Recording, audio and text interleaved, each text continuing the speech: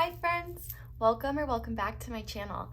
I'm Xoxo, this is Xoxo Tarot, and in today's pick a card reading, we are going to be looking at what you need to know / what you need to hear right now. I've been using those terms interchangeably, but I love doing this reading because it just gives the universe the freedom to let you know anything about anything. So if you are curious about what is going to be in this reading, we are going to start with oracles, and I'm just gonna first look at what you need to hear. So if I am describing and channeling and you're like, I don't need to hear this, then it's not your pile. But if what I'm channeling resonates for you and you're like, oh yeah, I need to hear this, then it is your pile. Then we're gonna move on to tarot and we're gonna look at what you should be doing more of, what you should be doing less of. We're gonna get some encouragement from your spirit guides, the universe, whatever unconditionally loving source you believe in. And we're gonna see a blessing to come from this time period that you're currently in. And what I mean by time period is, when you find the reading and it resonates for you. So this reading is timeless. You could be watching this 5 years in the future. It really doesn't matter. Then we are going to do charms and just see if there's anything else you need to know. And then we are finishing off with guidance. So go ahead now and look at all of the piles. We have 4 different piles to choose from. Starting with pile 1, we are going to be using the Threads of Fate Tarot. And on top, I have this clear quartz Hexagon. And then for pile 2, we are going to be using the Mystical Dream Tarot, and I have this clear quartz moon on top. And then for pile 3, we are going to be using the Moonchild Tarot, and I also have this piece of tiger's eye with little moons on it on top.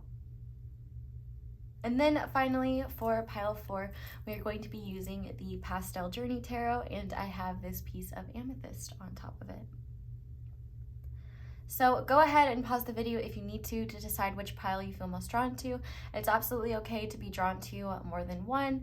You should be able to tell from the first, couple minutes of the reading whether it's truly meant for you or not. So take what resonates, don't let the rest take from you. Once you have picked your pile or piles, you can go ahead and scroll down to the description box or the comment section where I will have all the timestamps listed below. Thank you so much for being here. I really hope this reading resonates and you enjoy it. So go ahead, figure out which reading is yours, and I will see you there. Hi there, pile 1. Welcome to your reading, and thank you so much for being here. If you guys chose the clear quartz hexagon as well as the Threads of Fate Tarot, this is going to be your reading on what you need to hear / what you need to know, because I'm probably going to use those terms interchangeably. So we're going to use the tarot in a bit, but we're just going to start by first looking at some oracle cards to see what you need to hear. And based on these oracle cards, if what I'm saying sounds like, yeah, I need to hear this, then this is your reading. But if I'm giving this reading and you're like, I don't really need to hear this, or I don't need to know this, then it's probably not your reading. So let's go ahead and see if it is your reading. So to start, we have the sacral chakra with the number 11 and inspiration. We have dark moon, pause and rest, you deserve it. We also have niyamas. We have gentleness. And we have unbound, releasing soul patterns, contracts, and past lives. So I just want to start off by saying, if you chose this pile and this pile resonates, which you probably don't know yet, I just laid down the cards, but even if it doesn't resonate, no matter who you are, please give yourself a pat on the back and look in the mirror and be like, you're doing great, buddy, because you really are. And I feel like the first thing that you need to hear is that you're being way too hard on yourself, because I can tell that everyone that this group will resonate for and that chose this group has been doing a lot, whether consciously or unconsciously, around growing, healing, evolving, and becoming a better person. Whether that's, and I feel like I have to say whether that's conscious or not, because you don't have to be consciously healing or consciously putting in work to still be healing and doing that work. So even if you haven't been consciously on a healing journey, but you've noticed that you're responding better to challenges, or that you're looking at situations that may have really hurt you in different ways now, or you're just recognizing that you're growing into a more mature person, a more loving person, a person that is not so bogged down by their own challenges and traumas that they can't start to be a light in this world, that they can't start to help others or support others. Not saying that it's your role to help others or support others, but I feel like you are starting to see your own inner light, which is an accomplishment. And that's really kind of the point of what I'm trying to say is, you know, the dark sides of life, the painful sides of life can make it so that we forget or are unable to see the beautiful light that we have within us. And I feel like whatever you have been doing, it's working, and you are reaching a beautiful phase of not stagnation, but rest. If you felt like the universe has been really heavy energetically, or you felt like, you know, the energies have been kind of chaotic and you've been stuck in kind of an energy of, oh, when am I going to see the light at the end of the tunnel? This is the light at the end of the tunnel that Spirit wants you to know about. And do not, and I'm saying this from not just your guides in the universe, but like from me as well, do not underestimate how powerful and how much work you've already done. Because awareness, first of all, is always the first step. But with this Unbound card, you have been healing and letting go of a lot, whether you're consciously aware of it or not, like I said. And with this Unbound card, I feel like what you need to know is that things are getting easier. Things will get lighter. Even if the challenges that you face in your everyday life don't change at all, your capacity to handle them, and also your capacity to recognize what challenges, what should be on your plate, what is your responsibility to look after, is shifting as well. With this sacral chakra here, if you have been struggling with burnout or struggling, and for some of you, it could also be compassion fatigue, or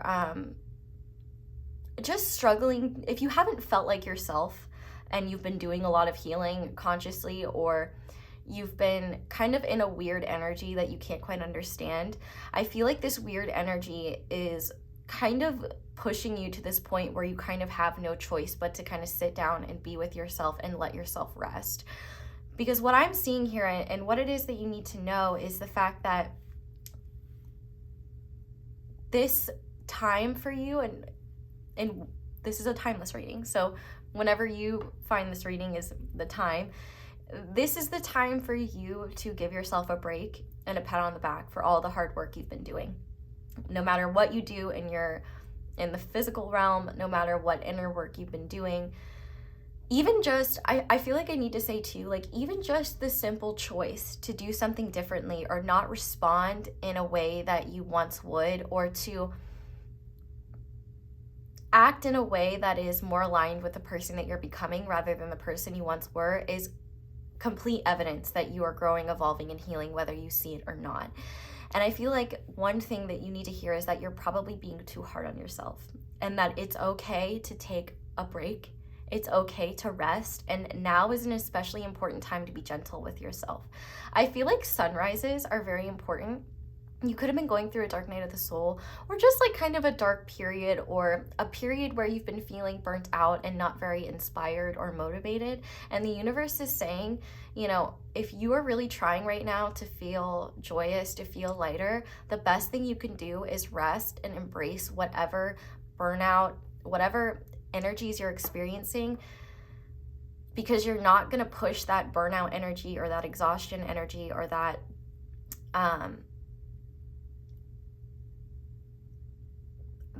the frustrating energy that you don't like, which I think is more just kind of, I wouldn't say struggling energy, but it's just more challenging for you to feel your own light. Or for some of you, I feel like this is the first time you're even seeing your own light, or seeing your value, seeing your worth. the universe is really wanting you to know that this is the time to cultivate and nurture what you've already achieved. And so whether that is realizing, oh, hey, I'm actually not that bad and I deserve to be kind to myself, or you know, I have made this huge leap in my healing journey. I'm going to give my body and mind time to integrate this before I take on more. I feel like there's a part of you that the universe wants you to know. If you've been really struggling to either meet new people or be creative, especially if your job relies on your creativity, this period of rest is incredibly important to get you in alignment with the inspiration, the creativity, and the connections that are going to help you in your next phase, whatever that may be. For some of you, I do feel like new connections could be coming in, like if you're trying to meet new people, or you're trying to I also heard reconciliation. So for some of you, like if you have someone that you really care about, but you aren't seeing eye to eye with them right now, or there are issues there, I feel like the universe is saying not to push it, to give yourself time and space to kind of observe yourself and observe what's going on, and just give yourself time to rest. I kind of feel this pressure and this energy, like whatever progress you've been making, now that you've seen, either you've seen the progress that is the result of what you've been working on, or like your hard work, especially in terms of healing and growing. You might be feeling guilty about taking a break from healing, or taking a break from focusing on yourself, or focusing on doing more, pushing further and growing. And the universe wants you to know that you don't have to be constantly healing or constantly growing or constantly understanding something new. Like winter is an important season, and I feel like you're kind of coming out of winter. I don't feel like you're in winter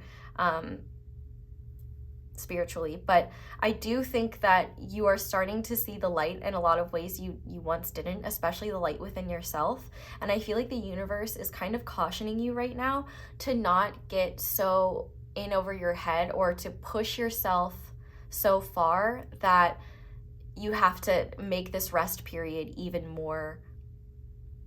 I feel like what the universe is saying is that if you don't give yourself time to rest, if you don't give yourself time to just be and involve yourself with things that light you up, that inspire you, you're just delaying something that needs to happen, and the burnout period, or the period of your exhaustion, or the time that you need to heal, is going to take longer than it would have if you just gave yourself permission now to rest and do what is necessary for you. And I'm even hearing a specific message that, like, if you need to cancel plans or cancel some sort of obligation or plans that you've made, like, do that. Honor your needs. What you need to know is that this time period is all about listening to yourself and being gentle and kind with yourself, because as you go through this process, you're going to see more and more about yourself that needs to be healed, or that can be nurtured, grown, things like that. And the inner work kind of never ends. And so the universe is saying, you don't need to feel guilty for resting. You don't need to feel guilty for taking time to yourself. Like, you're going through a lot right now, and your body and mind need time to acclimate to the changes and also get a break. Because one thing that I don't think is talked about enough is, especially when you are like getting more spiritual light into your life, more divine light in your life, like, it takes time for the body and mind to acclimate to those frequencies and those energies. And if you seek too much too soon, you could end up kind of frying your crown chakra, or frying your or creating more exhaustion and more healing than is necessary, because you tried to take on too much too quickly. I feel like this is a lot about allowing yourself to just be, and let go of the need to critique yourself, especially around what you think you should be doing, or what you think the universe thinks you should be doing. I feel like the universe just wants you to be and enjoy being present and enjoy this awareness that you have now, and really ask yourself, how can I be kind to myself right now? I feel like with this Niyamas card, the universe is really encouraging you to observe yourself, especially during this rest period, and take note of what kinds of rest are needed given any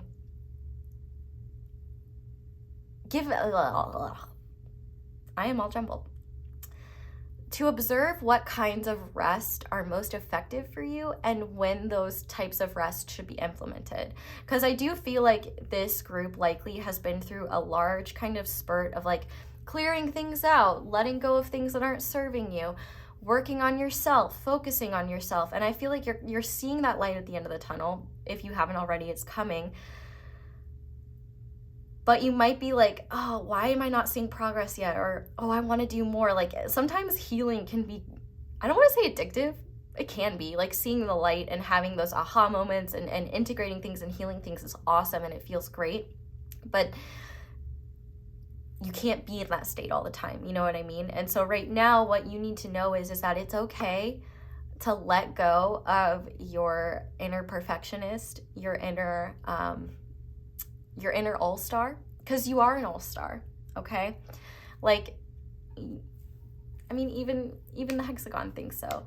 And I think what you really need to know right now is just the fact that you're not going to get anywhere by beating yourself up for your past. And if you feel pressure, like you should be healing, you should be working on yourself, you should be doing something, just know that that pressure is not coming from the universe. That pressure is either coming from your own conditioning or it's pressure that you're putting on yourself. Now, if you have external pressure from other people, that is something to be aware of. But I think ultimately the most severe pressure is coming from yourself or from the conditioning that you were taught. So if you were taught to always, if you weren't taught how to rest or taught how to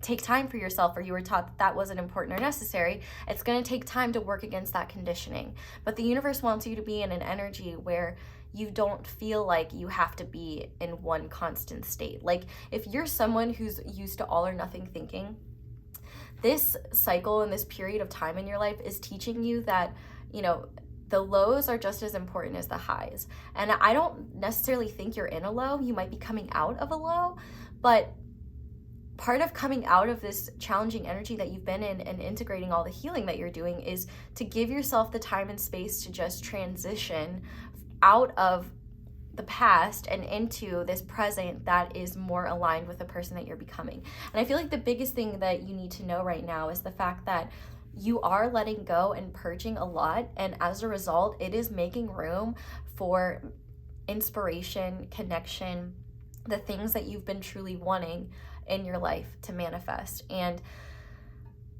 I feel like the universe just really wants you to know that you don't need to worry about timing and that there's no specific action that you have to do.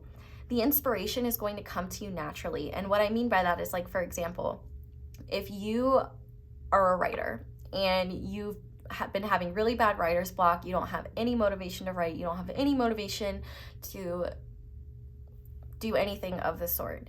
You know, if you've been feeling called to go on a retreat or take the weekend off and visit family or friends or go on a solo journey, like whatever desires you have right now, especially if they involve some sort of rest, could be the exact inspiration or opportunities you need in order to know what your next step is. But I also feel like you may already have inspiration for things that you want to do or want to achieve or want to create,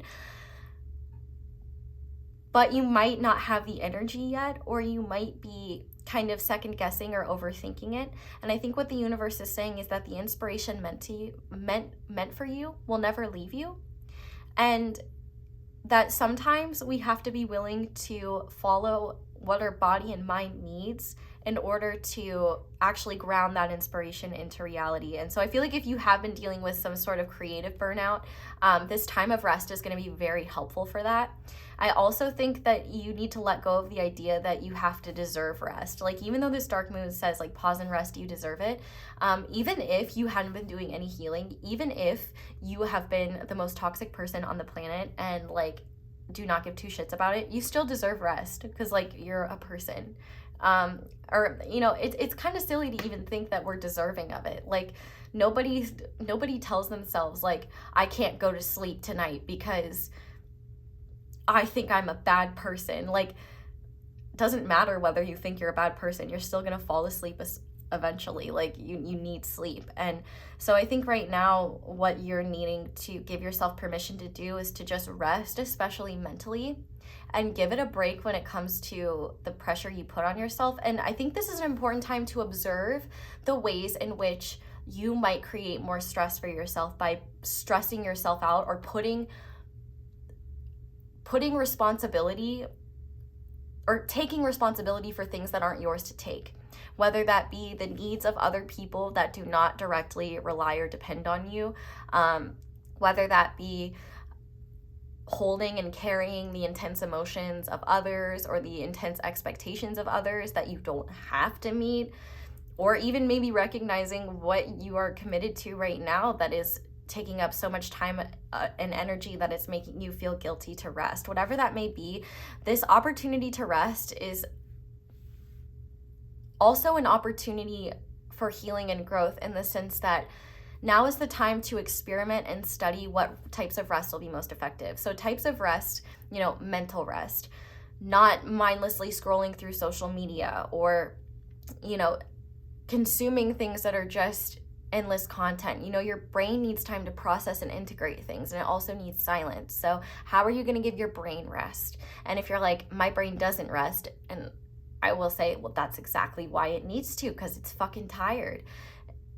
So mental rest could be anything from guided meditations to going on a walk, taking a break from your phone, and doing things that are more calming but still stimulating. So for example, reading a good book, or like doing a craft project that has nothing to do with productivity, or you're not monetizing it, you're just making it for the joy of making.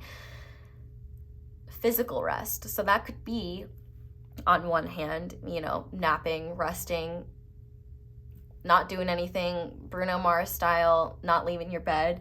Or it could be exercising, going for a walk, you know, dancing, taking yoga, whatever it may be. Like, rest happens in so many different ways. And actually, one of the best ways to help your brain, if it is the type of brain that does not stop, is to kind of wear yourself out physically, or to at the very least put some of that energy into your physical body so that there's less energy concentrated in your head. But ultimately, this is not about pushing yourself or feeling like you need to match extremes. This is about finding balance. And I think right now what you are doing is recognizing how your habits and behaviors have either led you to a point of burnout or led you to a point where you need a break, whether you're willing to admit it or not. And I think, you know, that doesn't mean that the work that you've been doing hasn't been great, because I can tell that you've done a lot of work on yourself. And I think the universe is saying, that is great, but now it's time for your little bit of rest, so that when it's time to pick things back up again, you know, you're not going to be dreading it or exhausted or not able to be fully there and fully present in whatever you're healing, growing, or doing. You know, I feel like I have to sell rest to you, which is silly, because trust me, you will want it as soon as you truly feel it. But you have to ask yourself, you might say, I do rest. Do you though? If resting to you is, you know, mindlessly just turning on something to distract yourself, or if resting doesn't give you time and space to observe yourself, and it doesn't leave you replenished and refreshed, you're not resting. You might be saying you're resting, you might think you're resting, but you're not, especially if you're not giving your brain a break, because your brain needs a break. And if you don't know how to give your brain a break, the universe is saying that is where you need to start. And the tools will be different for everyone. What I will say is that meditation is one of the most helpful things for me. So if you need to take a class on meditation, or learn about different types of meditation, that is also an excellent place to get inspiration as well.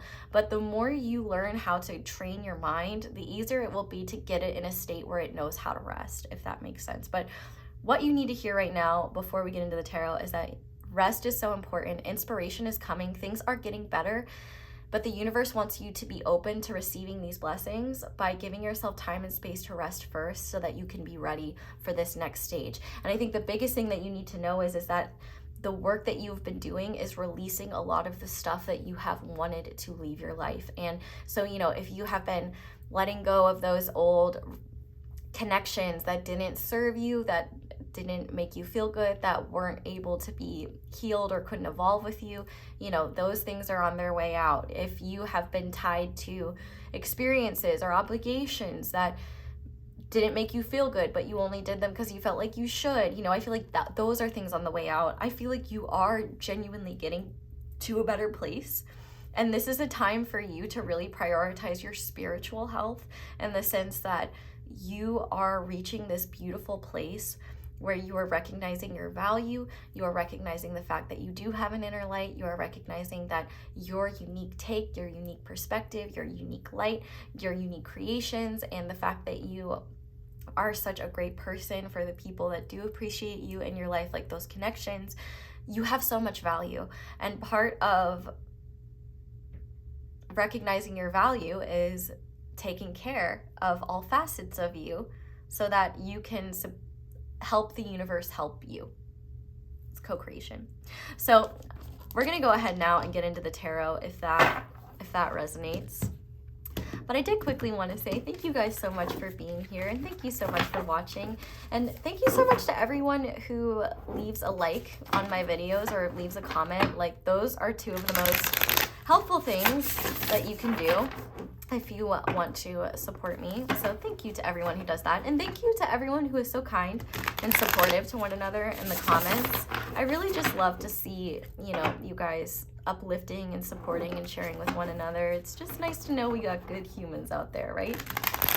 So, this is not an easy deck to shuffle. And you're probably not an easy person to get through to. And I say that with peace and love, but you might be kind of stubborn. I feel like the universe has been telling you to do this for a while for some of you, and I think what the universe is really saying is, like, you need to rest, otherwise you're gonna have to rest longer. Even if you don't like rest is another thing that takes discipline. So first, I want to see something that the universe wants you to be doing more of. We have the World. Okay. So I feel like the universe wants you to give yourself more time and space, one, to appreciate things coming to completion, because the World card is about big endings and, fulfillment and things that will make you, or experiences. Well, I mean, the World can also be things like a graduation or a celebration, an ending of a cycle, things like that. And I do think that if you have had any major accomplishments recently, I feel like the universe wants you to take more time to celebrate that and celebrate you. Even if you have no reason to celebrate yourself, I feel like the universe is encouraging you to celebrate your existence. If you don't have a reason right now to celebrate, you can find one, I promise. And whether that's a celebration with yourself or a celebration with the people that you care about, I do feel like the universe is saying, like, don't be afraid to celebrate yourself and really enjoy coming full circle with this cycle. But the World card is also about fixed energies. And I think the universe is asking you to look at what fixed or rigid patterns or habits you have in your life that are supporting the person you're becoming and that are not supporting the person you're becoming, because becoming aware of those will help you know what choices and decisions to make that will likely get you where you need to go, even if you don't know where the path ahead is taking you. And also it will help you not beat yourself up when you make choices and decisions that don't align with you, because the awareness of, oh, I made this decision and I don't really feel good now, or like this doesn't have the same effect it used to, or I don't think this habit is serving me. That awareness is what will allow you to change it. But not only that, I think that if you have been doing certain things or have certain habits because that's the way I've always done it, or that's the way I was taught, ask yourself if that's the way that works for you, though, because I feel like there are some things you might be holding on to that are unnecessary. And I think that these could even be small things, like for example, if you're someone who hates the grocery store, but you go to the grocery store anyway and you tough it out because you were taught to tough it out, you were taught to do things that way, but it creates so much mental and emotional stress that you dread going to the grocery store, and you find that you wait until your pantries get super empty, or it just creates a mental and emotional toll on you. You know, if you've never, like, one solution to that could be getting your groceries delivered. Obviously that's not accessible for everyone, but like I'm saying, this is just a general example, you know, and maybe you push that opportunity away, or that you know, that way of change away, because you either felt like that was lazy, or that's not the way you were taught, or blah blah blah. And the universe is saying it's a service. If you have the money to pay for it and it would make your life easier and feel better, why? Like, time is the most precious resource in the world, and why would you waste your time going to do something that you know you hate, especially when it's something that, you know, creates so much, when it's something that's important. And clearly, like, the point of what I'm trying to say is that the universe is asking you to look at where your mental fixations are creating more problems for you than solutions, and to look at where you may have a negative bias against making certain changes only because your ego doesn't like them, or you were taught to look at things a certain way. The universe is asking you not to adopt something else, but to experiment and see what works for you, and let go of the fixed mindset of, well, I've always done it this way, so this is how I'm going to keep doing it. I think that a lot of this growth in general has been a huge change for you, and it's been very freeing, but I wouldn't doubt that it's maybe also been hard to let go of what was and realize how your own actions and choices and your own conditioning may have contributed to some of your unhappiness. And so I feel like the universe is really saying, this is not about beating yourself up. This is just about becoming aware of the fact that, you know, somebody's got to raise us, somebody's got to teach us about the world, and sometimes, you know, the people that teach us are kind, and sometimes not so much. And I think really what the universe is asking you to do is also zoom out and not put like the pressure of the entire world on your shoulders, especially if you are someone who is used to carrying others' weight and responsibility for them.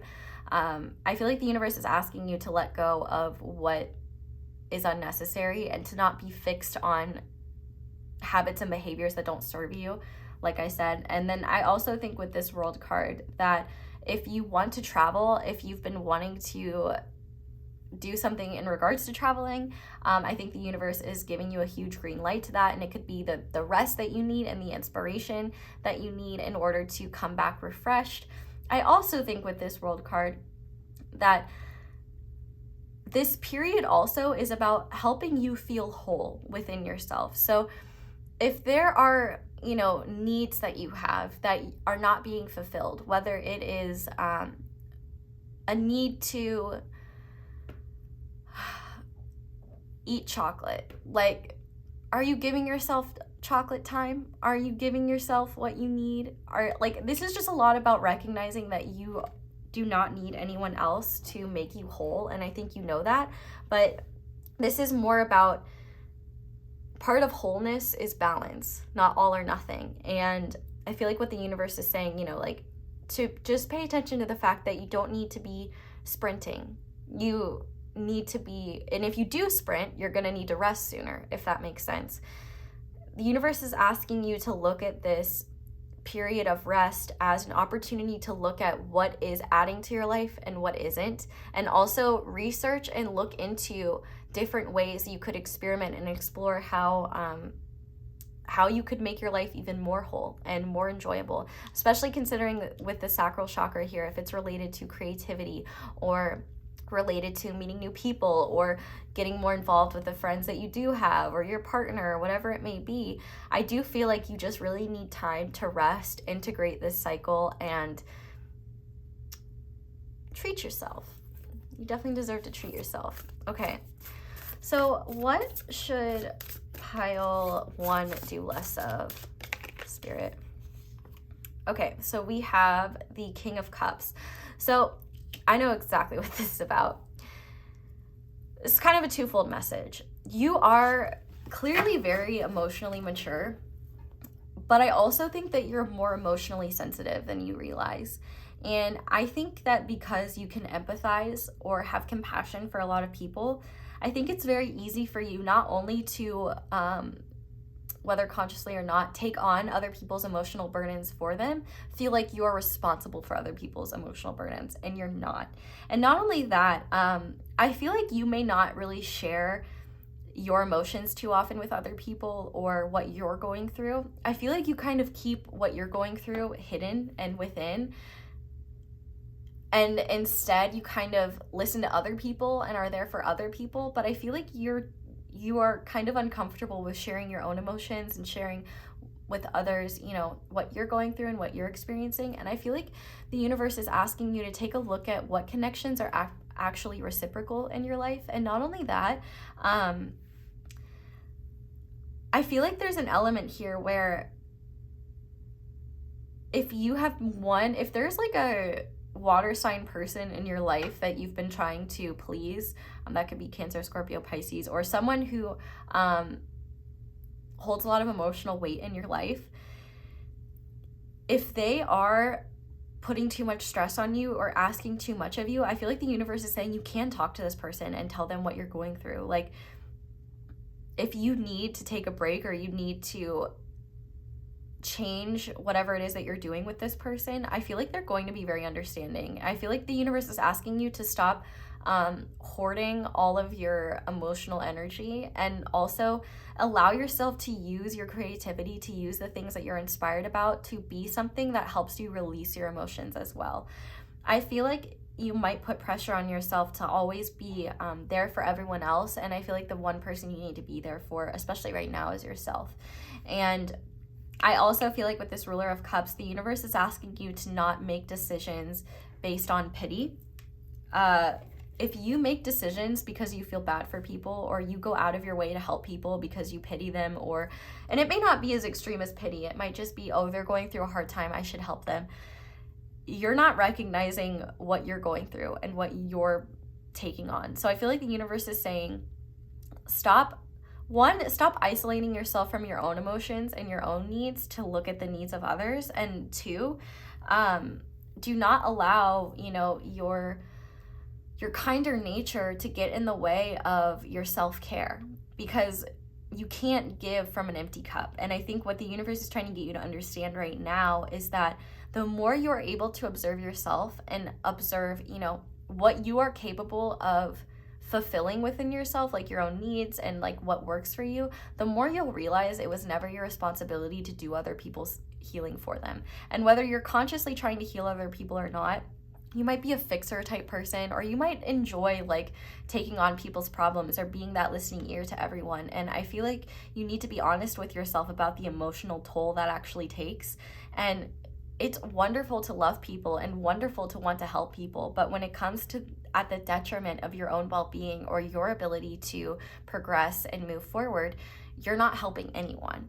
And truthfully, oftentimes when we carry other people's burdens for them, we rob them of the opportunity to grow and heal as well. So not only are you out of balance with yourself, but they're out of balance too by not having to take responsibility for their own life and their own actions. So I really think the universe is about using this emotional maturity to recognize, one, what you have in terms of the gifts that have come from like this healing cycle, and the recognition that you are a more emotionally mature person than most. But also that emotional maturity might create this energy where you justify and explain why people act and behave in certain ways towards you. Like you might justify people being rude towards you, or justify people being disrespectful. Like for example, if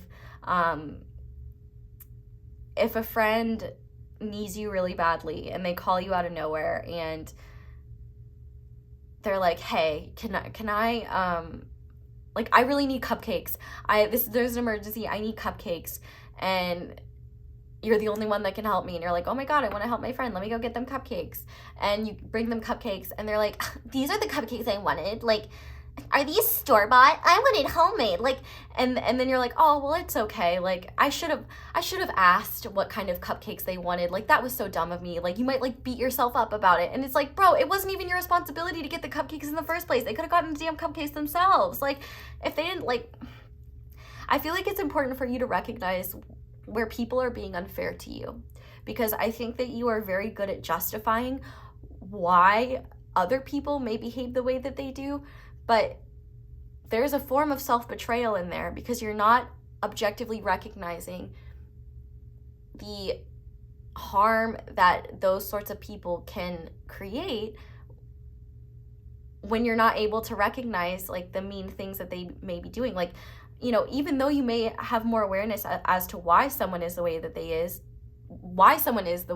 are, doesn't mean that you need to make excuses for that and say, it's okay to treat me poorly, or it's okay to not be nice to me. Like, you deserve the respect that you give to others. And if other people are disrespectful towards you, you don't need to justify why that's okay. Disrespect towards you is not okay, period. And not only that, I feel like one thing that you need to know is that sometimes love isn't enough, especially when it comes to the people in our lives that we love a lot, but the relationship isn't reciprocal, in the sense that they can't hold any space for you. They can't recognize their own wrongdoing. They don't have the ability to recognize where they're unable to take responsibility for themselves. That is the point that I'm saying. You know, just because you care for them or you have a lot of love for them, or you know you've been through a lot, doesn't mean you need to assume responsibility for them. You're not their parents. Because if you are, then yeah, you do need to assume responsibility for them to a certain age. But if they're not your parents, not your problem. Or if you're not their parents, it shouldn't be your problem.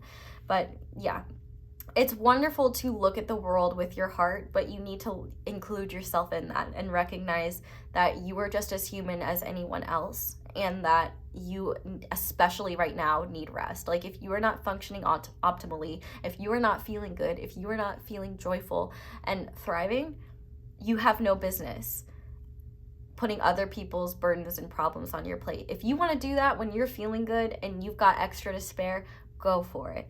But this is not the time. This is the time to rest unapologetically.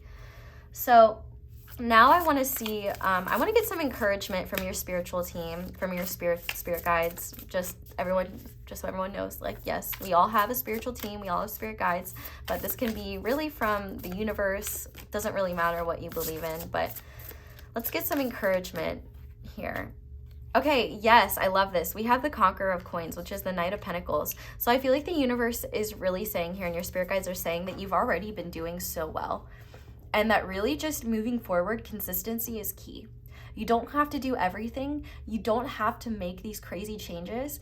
Just a little bit at a time, one step at a time. In the words of our queen and prophet, Jordan Sparks, you just got to take it one step at a time.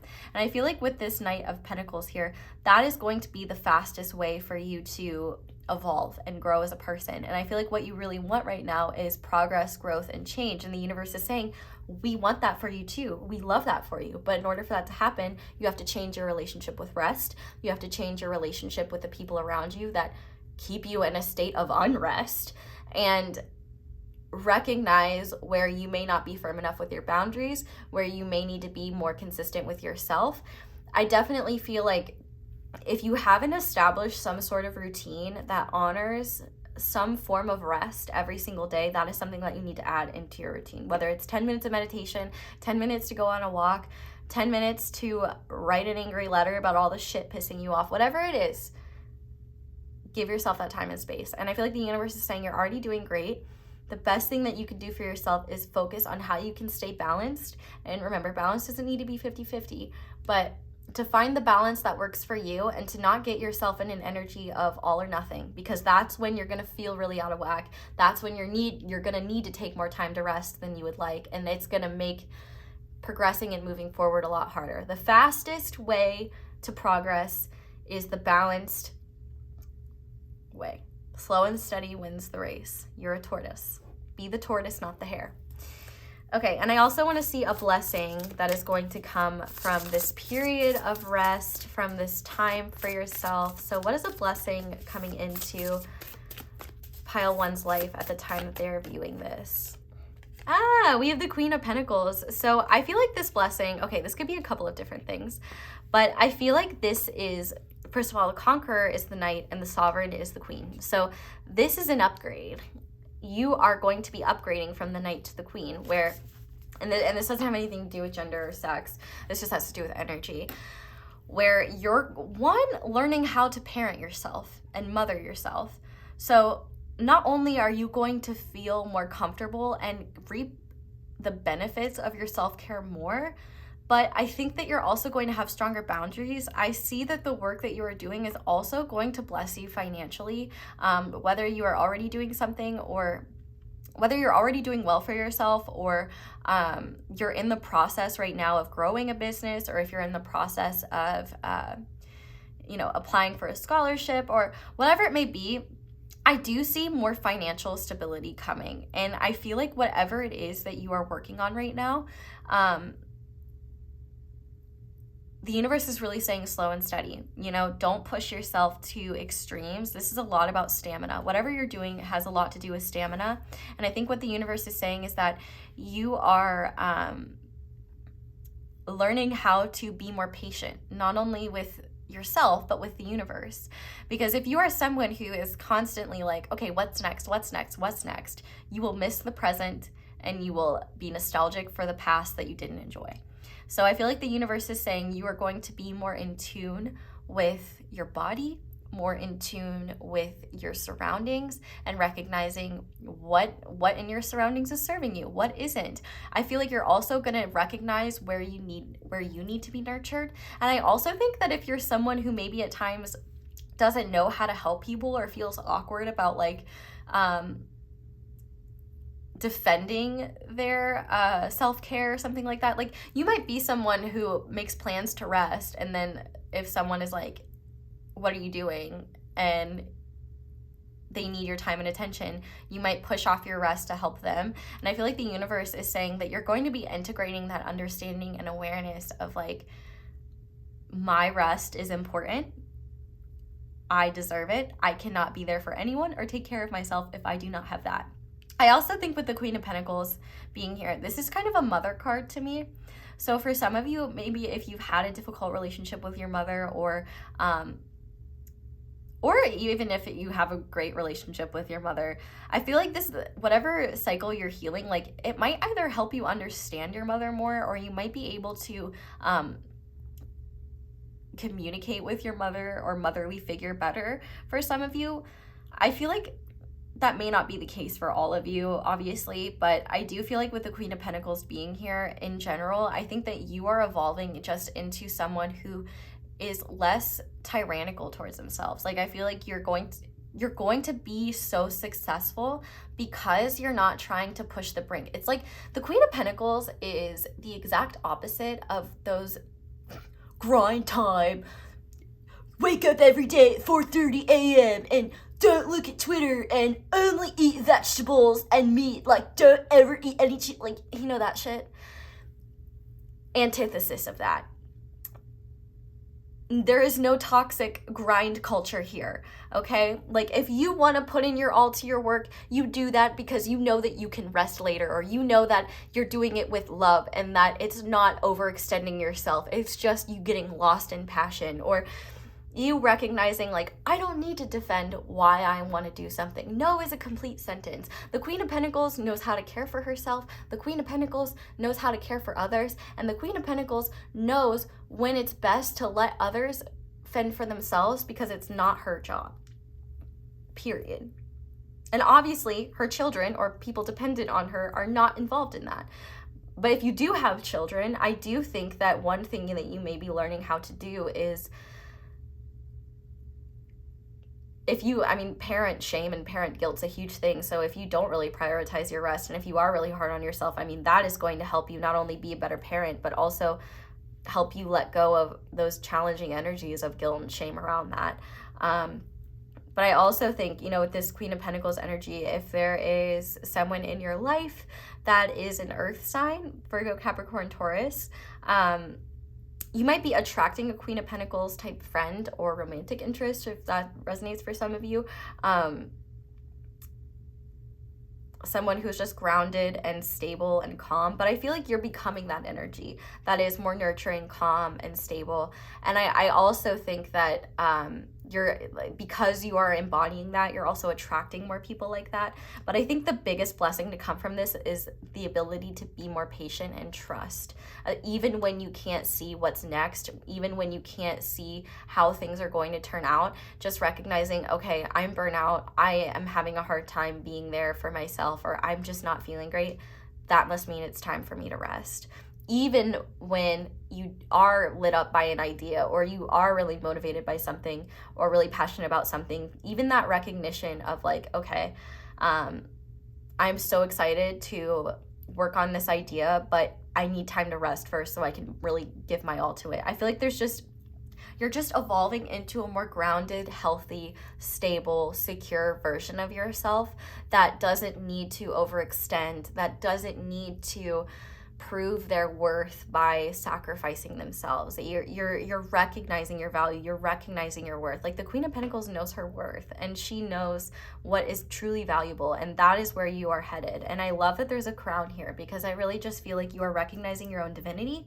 You are recognizing the value in nurturing your physical body and nurturing your mind, and just how important it is to do that self-care and be your own best parent. Because if you don't, you're just gonna get burnt out and get stuck in these cycles and have to rest longer than you would like to. So before we get into advice, I just wanted to pull a couple of charms really quick and see if there's anything else that Spirit wanted you to know. So just for reference, my eyes are closed, but Spirit, is there anything else? Pile, what are you? 1 needs to know, please. Okay. All right, so just zoom into these real quick. Okay, so we're gonna start with this elephant, because oh my gosh, she just looks so happy. And I love elephants because not only are they wise, but they're also kind and gentle and nurturing, and elephants are also a sign of obstacles being removed. And so I feel like the universe is really saying that the more you give yourself time to trust the cycles of your body, the more you give yourself time to just feel joyful and do things that lift you up, that inspire you, that make you feel good, the easier it will be to move forward on your path and not experience these feelings of burnout. Because rest can be dynamic. Like, it doesn't have to be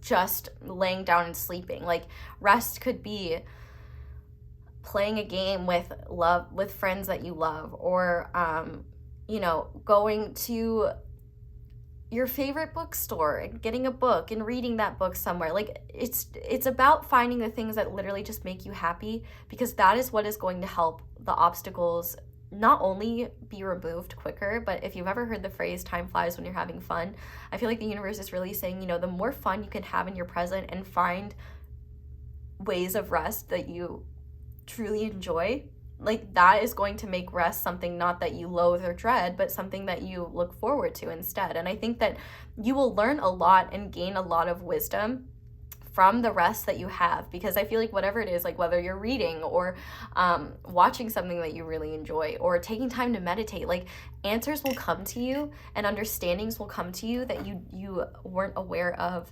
before. So we also have, what is this? This is UK money.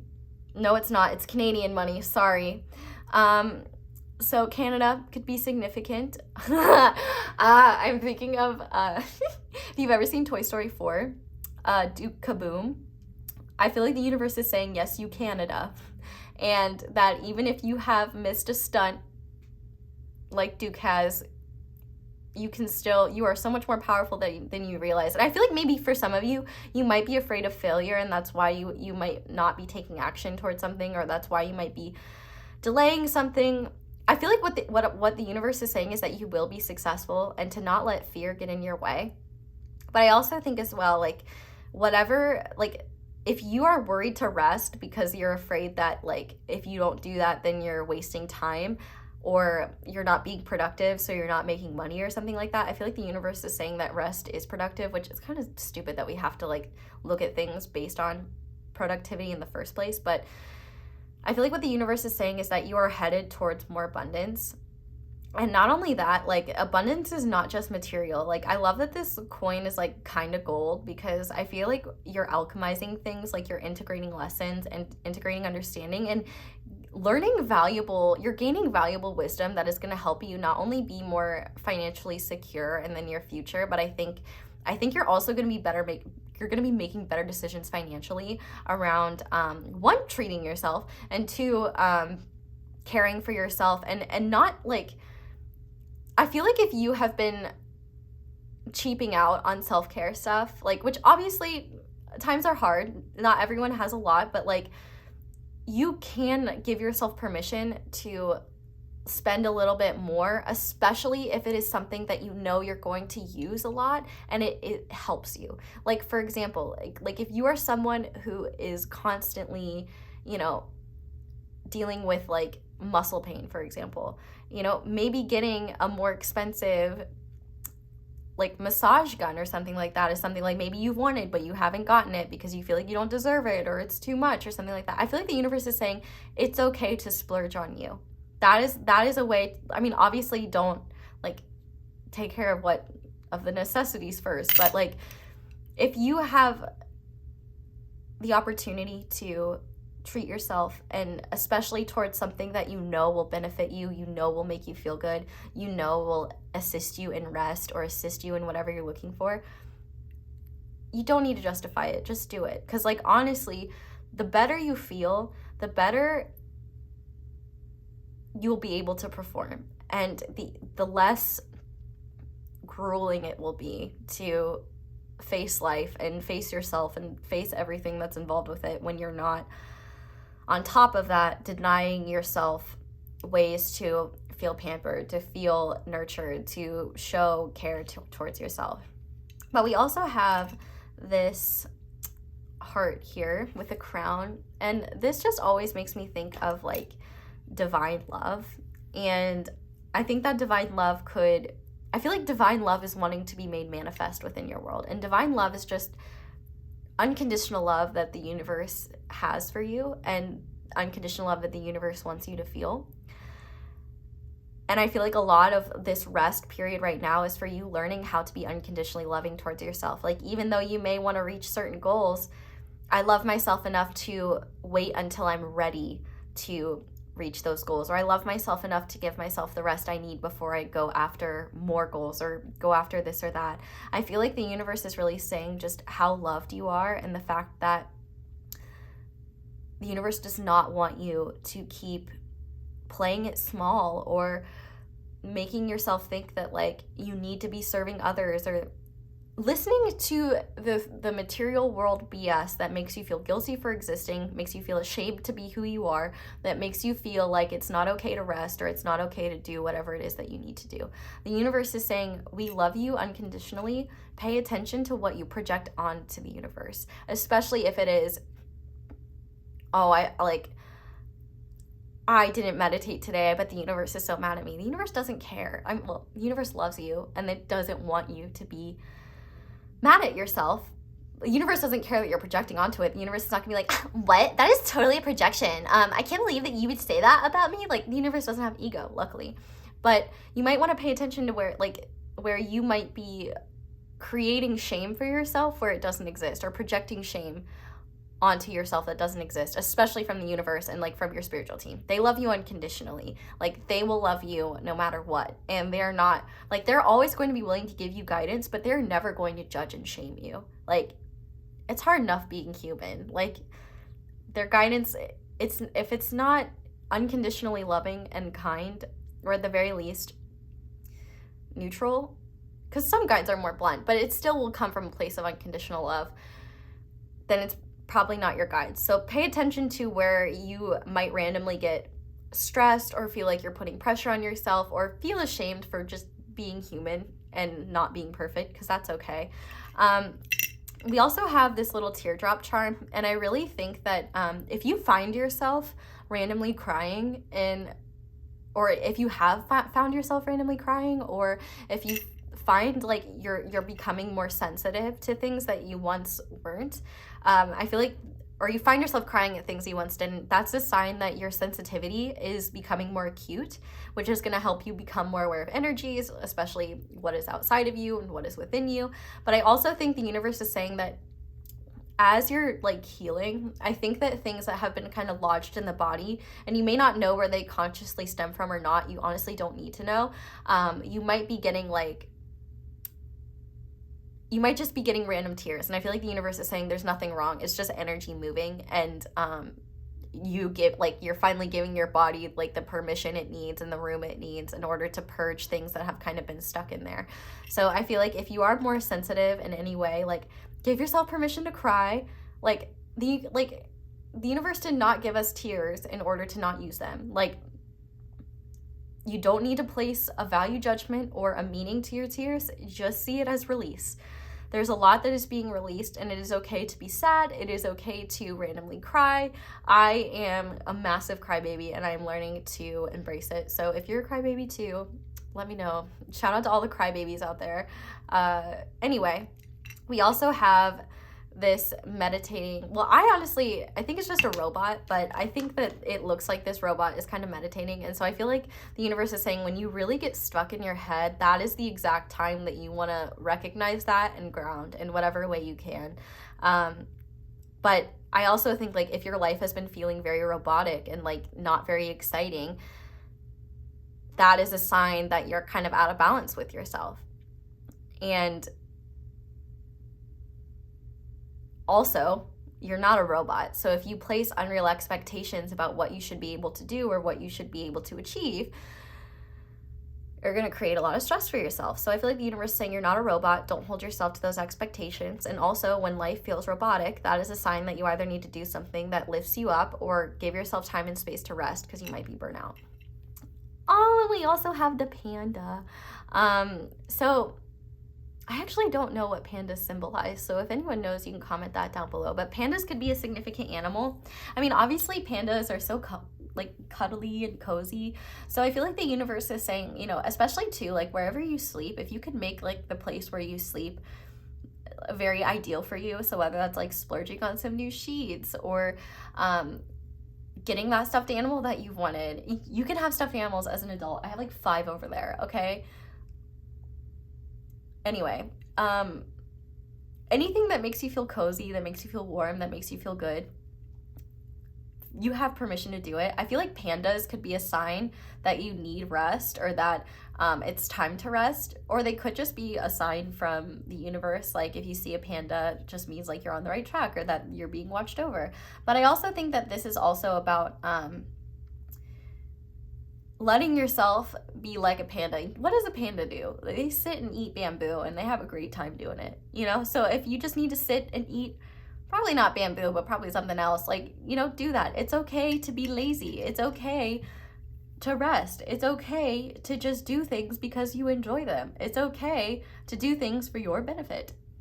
But we also have this pin that says not gonna lie, which is from the Hermit Tarot. So I feel like the universe is saying, please don't lie to yourself and please don't lie to other people. Like this, I think that this is a lot about being honest with yourself about what you are actually capable of doing and letting go of the expectations that you need to do anything else. I also feel like Spirit is asking you not to lie, especially when people cross your boundaries or when you're not okay with something. You can be honest and be kind. You know, sure, there is a certain group of people that have a brand where they think it's okay to be cruel because they see it as honesty, but you can be honest and be kind. And you don't need to feel guilty for saying no. You don't need to feel guilty for setting boundaries. You don't need to feel guilty for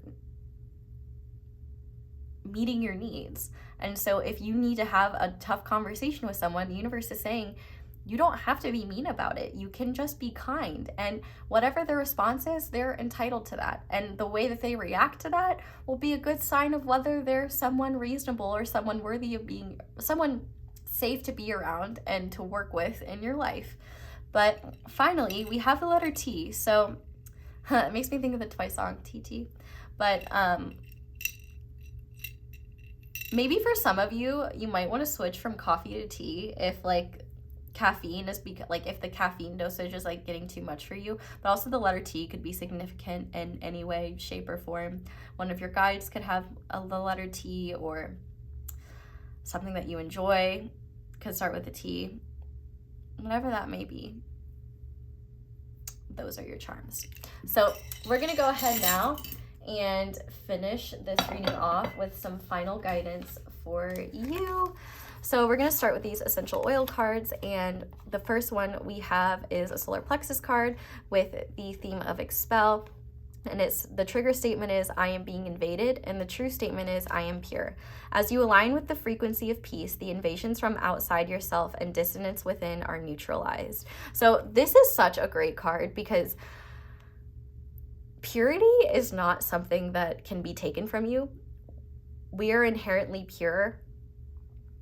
Our souls are inherently pure, and the more pure our hearts can be, like, nobody can take your purity from you, is the point that I'm trying to say. And this is a lot about power of will and recognizing that you do not need to allow someone's words, someone's judgments, someone's opinions to define you. You know yourself better than anyone ever will. And the more you know yourself, the less other people can tell you about you. And the more you'll realize that when people do try to tell you about you, you realize they're just telling you about themselves. But we also this is fitting. We have the Soothe card with the trigger statement. This is the third eye card saying, I need to fix this. And the true statement is, I am willing to learn from this. Lift yourself above your life situation and observe as a witness. Understand that you are so much more than the story. Yeah, especially for my fixers, that is for you. But we also have a stone that you guys are being recommended, and yours is sodalite. And sodalite is cheap, so if you want to get some, you can go to pretty much any crystal store. I'm pretty sure they'll have it. And this is an intuition stone as well. So what it is, friend to the chronic mediator, sodalite, known to some as, is that mediator or meditator? Oh, it's meditator, but I said mediator. Maybe some of you are mediators. Known by some as the poor man's lapis, is a salty deep blue stone speckled and striated with white calcite inclusions. So who needs it? Planners, producers, and Virgos. Where to put it? Wherever you do your best non-thinking, which you do need to do more non-thinking. And when to use it. When you have a big decision to make, when you're 99% finished with a project but can't get your head around that last 1%, don't seriously give up. Meditate with sodalite. Abandon solution-oriented thinking. Surrender your intuition and watch your problem get solved from someplace much deeper. Yeah, this is all about letting go of the need to have the answers and allow the answers to come to you instead. And we have a turtle, which didn't I say? Be the tortoise, not the hare. Small steps, big accomplishments. So yeah, that's what the universe is really saying here. Like, slow and steady wins the race. The more you just take things one step at a time, the faster you'll get there. If you're so focused on the end result that you're getting overwhelmed and do nothing, like, that's just slowing you down. The universe is really saying you can do the most by just doing a little bit every single day. But we also have number 22, I have permission. So this is all about the fact that you don't need permission from anyone to take care of yourself, to listen to your intuition, to honor your needs. You don't need permission from someone. You give yourself that permission. And if someone has a problem with that, they can KMA or KYA. Anyway, and finally, we have the lizard card here. And immediately, it made me think of that episode of The Simpsons where Lisa's like, I am the lizard queen. And like, obviously she's not in a great place in that moment. And so I feel like when you are feeling like you are the lizard queen, that is an excellent sign that you need rest. But also this lizard card talks about being highly sensitive. And so especially if you live in a city, it's very important to be aware of like, when you need time alone, when you need time to ground, when you need time to just be by yourself. Like, I feel like what this is really talking about is the fact that your energetic sensitivity is heightening and your sensitivity to the world around you is heightening and your needs are changing. And so if you need time alone, if you need time to hermit, if you need time to integrate, give yourself that time. You will not regret it. And not only that, you know, you cannot expect people to understand that, especially if they're not sensitive to energy, especially if they haven't done this healing work. But it's not your job to get their approval or explain that to them. If they truly care about you, they won't need to understand. They'll just respect the fact that you need what you need. So pile 1, that is where I'm going to leave your reading. Thank you guys so much for watching, and thank you so much for letting my ads play in the background while you do something else. That is one of the simplest and easiest ways to show support and appreciation for what it is that I do and exchange energy with me. But if you would like to support me in any other ways, you can like this video, comment down below, let me know how it resonates. You can subscribe if you haven't already and click that little notification bell to be notified whenever I upload a new reading. You can check out my social media, which is linked below, though do beware of scammers as usual. And you can check out my merch. But that is all I have for you guys. I really hope that this reading resonated. Thank you so much for watching and for being here. I hope you all have a wonderful day or night whenever it is that you're watching this video, and I hope you'll come back and see me again soon. Bye! Hi there, pile 2. Welcome to your reading, and thank you so much for being here. If you guys chose the Mystical Dream Tarot and this Clear Quartz Moon, this is going to be your reading on what you need to hear right now, / what you need to know right now. I've been using those terms interchangeably, so it's kind of the same thing. But what we're gonna do is just start by looking at what it is that you need to hear / know. And if this sounds like something you need to hear / know, then you found the reading for you. And if it doesn't, I would try a different pile or check out a different reading or do something else that makes you happy. Anyway, let's go ahead and start by looking at what it is you need to hear / know. Ooh, okay, so we're starting out with the crown chakra and spiritual awakening. We have balsamic moon, things come and go, surrender to the universe. We also have the third eye chakra. Okay, wow. Yeah, a lot going on with you guys. No wonder you chose the Mystical Dream Tarot. We also have no, wait, postpone, pause, say no. And you guys got 2 of these cards. So we have no strings attached and create and progress. So I'm gonna kind of put these, I don't know, no strings attached kind of matches the same purple vibe we got going on. Wow, okay, pile 2. Are you okay? I hope you're okay. For some of you, you might be like, yeah, I'm great. For others, you might be like, not so much, or I'm hanging in there. With this spiritual awakening card, there could be a couple of different scenarios here. You could be just spiritually awakening, which is always a ride and very powerful. Or you could be having another awakening, because the first spiritual awakening is obviously really big, but as we develop spiritually, we continue to have awakenings and have more awareness. And wherever you're at, you've reached or are reaching a huge shift and undergoing a huge awakening. And not only your crown, but your third eye, that is changing the game for you. And I think what's really beautiful is what you need to hear right now is that everything is okay. In fact, they're going great. And you might be like, no, they're not. Everything is falling apart. Everything is falling away. And the universe might be like, for those of you where that's the case, that's kind of the point.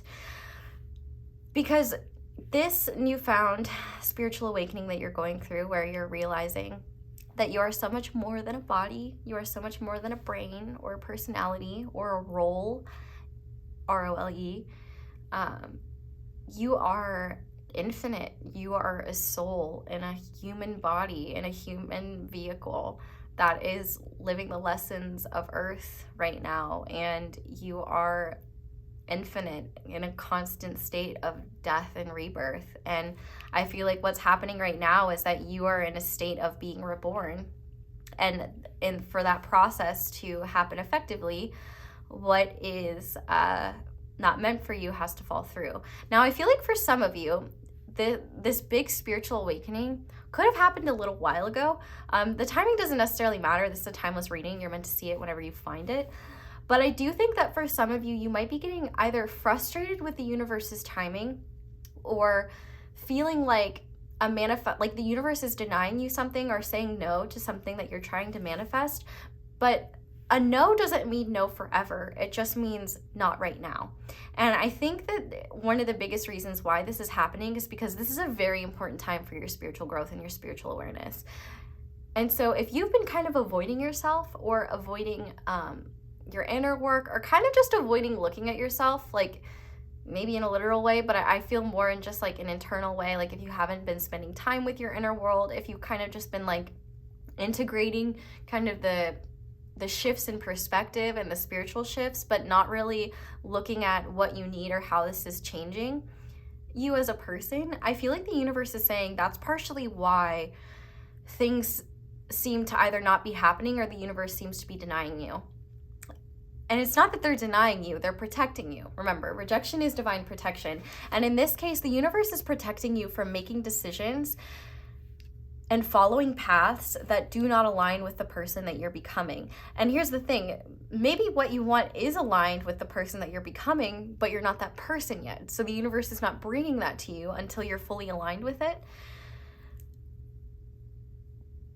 But anyway, because I feel like with this no card, the biggest thing that I see you being challenged with is your conscious mind, your brain, dealing with the shifts and changes happening in your heart, in your soul, in your energy, and your perspective, and your brain and your body are kind of catching up. And the thing is that I do feel like there is, I don't know if this applies to all of you, but there's definitely a large portion of you where something that you desired or something that you felt like really drawn to is either what sparked this spiritual awakening or was a huge is a huge motivation for you to continue your spiritual path and your spiritual journey. And I feel like the universe needs you to know that you are not meant to be a spiritual being to attain or you weren't given this spiritual awakening or these spiritual upgrades to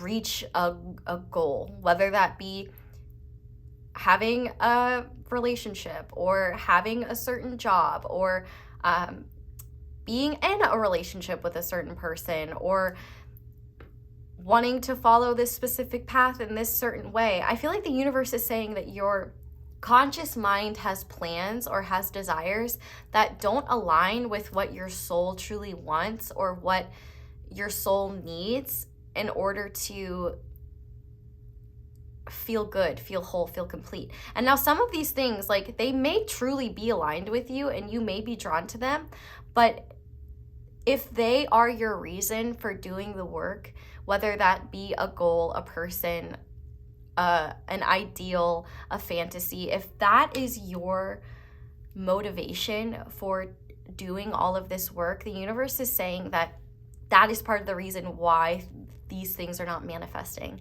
Because part of a spiritual awakening is, one, to recognize the fact that you are one with all that is, and you are so much more than just your body, your personality, the things I just said, but also the fact that you are so precious and so special and so important, and the universe is not going to let you devalue yourself by granting you a goal or a wish when you aren't valuing yourself enough yet. And I guess I don't want to say you're not valuing yourself enough yet, but you're so focused on this goal or this ideal or this thing that you're working towards that you're missing out on all the growth that you're having and also the opportunities that this current period of time presents for you. So I feel like the universe is saying, you know, we're not saying no to this manifestation. We're not saying no to this happening. We're saying that it's not time yet because you still have growth to do.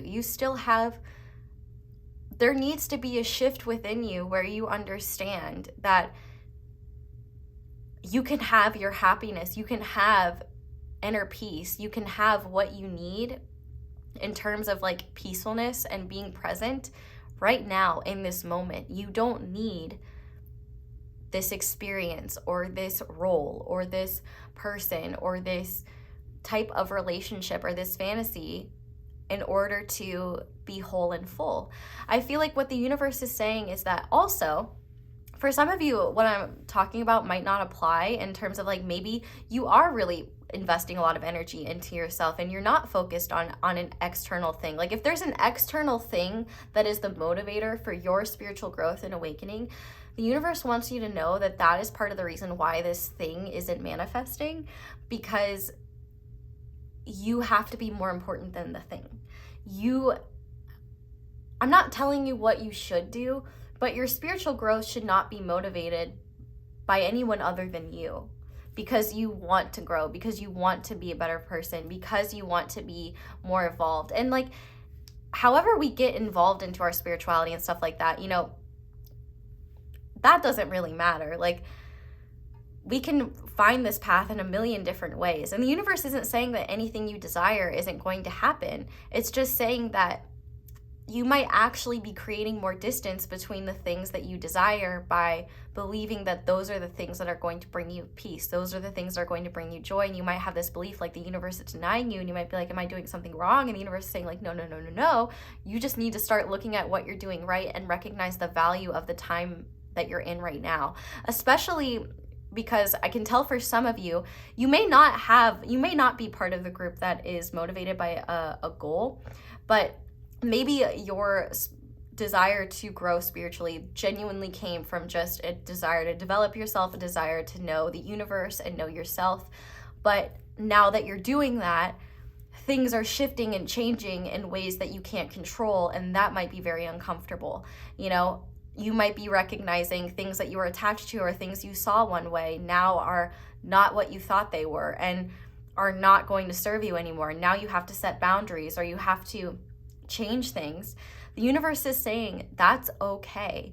And in fact, when things fall out of our life or are no longer aligned with us, that doesn't mean you've done anything wrong. It just means that you're not aligned with that thing anymore. Some people are in our life for a season. Some people are in our life for a reason, and some people are a lifetime. Same thing with, for example, school. You can't be in first grade forever, and you wouldn't want to be. But that doesn't mean you shouldn't enjoy first grade while you're in it, if that makes sense. Like, I feel like what the universe is saying is that you might be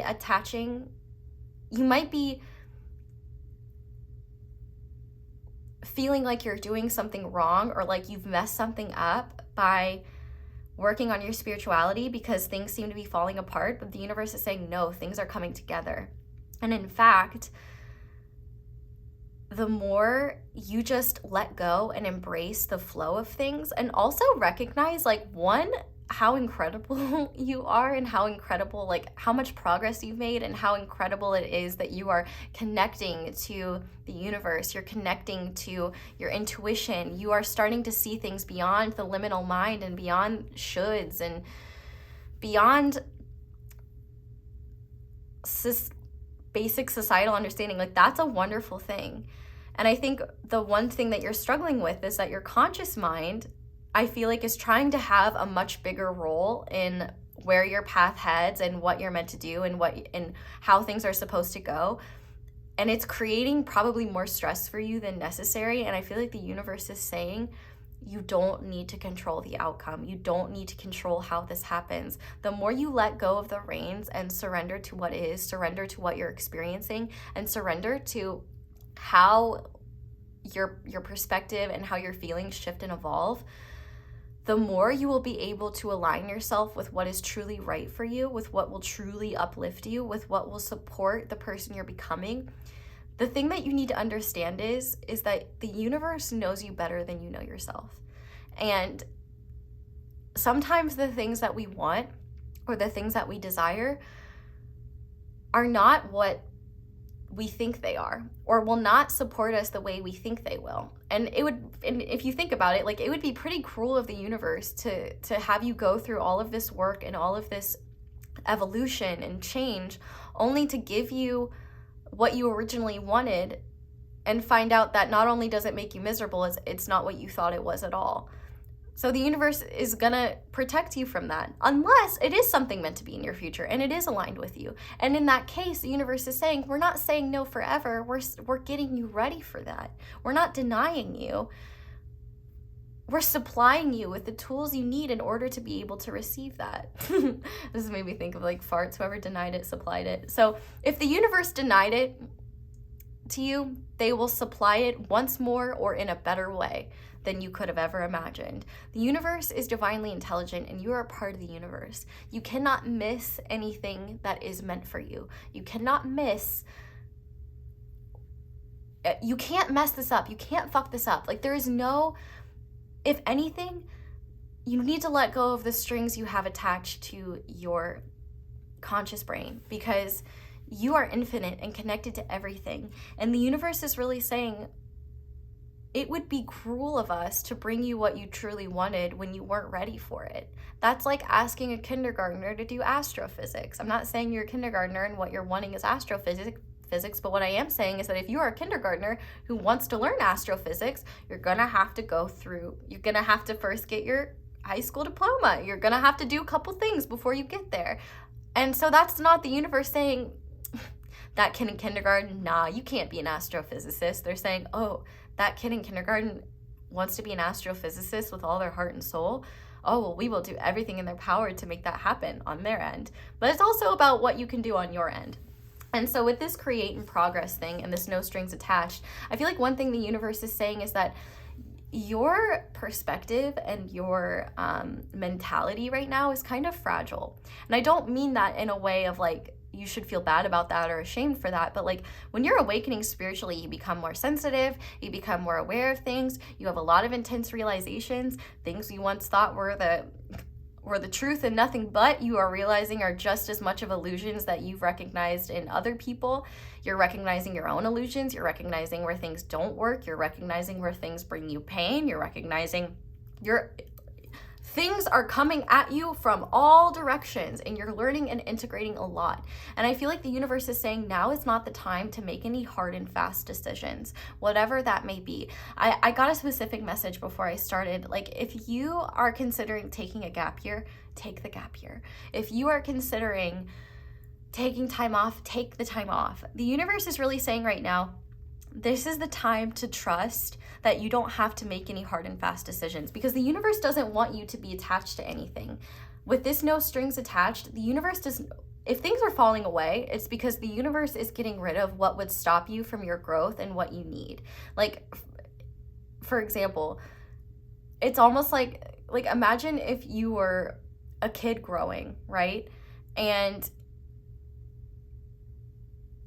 you want to keep wearing the clothes you wore last year, but you don't fit in them anymore. You've grown.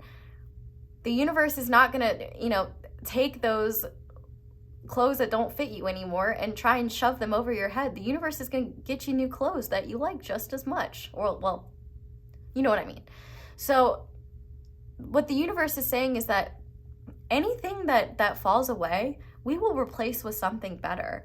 And it might take some co-creation. You might have to go through a grieving process over what you're letting go. You might have to be patient with how things unfold and how you're open to replacements. Like, for example, if you have a class that you really like to go to, but you realize the class isn't serving you anymore and it doesn't make you feel good, and let's just say on a whim, the teacher went nuts or ballistic and kicked you out of the class anyway. Even though it wasn't serving you anymore, it might have hurt and it might have been a process, but the universe is saying you don't need the class because you've already learned and actually you're the teacher now. Go teach over there. Like I feel like what the universe is saying is that you don't have all the answers, but the answers lie within. And the thing is that your conscious mind is creating a lot of stress, your ego, because it wants answers. It wants to know what's happening. It wants to know why it's happening. It wants to know when it will happen. When. I hate the term when, because first of all, timing is bullshit, but at the same time, time is the most valuable resource in existence. And what Spirit is saying is that this is the time for you to just observe and go through these shifts and changes and stay open, because I feel like the universe is kind of detoxifying your surroundings right now, and you might be holding on to things that you don't want to let go of, or you might be having a hard time accepting that there are things that you have to let go of, or accepting the fact that things have ended or shifted. I feel like the universe is saying, this is not a punishment. This is actually a blessing. And sometimes we don't see blessings until much later in the future. And I feel like what the universe is saying is, just because we're not giving you all the answers right now doesn't mean that we're not watching over you, that we're not protecting you, that we don't love you. It's just that you're creating a lot of mental stress for yourself when it's not necessary to know. When it's necessary for you to know things about your path, we will let you know. You will not miss the message. But when it would be more harmful than good to tell you what is next, like for example, let's say your wildest dream was on the other side of this spiritual growth. I'm sure the excitement of that for a lot of us could be something so distracting that we fall off the wagon and stop doing the work that we want to do because we feel like it's already there. Well, now it's going to be even longer in the future. And maybe, well, like I said, things meant for you won't miss you. But the point of what I'm trying to say is that the universe is smarter than you, with peace and love. And it loves you more than you love yourself. Let's be honest. All of us have work to do with self-love. The universe not only loves you more than you love yourself, it knows what you need better than you know yourself. And it is way fucking smarter than your little animal brain, with peace and love. And the hardest part about spiritually awakening in general is what it does to your ego, because your ego does not like it. You can no longer use your ego as a way to protect yourself and from the truths that you've needed to see. And the conscious mind goes nuts because it doesn't have the same things to rely on than it once did. And not only that, when you put your faith in something higher than corporations or systems that are human, when you don't have that, or you're not being guided by that, and you're being guided by the universe instead, it's not as clear as what once was. And I feel like the universe really just wants you to know that this is not a time for you to have some big life change right now, I guess is the point of what I'm trying to say. Like, if you are having all of this awakening stuff happen and you're like, okay, I want to sell all my things and be a sheep herder in another country, the universe is saying like, okay, let's hold that thought and check up on you like a month from now, 3 months from now, see where you're at then. See, here I'm going in with timing. But divine timing is not a date on the calendar. It's created every day by our actions, by what we choose to do, by our thoughts, our energy, everything. And also it can be things outside of ourselves. Like, we might be ready for something, but the thing that we're ready for isn't ready yet, if that makes sense. Like, for example, if you want to publish a book, you might have the manuscript written for 10 years before you find the right publisher, or you find someone that's going to publish it. So, and that's not because you've done anything wrong. It's just because the mechanism through which you're meant to publish that hasn't been created yet. So the thing is too with the universe is that you can't take timing personally, and you cannot base your progress, or like base how well you've spiritually evolved by your manifestations coming in, or by getting the things that you desired. Because sometimes the things that we desire are more so desires of our ego, or desires that we don't realize are not what we think they are. And I'm not saying that's the case for you, but what I am saying is that if something is meant for you, it won't miss you. So it's safe to let go of it. And I don't mean completely let go, but just to let go of the need to know how, the need to know when, the need to know all of the steps. Because these cards alone tell me that you have the capabilities of following the guidance the universe gives you. And that doesn't mean the universe comes down from a big cloud and is like, hey, pile 2, in perfect English, being like, hey, this is exactly what you need to do. The universe talks to you through your intuition. And the fact that you guys chose a moon with clear quartz, your intuition is still heightening, and it's going to take some time for you to learn to trust it over your logical mind. And that's okay.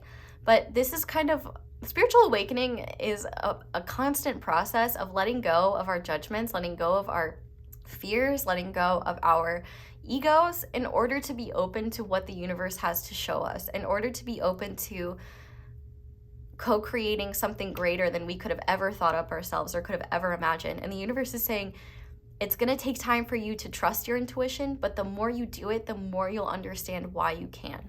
Like, how many times have you ever gotten a weird vibe from a person and then and kind of shrugged it off because you had no reason to prove that there was something weird or off about them, and then something happens and you're like, I should have trusted my intuition? How many times has that happened in your life? It doesn't matter how many, but if it's ever happened once, that's a sign that you need to trust your intuition more. So really what the universe is saying is to let go of timing and to let go of needing to control how your path goes, because the universe knows better than you do. And the universe will never, ever let you settle for something less than the best for you. And the thing is that only you can do that, through distrust, through not following what you feel, through, like, for example, let's take dating as an example.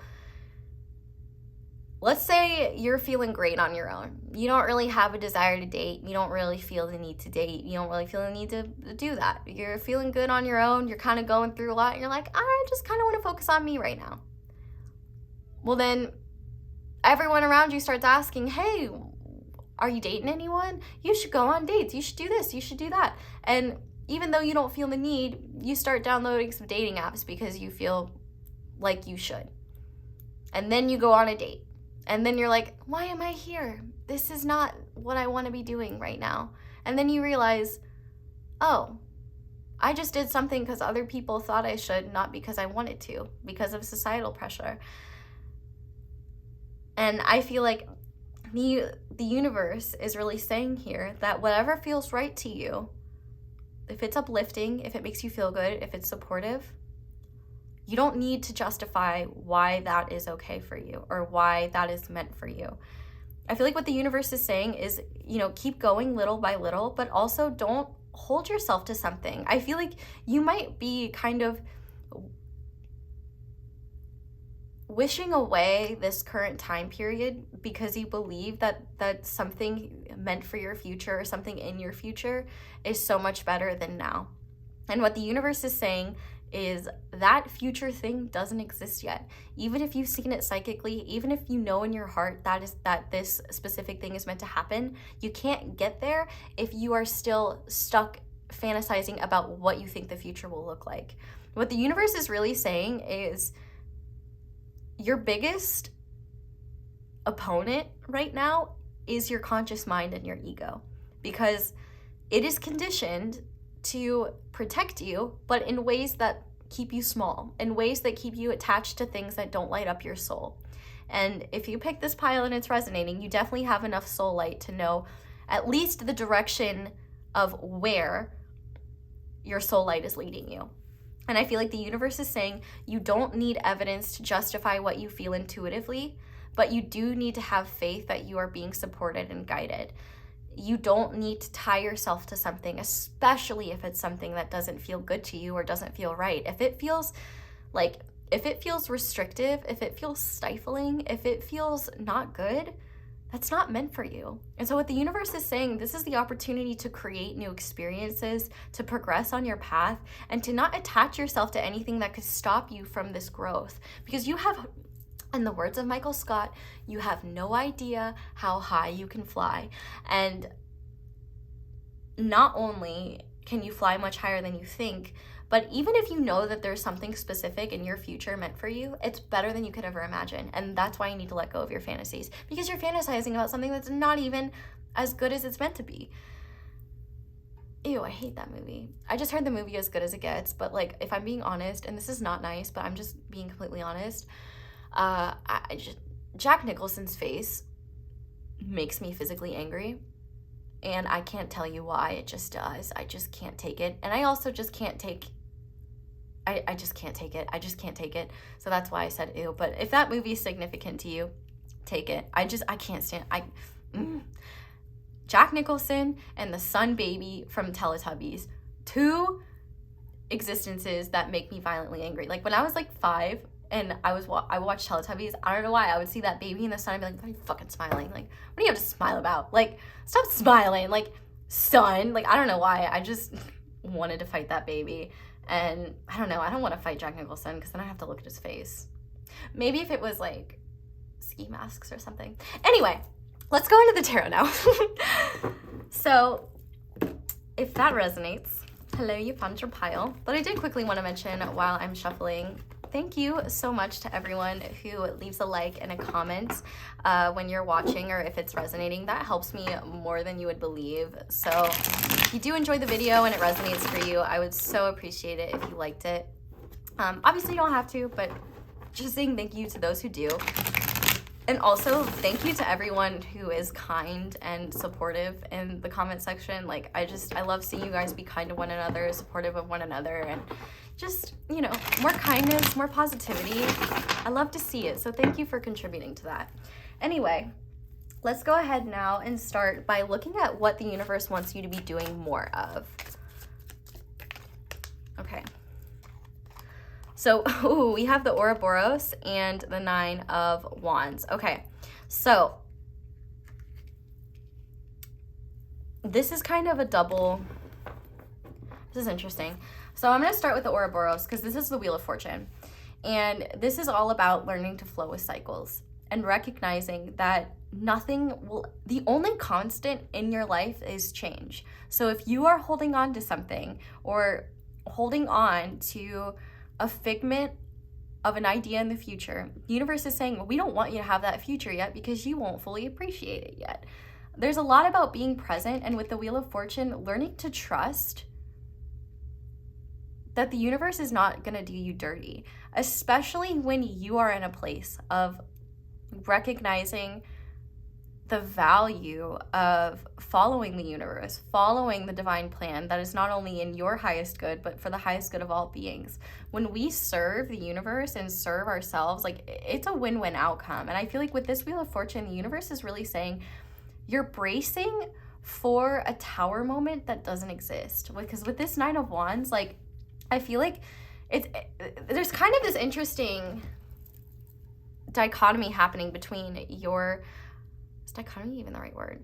There's an interesting split between your perspective where half of you is anticipating that the universe is only going to bring you bullshit because you've had a lot of challenging experiences in your past, or you are afraid of experiencing similar challenging things. And to that, I want to say, because you have experienced those things, you now know what to look for. So if anything comes your way like that, you can say no.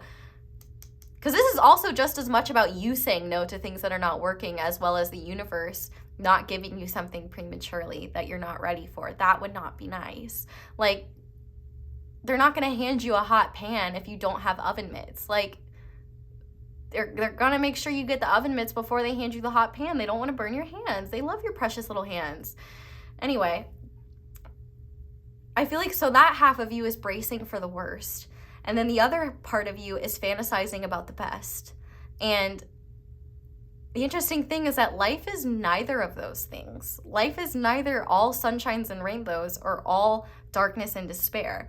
Now, we can feel that way, and that can be our perspective. And if we're going through a hard time or we're struggling, it can definitely feel like it is darkness and despair, and that's your reality, right?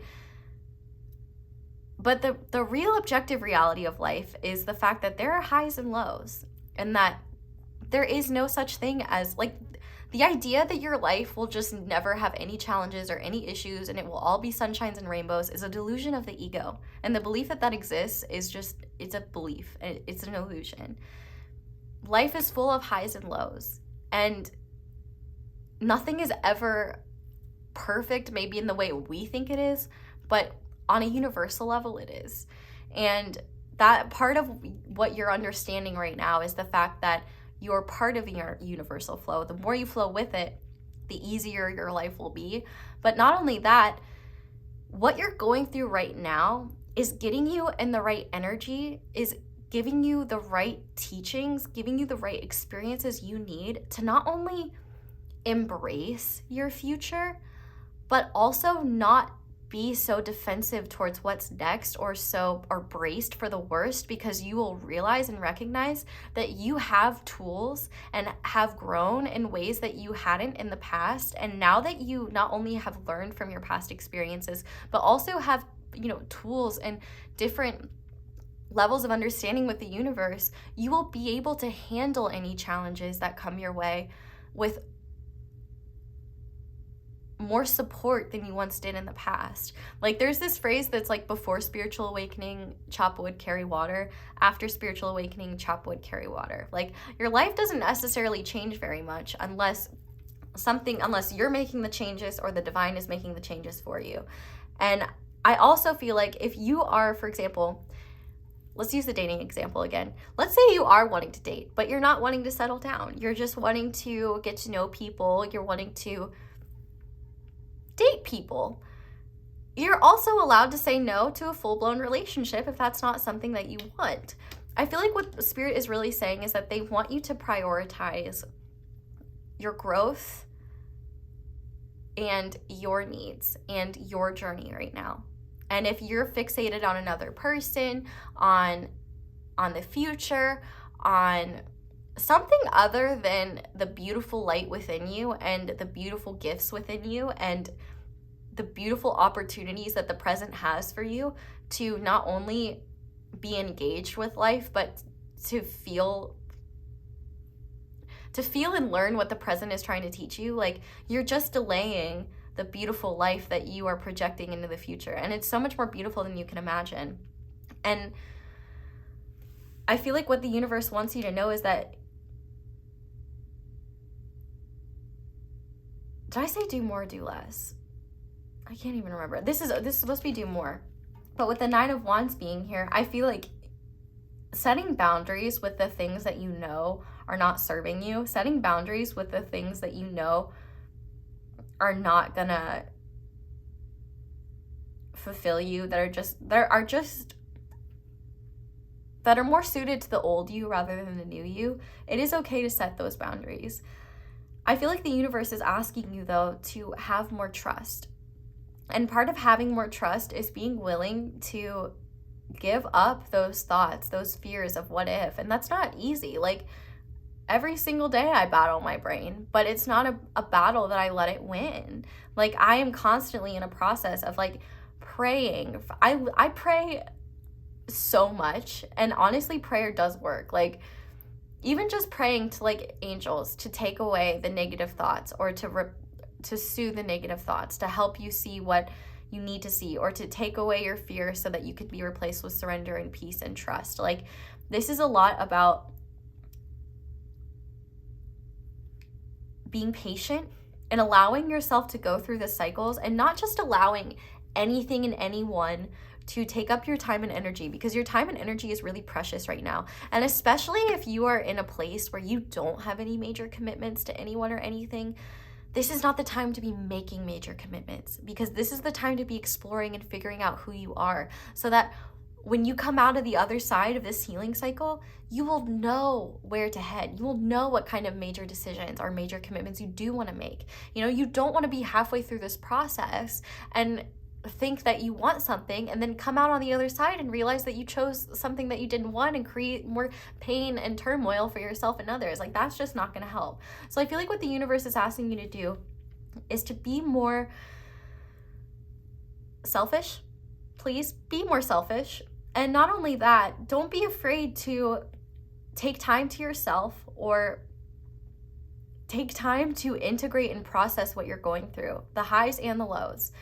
Spiritual awakening is not sunshines and rainbows. Like, if you're struggling, if you're having a hard time, like, it's okay to be angry with the universe. It's okay to be angry with me as I'm channeling it, but just know I'm the messenger. Don't shoot the messenger. It's okay to be angry with where you're at. It's okay to be angry about the choices you've made in the past that led you to places that you may have not preferred. And it's important to remember, you were doing the best you could with the knowledge you had.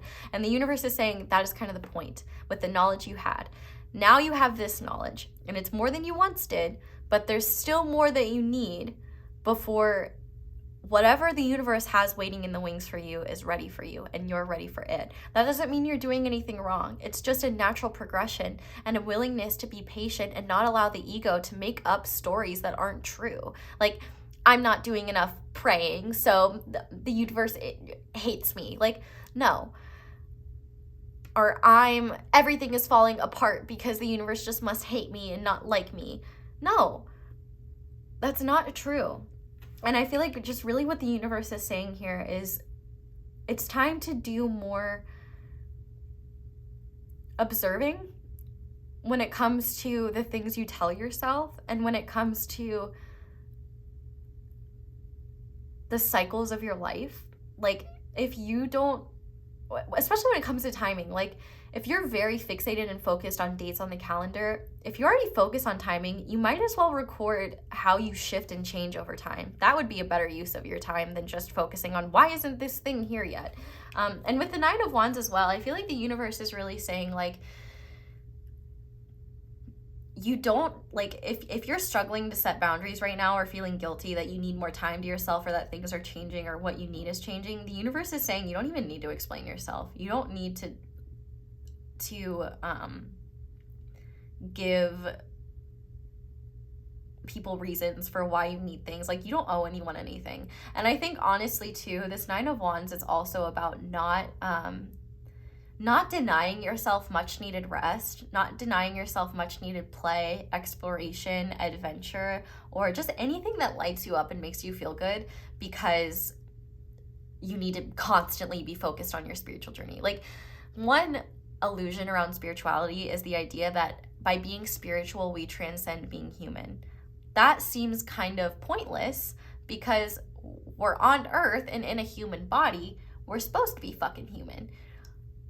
Spirituality is really just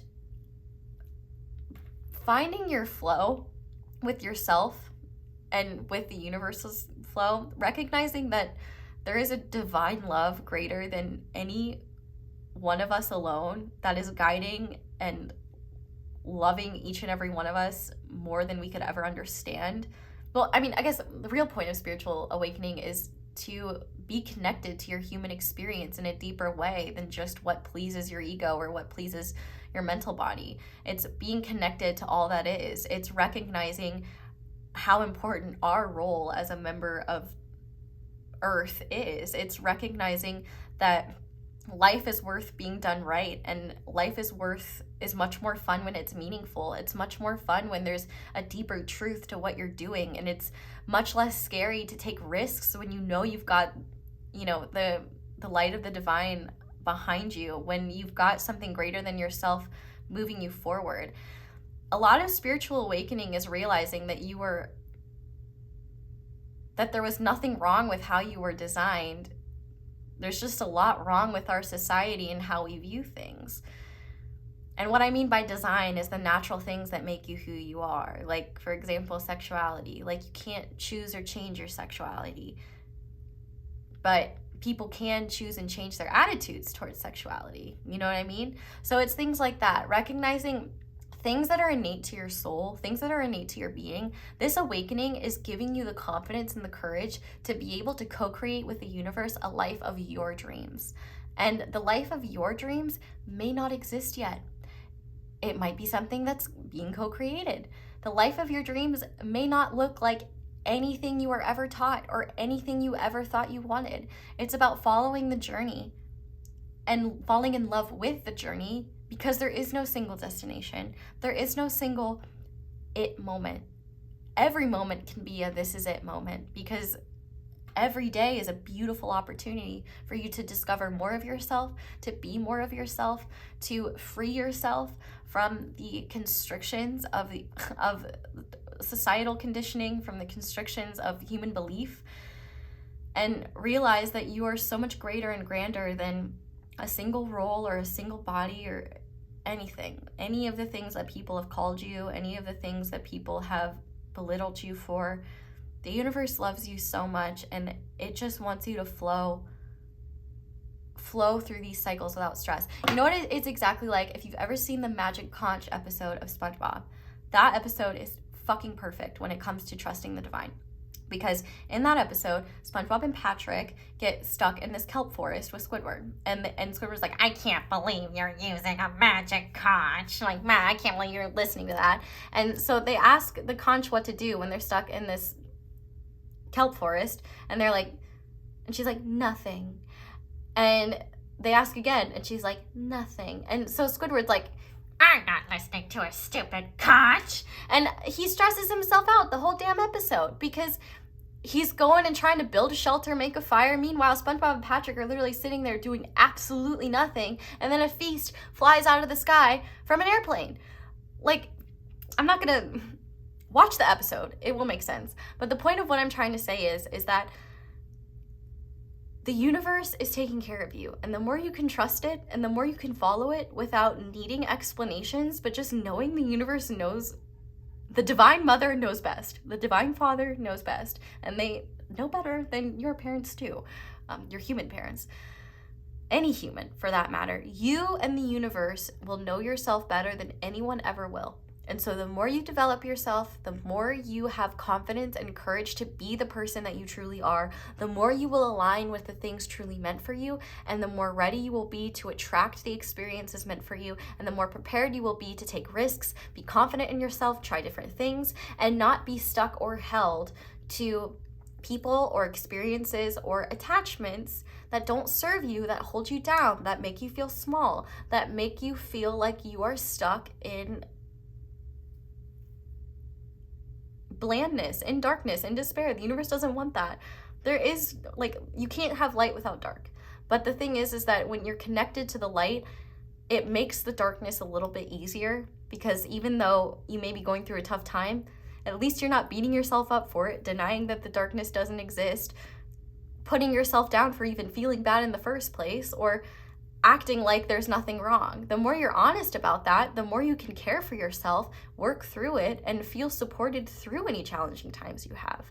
This is not about being perfect. This is not about eliminating life or eliminating your humanness. This is about integrating the divine in your human experience and your own divinity into your human experience, and recognizing you are so much more limitless and so much more powerful than you've ever thought. And it's about letting go of the fears, letting go of the expectations that you place upon yourself, and letting go of the need to know when and how that the magic starts to actually happen. You should ask yourself, what can I do right now? Or what do I need right now? Or what might the universe be trying to show me right now? Especially when you're focused on something else. But the universe is saying, do more of living and experiencing. And also just don't be afraid to put up a boundary against what doesn't work. But also don't tough it out to the point where you're neglecting your basic needs. Like if you need time alone, if you need space alone, do that. Anyway, let's see what you need to do less of. What does the universe want you to do less of? Okay.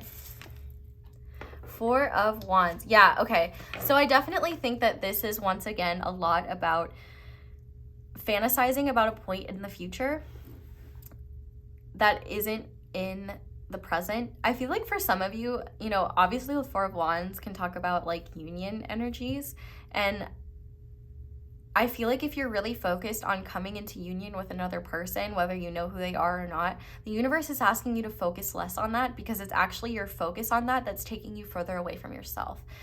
Union with self right now is kind of the goal, and I feel like that's what the universe is getting you in the progress of. They're not saying that it won't happen. They're just saying that you might be too fixated to the point where your ego is getting attached to the outcome, and then making it more difficult for you to create and progress on your own path without stress. I feel like the universe is saying you're creating more stress than necessary.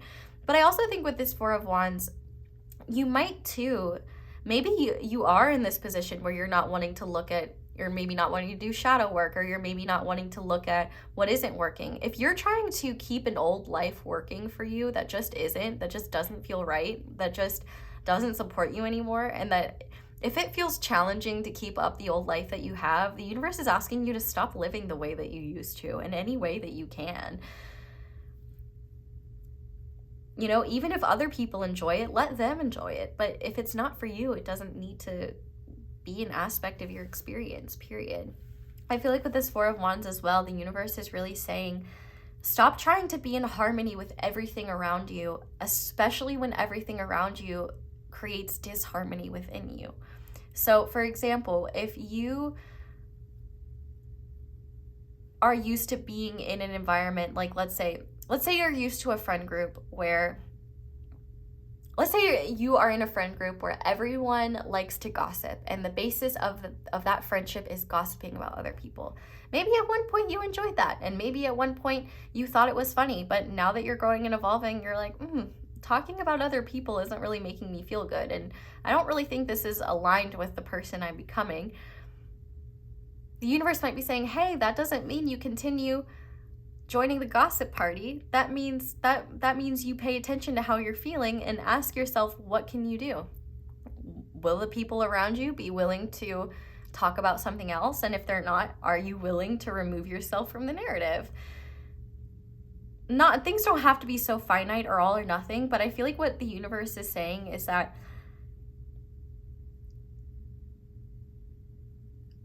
it's important not to lie to yourself about what isn't working anymore. It doesn't mean there's anything wrong with you. It just means that what you need is changing, like I said earlier.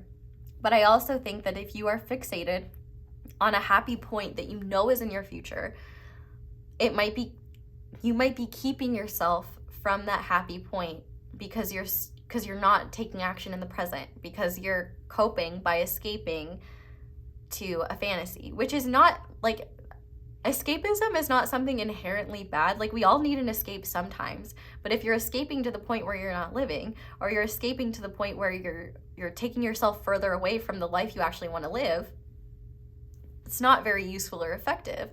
The goal of this spiritual awakening is not to, like I said, transcend humanity or transcend reality. It's to make reality worth engaging with and worth living in and worth all the highs and lows, the trials and tribulations. So I feel like what the universe is saying is, don't expect things to always be sunshines and rainbows, and don't expect things to be a certain way. Like, the ways in which things work out will be better than you imagine, and they might have more twists and turns than you can ever imagine. Stop trying to anticipate what needs to happen. Stop feeling like you need to be in control. Sit back and relax and let the divine use cruise control, okay? You'll be fine, I promise. You're still in the driver's seat. You can pump the brakes at any time, but the universe just wants to take a little bit of the burden off of you. And I think that burden is a mental burden of when, how, will it happen? And see, that's the thing. If you're focused on your spiritual growth for a specific goal in the future, then you're basing all of your growth on that thing. So if you didn't get that thing, would you think that the growth and evolution you've had was for nothing? I would say that's not the case. I would say, so if you're measuring your progress and your value and how well you're doing by whether this goal is closer or further away, then you're not seeing how much progress you're actually making.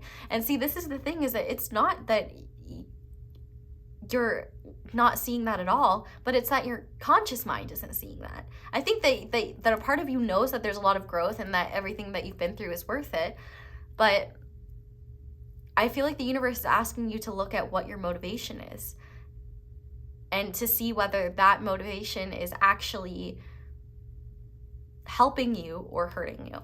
So now I want to get some encouragement from your spiritual team. So what does Pile 2's spirit guides, spiritual team, want them to know?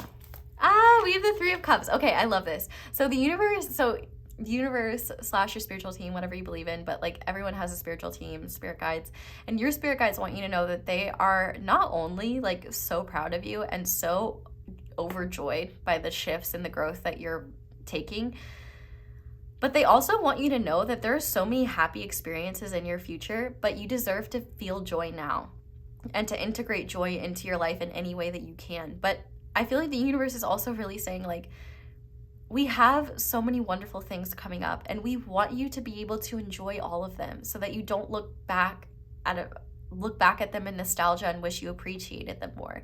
With the Three of Cups being here, they are celebrating with you, and they are going to be there when you do reach those goals, when you do reach those milestones. But I feel like the universe is really saying you don't need to punish yourself now because you don't need to feel like you're doing something wrong just because you're not where you thought you would be or where you think you should be. You're at where you need to be, And that's what matters. And the universe is saying, if you want things to happen quickly, let go of the reins. It's literally like the divine has the directions and you're like backseat driving. And it's like, no backseat driving. Stop it. You can have a say. It doesn't mean that you don't have a say in your life. It just means that you're not denying the divine's hand that wants to help you and make your job easier because you stubbornly want to work it out yourself. I feel like the divine is saying you're worthy of joy in your immediate present moment, and that they're promising you plenty of joyful experiences and plenty of joyful opportunities. But some of them are still in the mix. Some of them are still being lined up. That doesn't mean you shouldn't experience joyful things in the present, whether that be as simple as watching a movie you enjoy or having some tea with a friend. I feel like the universe is saying, instead of escaping to a joyful fantasy in your future or a joyful experience from your past, how can you make this present joyful enough to not want you to escape, to see the beauty in where your reality is right now? I feel like they're saying, keep following what lifts you up, keep following what makes you feel good, and, you know, don't be afraid to try new things. Don't be afraid to go outside of your comfort zone. You might be surprised who you meet or what happens. And I also think too, you know, don't let anything steal your joy. If you do find things that make you feel joyful, don't let someone come in and talk badly about that or make you feel bad about that. Like, that is, if someone is not happy seeing you joyful, they're not a person that you want to have in your life. With friends like that, who needs enemies? You know what I mean? But finally, I want to see a blessing to come your way as a result of healing and integrating this awareness. So what is a blessing? Four of Pentacles. Yeah, you'll be able to let go. That's beautiful. So this Four of Pentacles is kind of twofold. Not only will you be able to let go of what doesn't serve you, you'll also be able to flow to what is meant for you more quickly, because you're not holding on to how it has to happen or kind of forcing the divine's hand in one certain way. Not only that, I feel like what is worth holding on to, you will recognize, and those are the things that are going to stay. I feel like the universe is saying you need so much more, like, you're already doing more than enough. You don't need to be doing the divine's job for them, which is, you know, seeing the path ahead, getting you where you need to go, guiding you. Like, you focus on you. And let go of how things unfold, when things unfold, where things unfold, because the divine knows better than you do. Like I said, stop trusting your little tiny animal brain over the vast divine intelligence of the universe. I promise you, it is smarter and better than your little animal brain. It's better than my little animal brain too. That's why this stuff goes as soon as I stop channeling. But anyway, I feel like the universe is really saying, you'll realize too, I think some of the things that you were holding on to or some of the things you thought you wanted were not what they actually are. It's like what you thought was the sun is actually an onion or something like that. You know what I mean? It's like, I feel like the universe is just really saying, like, what is worth holding on to will stick around. What is meant for you will not miss you. Like, for example, you know, if you have to let go of something you really love, if it's meant for you, it will come back. You don't have to worry about when or how. But you do have to trust that the universe will always, always, always be leading you towards what's better and what's more aligned with you. The more you prioritize that for yourself as well. And I feel like with this Four of Pentacles, we got to talk about onions and the fact that they have layers, because this is definitely an iconic reading because we've mentioned both SpongeBob and Shrek now. But I feel like the universe is really saying, like, there are layers to your awakening, there are layers to your understanding, and there are layers you haven't gotten to yet that will make you more understanding of why you're at where you're at now, and be grateful that you didn't make any hard and fast decisions during this time period. Like, this is a fragile time period where I feel like you do need to be very firm with your boundaries and very firm with not being talked into or guilted into some sort of major commitment that doesn't work for you. So before we move on to guidance, I am going to get a couple charms for you guys. So let me just give these a good shuffle. And my eyes are closed, by the way. So Spirit, what guidance do you have for pile 2, or what do you want them to know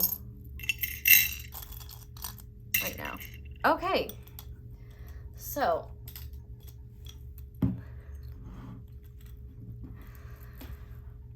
let's start with this cage. So I feel like this is the universe definitely saying that the conscious liminal mind will keep you trapped in a cage. And the truth is that you're not trapped there. You're free, you're limitless, you're so much more and so much grander and so much greater than you could ever imagine. And the only way to recognize that is to be willing to trust in that and not allow the illusions of your ego to keep you trapped in behavior, in beliefs, in energies that don't align with you anymore and that don't make you feel good. With the pineapple being here, I really feel like the universe is saying it doesn't matter what road you take, because your road, like the road is taking you home. Not only home to the right things, the right people, the right experiences, but home to yourself. And the more at home you feel in yourself and in the world, the easier it will be for you to take risks, to try different things. And I feel like the universe is saying, you know, the world is your oyster. You are welcome. Like, you are allowed to take up space. You would not exist if we didn't want you to take up space. Like, and with this pineapple as well, I feel like you are headed home. And so the more you prioritize yourself, your journey, your needs, the quicker you'll be home.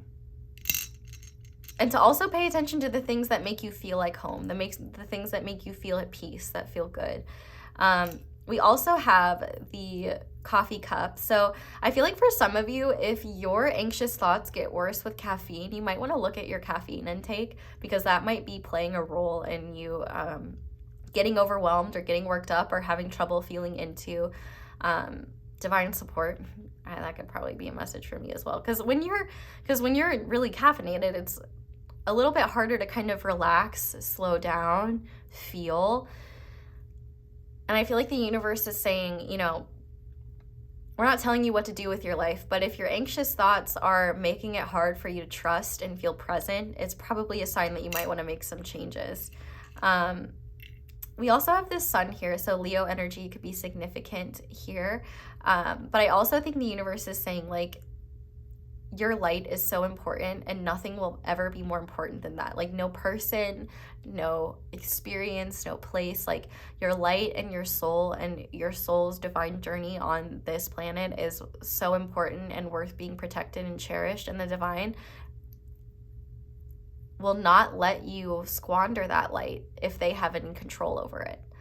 Because that's the thing, when your light grows, you attract everything, not just good people. You attract everything, like moths to a flame. And so it's important for you to be discerning, important for you to be able to say no, important for you to be able to trust your instincts so that you don't give people with nefarious intentions access to you or access to your time and energy. But if you do, to not beat yourself up for it, to pay attention to what you didn't pay attention before so that you can continue to protect yourself from those experiences. But we also have this cross.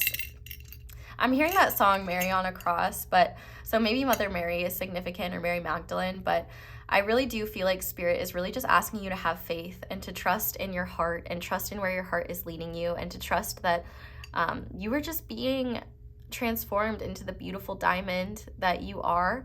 You know, diamonds are formed under pressure.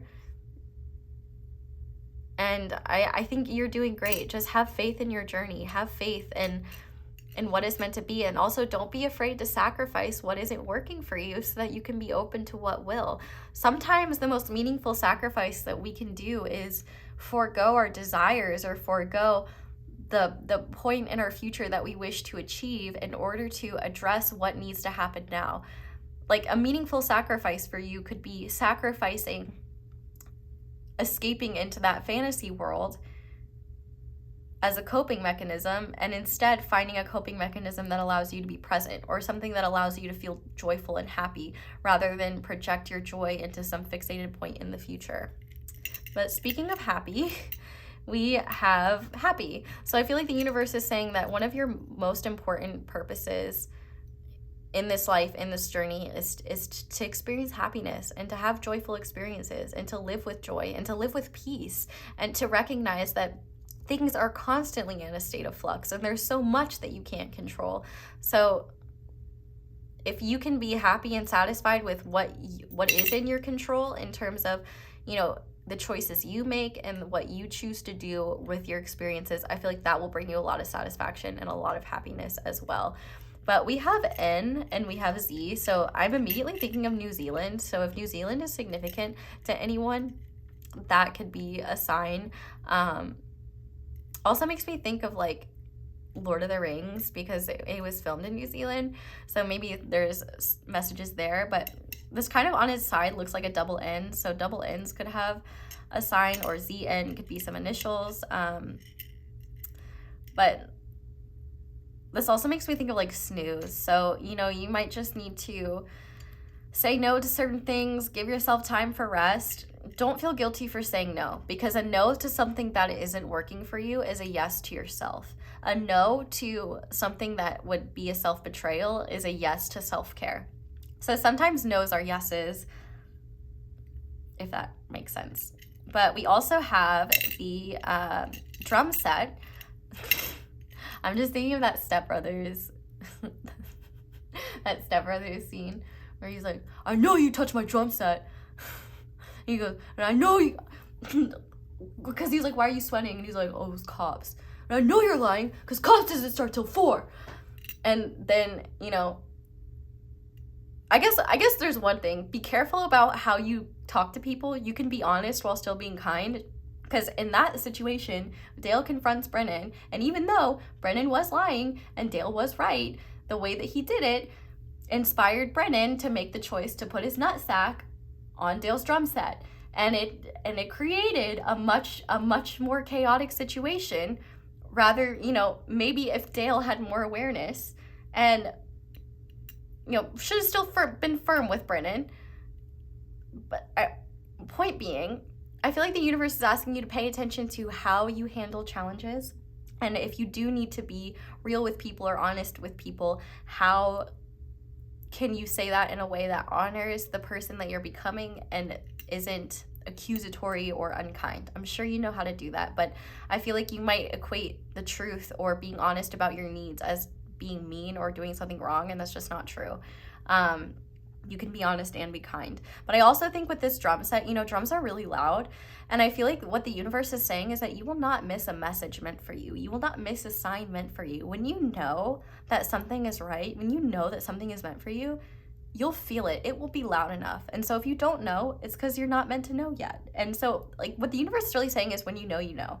And you don't need to know how. You don't need to explain it. You don't need to write a dissertation on it. You just need to trust your intuition and keep going and get excited to see how things unfold. I feel like if there's anything that you need to do, you will know, because not only will it feel right in your heart, even if it seems like a stretch, but it's gonna be loud. It may not be loud like literally like the universe yelling in your ear, but it will be loud in terms of feeling, and you won't miss any guidance or anything you need to do, I promise. Let's see. We also have the butterfly here, and so I definitely think that you are transforming and you're in the middle of a transformation. You might be sort of in the cocoon stage right now, or the caterpillar going into the cocoon, but that's okay because you're going to come out a butterfly. You know, the caterpillar isn't born a butterfly. It has to go through that cocoon stage, and I feel like for you, you know, a lot of this transformation is about letting go of the judgments, beliefs, and things that your mind holds, and instead trusting what your heart leads you towards, and trusting that there's something beautiful that the universe is guiding you towards. Otherwise, they wouldn't put this much effort into you awakening to the fact that a lot of human things are not it. And finally, we have this apple. So I actually haven't used this apple charm yet, but I do feel like one thing that this is talking about is any changes that you've been wanting. You might notice that like the foods you crave or the things you need health-wise shift and change. So I feel like the universe is saying give yourself permission to change up your diet or change up whatever you need to do if you feel called to. If you've been making health changes, I do feel like they will help you. If you haven't been making health changes and you feel like it's making this process harder, the universe might be saying that you might want to look into that because it might make this process easier. But also I think with the apple being here, you know, the prize, I just heard like low-hanging fruit, and I feel like, you know, this is a beautiful apple at the top of the tree, and I feel like the universe is saying like your divine destiny, what you're truly meant for, is this beautiful tree, and it requires climbing to the top rather than settling for what's just in arm's reach in order to get there. And I feel like the universe is saying, trust your intuition, trust your heart. Don't settle for something that you know isn't meant for you or doesn't lift you up or light you up just because you're afraid that something better won't happen or won't come along. Like, that is lack mentality. It makes me think of the quote that Michelle Obama says, where she's like, if I hadn't gone to law school, like, just like, if I had just settled for some guy and hadn't gone to law school, like, I wouldn't be married to the president of the United States. Not reducing Michelle Obama to her marriage, because she is incredible on her own, but the point is that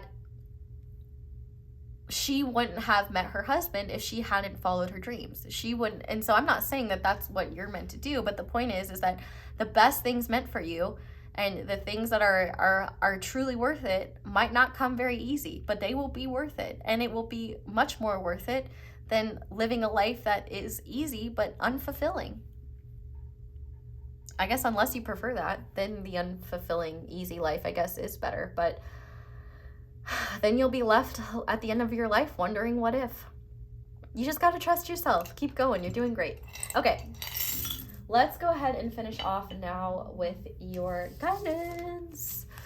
So to start, we have the Deer. So I definitely think that in this case, the universe is asking you to be very gentle with yourself through these changes and to prioritize your grounding, especially if you're someone who's very spacey. Like, you might want to prioritize like breath work, going outside, taking time to ground, because I feel like grounding alone will really help you get out of that like mental anguish of like, I don't know what I'm doing, I don't know what's happening, like I'm not in control of anything. I feel like the universe is saying that you are so dear to it and that you deserve to be as gentle to yourself as a doe would be to her little Bambi. Not saying that you're Bambi's mom. No, you're not Bambi's mom. Sorry to even bring that in there. But anyway, I feel like the universe is saying that you're going to be more acutely aware of things that are not meant for you. And I also think, you know, deers are so hypersensitive to like potential threats and danger. And I feel like what the universe is saying is that this is going to be more finely tuned in the upcoming months, but the thing is that you will know the difference between real threats and threats to the ego. And I think what the universe is saying, because like there's so much green around this Deer, and I feel like what the universe is really saying with this is you're going to become more acutely aware of what the divine is pushing you towards and what your heart is pushing you towards, because it will feel right even though you might be afraid, even though it might seem like a stretch, you know you can do it. Whereas let's say a new person comes into your life and they're, you know, putting all their time, effort, and attention into you in a way that doesn't seem very healthy. You know, you're also going to be aware of that. And you might want to make excuses and be like, oh, they're this or they're that. But that keen sense might be saying, hey, something isn't right. We need to be guarded. We need to be careful.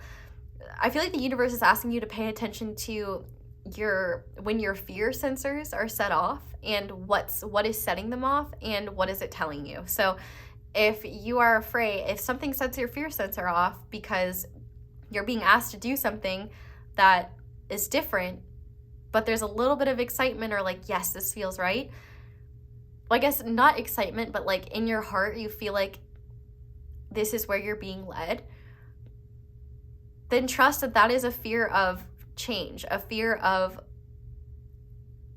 growing into something, a fear of trying something new, a fear of trying something different, a fear of failure, if will you. Whereas if you are, you know, walking alone at night and some person starts following you, that's probably going to be a different fear sensor. And I guess with that being said, you know, make sure you've got some safety precautions in place. Does someone who knows you and love you have your location? Do you have pepper spray? Like, I don't know. That's not something I typically say in my readings, but make sure you've got self-protection as well. Anyway, We have the solar plexus chakra with the theme of resilience. Oh my God, your whole reading. The trigger statement, I need to control. The true statement is, I surrender. Allow yourself to relax with the currents of life. These changes will take you even closer to where you're meant to be. Thank you, card, for telling me why I'm right. See, not only did I tell you that, but even the card told you that. So, and you might be like, well, you just looked at the card beforehand. I didn't, but okay, if you need to think that in order to feel better about your ego's judgments, that's fine, I don't care.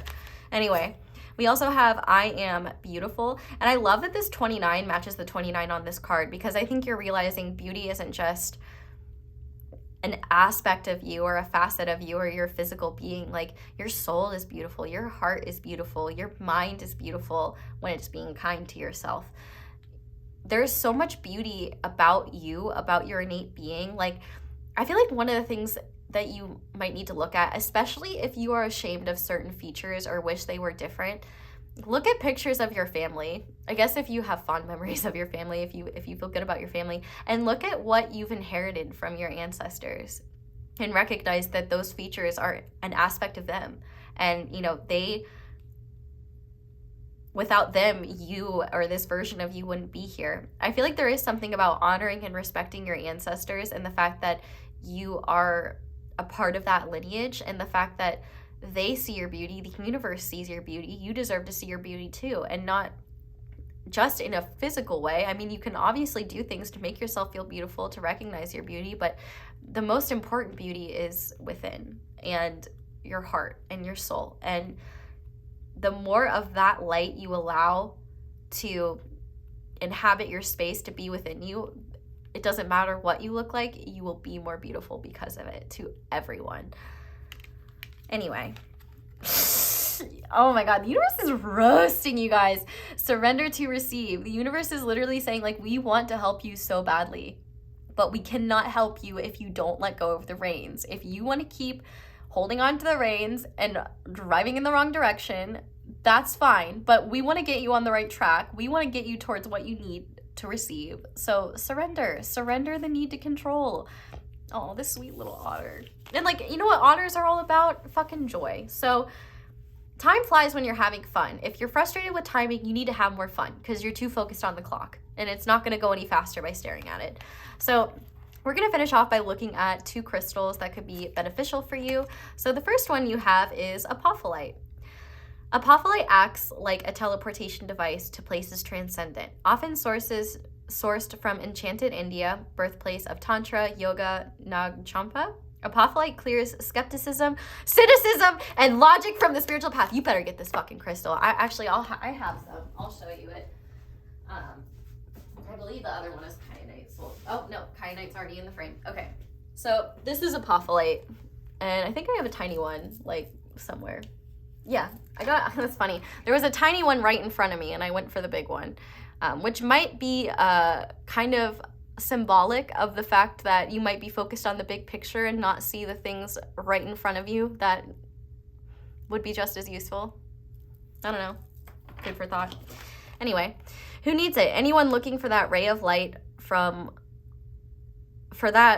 anyone looking for that ray of light from on high, that doesn't make sense, to hit them with something good. That sentence doesn't make sense to me.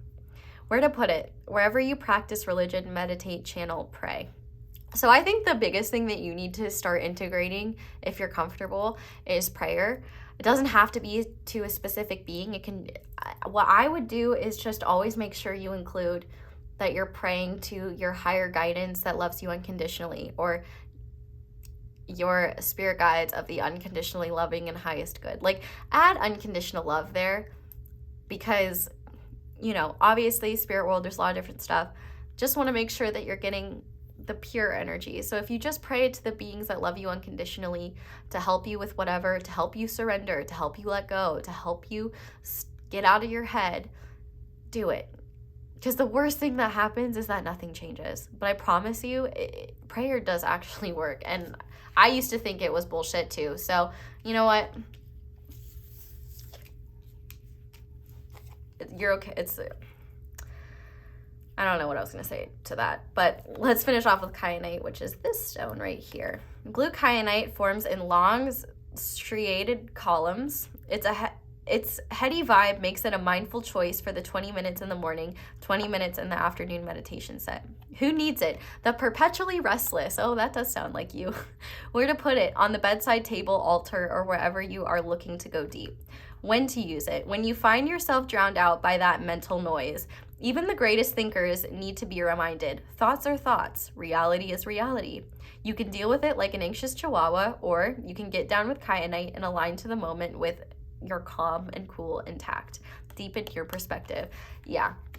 So pile 2, that is where I'm going to leave your reading. Thank you guys so much for watching, and thank you so much for letting my ads play in the background while you do something else. That is one of the simplest and easiest ways to show appreciation and support for what I do. But if you would like to support me in any other ways, you can like this video, comment down below, let me know how it resonates. You can subscribe if you haven't already and click that little notification bell to be notified whenever I upload a new reading. A shout out to my notification squad. I love you guys. Also, you can check out a reading with an extended if you want to. You can check out my merch, which is linked below, as well as my social media, though do be aware that there are scammers that pretend to be me, and I will not solicit a personal reading from you because I do not offer them. Thank you guys so much. I really hope that this message helped and it was what you needed to hear. I hope you all have a wonderful day or night whenever it is that you're watching this video, and I hope you'll come back and see me again soon. Bye! Hi there, Pile 3. Welcome to your reading, and thank you so much for being here. If you guys chose the Tiger's Eye and the Moonchild Tarot, this is going to be a reading on what you need to hear right now. So we're going to use the tarot in a bit. If you want to see a full breakdown of the reading, there is one in the intro, but essentially we're just going to start by looking at these oracle cards, and if what I am channeling sounds like what you need to hear, then you found the right pile. If it doesn't, it's not yours. Anyway, let's see what you need to hear. So to start, we have the throat chakra with communication. We have Priestess. How are you being called to step up and lead? We have best case scenario, number 33. We have full moon. Harvest the fruits of your hard work. And Svadhyaya. So one thing I think you need to hear is that you're being unnecessarily hard on yourself, because actually you're doing really well. And I think that you actually might be a little bit delusional, and I don't mean that in like a mean way, but in a way where you're not recognizing how powerful you actually are and how capable you actually are. I feel like there has been tangible evidence of your ability to manifest, to receive, to harvest blessings, but I feel like there is some sort of feeling within you like it's not enough, or if it's not that it's not enough, it's I'm still not good enough though, or imposter syndrome. That's the vibe that I'm getting. It's not that like what you've received isn't good enough for you. I think it's more so that you're worried that you're not good enough for what you've already received. And I feel like that is something that is holding you back from being more ruthless and fearless when it comes to the pursuit of your goals and taking risks. I feel like you are so prepared for the worst case scenario, you don't even consider the idea that the best case scenario is what's happening for you. I feel like you are headed into a very positive period of your life, and you may already be in it for some of you, but you may not be recognizing it because you might be stuck in this idea of like, oh, I'm just gonna lose all of this, or am I really worthy of this? And the universe is saying yes. The biggest thing that you need to hear right now is that it is so important to recognize how capable you are. And not only that,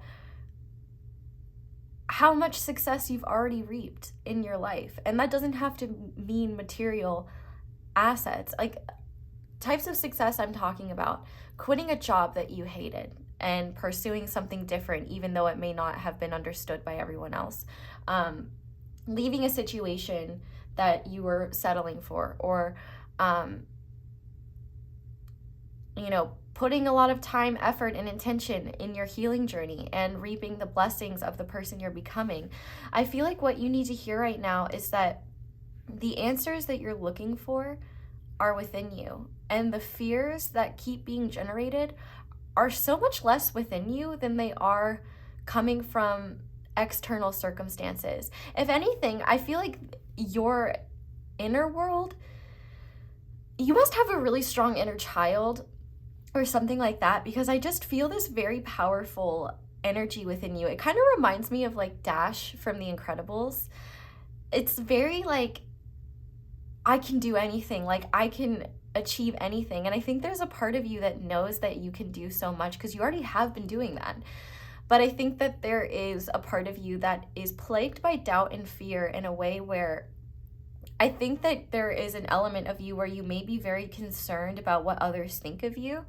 And I actually think that one thing you may need to know is that you should pay attention to the people in your life that make you feel like you can't succeed or that make you feel bad about who you naturally are. It may not be their intention to do that, but if someone is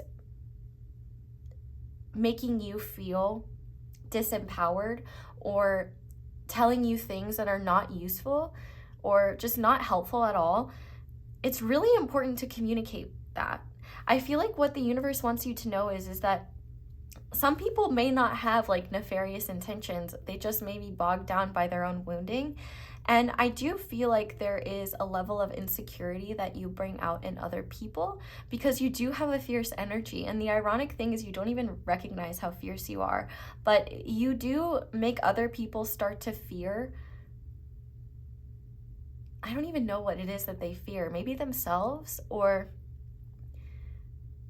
maybe they fear you getting what you've desired and they're not. But the thing is that they're not understanding, obviously, is that they are just as capable as you are. I feel like, though, it's so important to be aware of the types of communication you're engaging in and what is being said to you, not only by people, but from media as well. One big thing that I'm getting is that you may need to do kind of like a cleanse or a purge when it comes to the media you're consuming, because I think a lot of that is fear-based and it is contributing to this energy where you're feeding into that imposter syndrome fear going on, and it's just not true. And that's why it's so important to remember that media is not real. Like, what we see online is not a reflection of the truth, and oftentimes, media is very negative and very full of fear. Very full of fear. I don't think that's a grammatically correct sentence, but that's okay. I feel like you're so afraid to make a mistake or so afraid to slip up that it's stopping you from taking action you truly want to.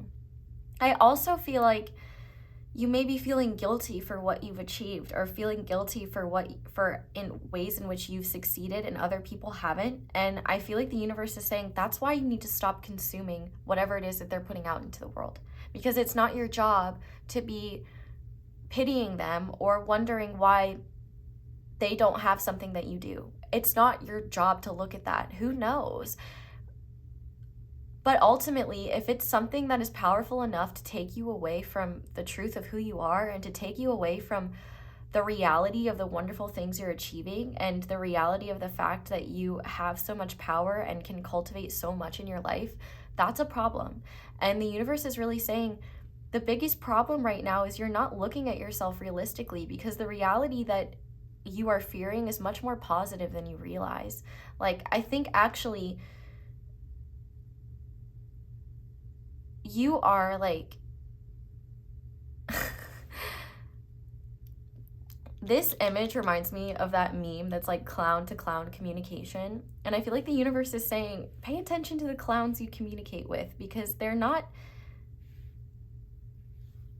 helping you on your journey the way you might think they are. That doesn't mean you need to cut them out of your life or anything like that. You don't need to be dramatic, but setting boundaries and communicating things, like when someone says something that you don't appreciate, or when people give you unsolicited advice or things like that, I feel like just communicating that and setting a boundary of like, hey, I really appreciate you giving me your take, but am not asking for advice right now. Like, I just want a listening ear, or I really appreciate your take, but I don't really think I need advice right now, or I think I know what's best for me right now and I'm gonna follow that. Like, you don't need other people's approval. And I think actually something that's manifesting with this imposter syndrome is you might be communicating to people your plans before you even start making them. And these people or these circumstances are like making you second guess or doubt what you're trying to do, or doubt the next steps to take. And I feel like the universe is saying you don't need to tell everyone your plans. And it's funny because 21 is the energy of the world card, right? The world doesn't need to know what you're trying to conceive. You know, like, two people trying to have a baby, they're not going to announce to everyone, well, we're trying to conceive, like, let's throw the party now. Well, I mean, maybe they do, I don't know, but baby culture's weird, but not bad, just interesting. You know, the celebration of a birth is a lot more concrete than, oh, we're trying to have a baby, you know. The point of me trying to say that is I feel like other people might be raining on a parade of yours that doesn't exist yet, because it's just the ideas of a parade, and other people might be shooting it down, and then you might be like, oh yeah, that is a dumb idea, or I shouldn't do that. And I feel like your guides are like not banging their head against a wall, but trying so hard to get you to see that you don't need these people's approval or validation. You need your approval, your validation. And I feel like the universe is saying, if you continue to place others' opinions of what they think you should be doing and others' validation of your next steps, you are going to continue to stay stuck in this pattern. You have already worked so hard, and I feel like the universe is setting you up for even more success. Like, there are such good things to come, and I think that there may be people in your life that are insecure by the success you've already reaped. And I feel like the universe is saying it's not your job to sit down with them and be like, oh, I'm so sorry that me existing is making you insecure. I'll make myself smaller so you can feel more comfortable. Fuck that shit. Bitch, get brighter. Get brighter. They can put some sunglasses on. They can close the shades. The sun doesn't stop shining because someone gets pissed that it's too bright. They put their sunglasses on. They put their shades on. Like, they figure something out. They bitch about it. That doesn't mean the sun's like, oh, someone doesn't like how bright I am. I'm just not gonna shine anymore. Like, no, the sun doesn't give a fuck, because it's the sun. And everybody needs the sun to live, whether they like it or not. Anyway, I don't know why I got so passionate there, but I really feel like even though this communication card is coming up, the solar plexus chakra is really important too. Because I think that there is kind of a loop going on right now where you are kind of waiting for the outside world to validate your ideas before you feel confident enough to pursue them. But the universe is saying, no. You make the thing first, and then you share it with the world, if it's meant to be shared. And however they respond is not up to you. If you try to make things with the intention of controlling how it's received, you are setting yourself up for failure. Because as soon as you set something out into the world, it's not yours anymore. Like this video, as soon as I'm done with it, it's not mine anymore. Like, the way people perceive it, can't help that. Like, so what the universe is trying to get you to understand is the perceived, I just heard the word vitriol. I feel like there's less vitriol than you think. I feel like you're a particularly sensitive person, which isn't a bad thing. Sensitivity is a wonderful gift, but you might be hypersensitive to criticism, and I feel like you're opening yourself up to unnecessary criticism that you don't need to engage with or be around. I feel like the universe is asking you to be really careful about who you share your plans with and ambitions with. And I would say if you don't have anyone in your life that is very positive and encouraging of you, keep them to yourself. Manifest some positive friends in your life, because you can do that, and I think you're already getting there. But I also feel like if you're used to people, you know, shitting on your plans with stuff like, well, what are you gonna do if this happens? Well, what are you gonna do if that happens? Just say, I don't know, I'll cross that bridge when I get there. I've handled challenges before, I'm sure I can handle them again. I really think that you might be seeing this current period of your life as like, oh, I just want to do more, but the outside world is so frustrating, or like, I feel like the whole world is against me, or I feel like I can't get anything done. And I hate to burst your bubble, buddy, but you are against yourself and you don't even realize it. You don't trust yourself and you're not confident in your abilities, which is silly, because it's like Superman thinking like, oh, I don't know, like I'm just some guy, like, yeah, I may be from an alien planet, but like, do you guys really think like I'm good enough? Like, do you guys really think I can save the world? Like, Superman doesn't ask for people's approval. Like, are you kidding me? Point being, this is a lot about recognizing that you may be giving your power away and you may be actively undermining yourself by seeking this external approval that shouldn't even matter in the first place, and that is only making you feel worse about yourself, worse about your ideas, and worse about what you're doing. So this Svadhyaya card is all about self-study. And I think the universe is asking you to focus less on the fact that the universe may be shitting on your ideas or making you feel fearful, and more about going inward and saying, what is it about me that is making me feel like I need to share my ideas with the world in order to feel like it's safe to pursue them? What is it within me that makes me feel like I'm not good enough, or like I am not going to be able to achieve or succeed? What is it within me that is preventing me from seeing the success that I've already reaped? Remember, success does not just have to be a financial number. Success is so many things, like successfully being courageous enough to take action even though you're afraid. Success can be, it can be like literally so many things. Success is subjective, and I think that you have already done a lot of things successfully. Considering we have the full moon here, harvest the fruits of your hard work. You have been working really hard. And I think that when people don't support or think what you're doing is a great idea, it kind of deflates your motivation to go to work towards it and your passion to work towards it. And I feel like the universe is saying you are actively giving your power away. And the universe is telling you, it is not your job to seek the approval of other people. The people that will benefit from you, they will find you. They will come to you. With this Priestess card, how are you being called to step up and lead? The universe, and look at what's lit up, her solar plexus.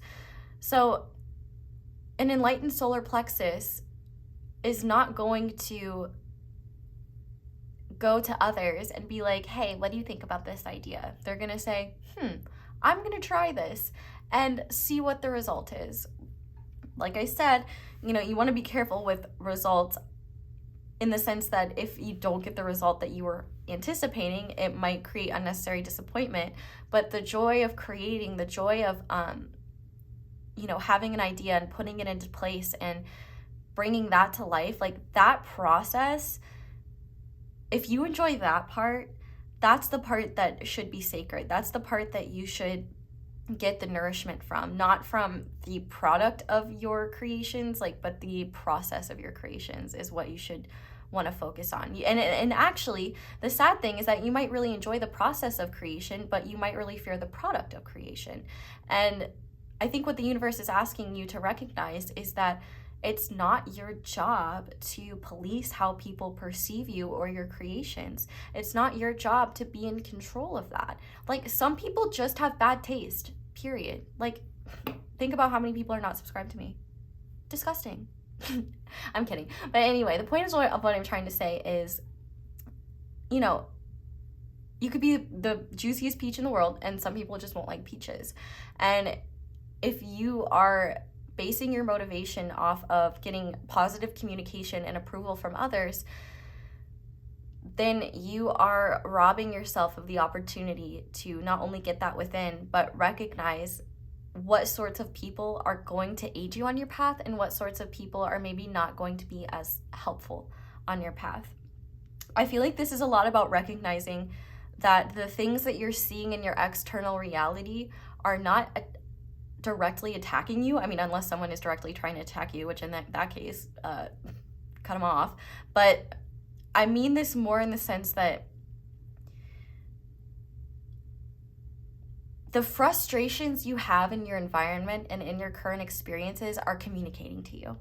And they might not be communicating what you think. I think that your brain is interpreting it as, maybe they're right, like I can't do this, or I shouldn't have said that, or I shouldn't have done this. I feel like your ego's kind of getting caught up in things and misinterpreting what your current environment is trying to show you. It's not that you're doing something wrong. It's trying to show you that you're allowing your environment to dictate who you are and how you're going to operate, rather than going within, rather than observing yourself and seeing who you are and how you want to operate. And I think the universe is saying the more you lean into who you truly are, which you have already been doing, the better and better things will be. And I feel like the universe, especially with this 33, we have another 3 with the communication card, because in numerology 21 reduces to 3. 333 is an important synchronicity for you, and it's a sign you're on the right track. Master number 33, some of you could have that life path number or be a life path 3. Don't have to be, but I feel like the universe is really saying this is about nurturing yourself and cultivating your own abilities and not being afraid to love yourself, nurture yourself, be kind to yourself, and follow your dreams without anyone's approval. I feel like you might actually be, while you might have some worst case scenario thinking already, I feel like your environment is exacerbating it. Like, you might naturally be fearful that things will go wrong, but I don't think that you're doing enough to monitor the sources that create fear within you in your external reality. And I would say especially on your phone, social media, like there is so much fear-based stuff on there. And not only that, there are people constantly tearing other people down, you know, being mean, being unkind, and you might see all that and might be like, well, I don't want that to happen to me, so I don't want to, I shouldn't do XYZ, or I shouldn't behave that way. It's almost like you might be hypersensitive to being criticized. And I feel like, one, you need to know that criticism is not an attack on your being. And two, a lot of people who think that they are giving criticism do not know what criticism is. I say this with peace and love, but like doing this, I fully understand. Like, trust me, most of the time you're not going to get real criticism. You're going to get people who think they're giving you either constructive criticism or some sort of criticism, and it's not useful, helpful, or even applicable. Sometimes it's just straight up abusive and they're calling it criticism. But that's not your job to police. It's your job to understand and say, okay, you know, I can't control how other people perceive me, but I can control what I do and how I perceive myself. And I think the universe is saying, you're so amazing, and like what you've already achieved is incredible. There is no reason to be this hard on yourself. And the fact that you are being so hard on yourself and you are stuck in this cycle of not recognizing, you know, not reaping the fruits, not rewarding yourself, not recognizing how far you've come, how much you've grown, you know, all of that is culminating in you just continuing to feel disempowered and not see like how far you've come and how much you've grown. You know, misery loves company. And I feel like you are someone who really is not into that, but feels bad when you're feeling good because other people aren't feeling that way. And like I said, you can't control how other people feel. And not only that, we need positive lights in the world. There is enough negativity. Misery has plenty of company. I promise you, the world will not implode if you do not sacrifice everything that you're doing in order to console every single sad person in existence. Not saying that sadness is something that we should ignore or push people away from that, but there's a lot of people in this world with really messy boundaries and do not understand what sort of resources are out there, or they don't have healthy ways to deal with their emotions. And I think that instead of having the awareness that you're not responsible for other people's emotions, you're not responsible for how they choose to respond to those emotions, is something that will help you let go of that burden, because I feel like you're placing unnecessary burdens on yourself, and it mainly has to do with other people's problems. And they might not even be problems of people you know. They might be problems with strangers that you're reading on Reddit or something like that, and they're talking about all their, like, I feel like you are literally so blind to your own virtue, your own gifts. And I don't think that you're genuinely blind to it, but I think your fear makes you blind to it and blind to the reality of how capable and incredible you are. And I feel like the universe is already saying there's already things in your reality that you could be either enjoying more or reaping more, or that could just be a beautiful escape from the negativity you seem to be surrounding yourself with. And I think that negativity could be something I think for a lot of you, that negativity could literally just be when you're out in the world, or when you're on your phone, or when you're on certain social media sites. Like, the universe is really saying, pay attention to how the things in your external reality make you feel, and ask yourself if they are a requirement to be in your environment. Does this have to be there? Like, do you need to be engaging with this? Chances are probably not. You might be thinking that you should, or you might be feeling, you might find a reason to justify it, but I feel like the universe is asking you to let go of the drama that's not yours to solve. Let go of that. Let go of the people stuck in a storm. You are sitting on a sunny, shiny hill. And yes, the people that are in the storm, they will handle it. They will figure it out. But you can't do much anyway from your sunny hill. You know what I mean? I feel like it's almost like you're not recognizing the light that is within you, that is around you. And I almost feel like you're waiting for the world to kind of say, hey, pile 3, you've proved your worth. Go out and follow your dreams now. And it's like, that's not how life works. If you feel the need to prove your worth, that's a problem, because you already are worthy, and you already are so valuable. And the thing is that when you create and when you engage with life from a place of recognizing that worth, and recognizing that it's something within you that no one can take, and that no one's judgments can truly define who you are, because you know who you are. Judgment only becomes something that takes hold when we agree with with what is being judged from the judger. You know, instead of looking at judgments as an attack on your character or taking it personally, just recognize that it's coming from someone so stuck in their own wounding that they don't see reality. It's coming from someone who doesn't love themselves. It's coming from someone who judges themselves and who is within an unsafe environment within themselves. And I feel like the universe is saying that no one is going to come in like a knight in shining armor and save you from yourself. You have to save yourself from yourself, because there is so much value within you in terms of what you can achieve, in terms of your goals, in terms of your drive, in terms of what you feel called to do. And there are things that in your future that you can't even see yet, that are gonna blow you away. But those things can't manifest if you're still stuck in level 2, worried about the other people that haven't gotten from level 1 to level 2, and that are all struggling, you know, whatever. I feel like you're literally taking on other people's drama, other people's suffering, other people's chaos for them, whether you realize it or not. And it's attributing to your idea of, should I really be doing this? Am I selfish for thinking of myself? Like, am I selfish for taking care of myself? No, you're not selfish. The people that think that need to spend more time with themselves, because they're clearly trying to get that nourishment from other people rather than... Anyway, point being, the universe is asking you to release this. And the universe is asking you to really take a look at yourself and say, where am I not taking the lead in my life? Where am I allowing others to write my life for me? Now, if you're a child and you're watching this, these readings are for adults. So just let that be known.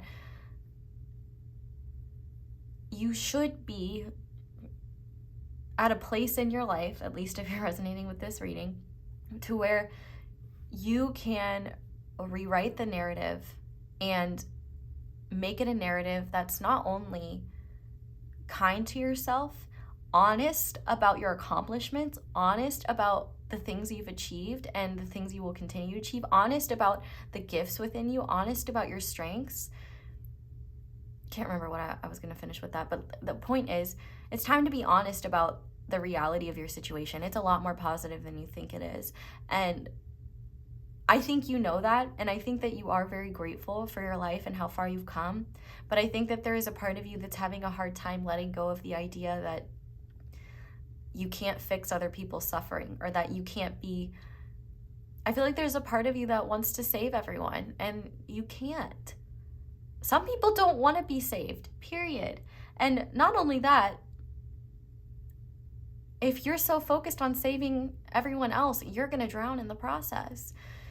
So the universe is really saying it's time to take a step back from anything that is communicating to you that you're not good enough, that your ideas aren't good enough, that you're not doing what you should be doing, that you're going to fail, that nothing is going to come to fruition. Like whatever it may be that is taking you out of this good energy of, yes, I can achieve. Yes, I can keep going. Yes, look at all I've done so far.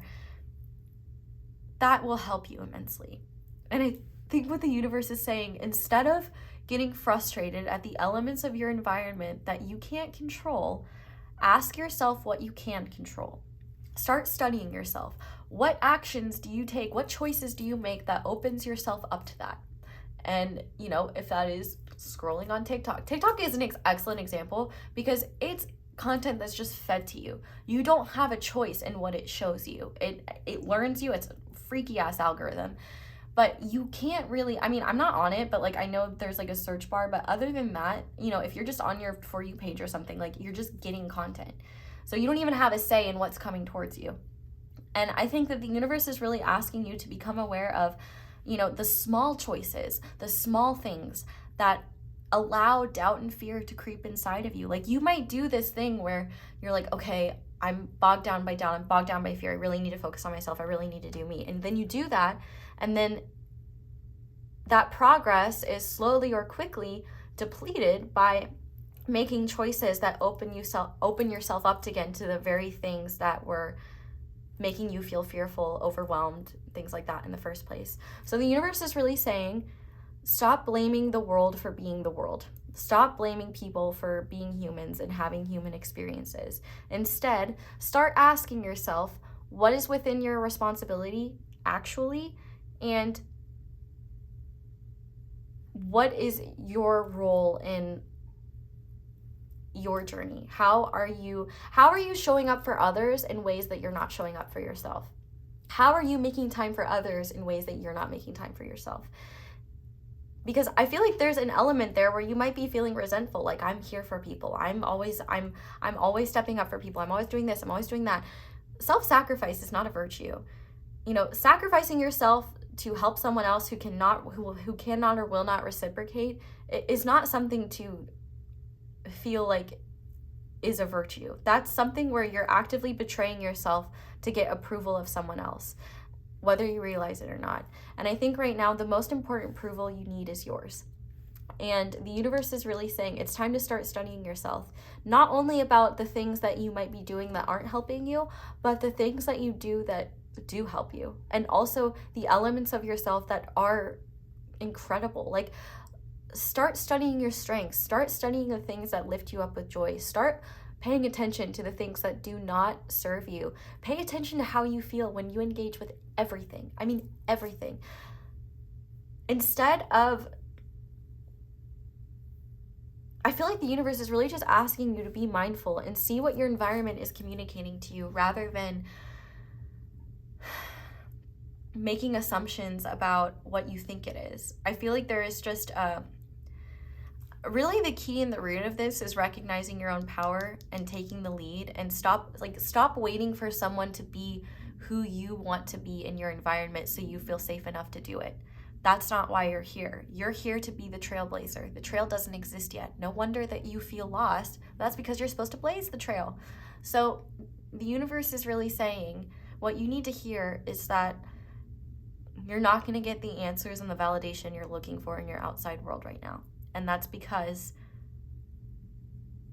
everything is kind of being shut down in order for you to kind of look within and start saying, okay, if I base myself off of what so-and-so thinks or the response I get for this, you're going to be in a state of flux around your self-worth, because just as quickly as someone can say something positive, they can also say something negative.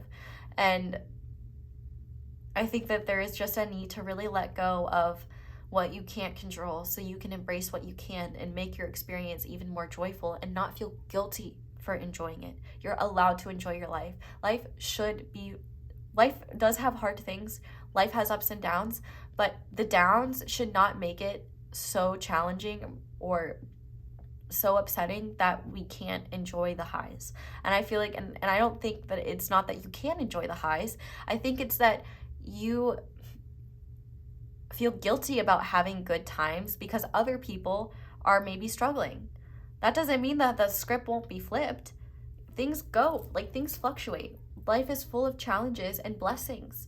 And that doesn't mean that one is better than the other, but you might be feeling guilty for good things happening to you. And the universe is like, stop that. You are actively robbing yourself of the opportunity to feel good about where you're at and feel good about how much you've accomplished and feel good about where you're headed.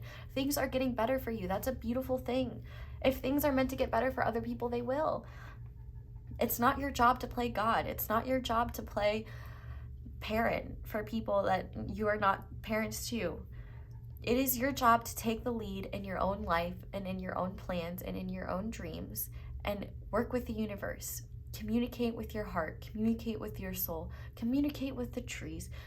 Listen, if you gotta tell someone about your ideas, go tell a tree. Like, I'm dead ass serious. Go tell a tree. Because first of all, trees are really fun to talk to if you can't talk to them.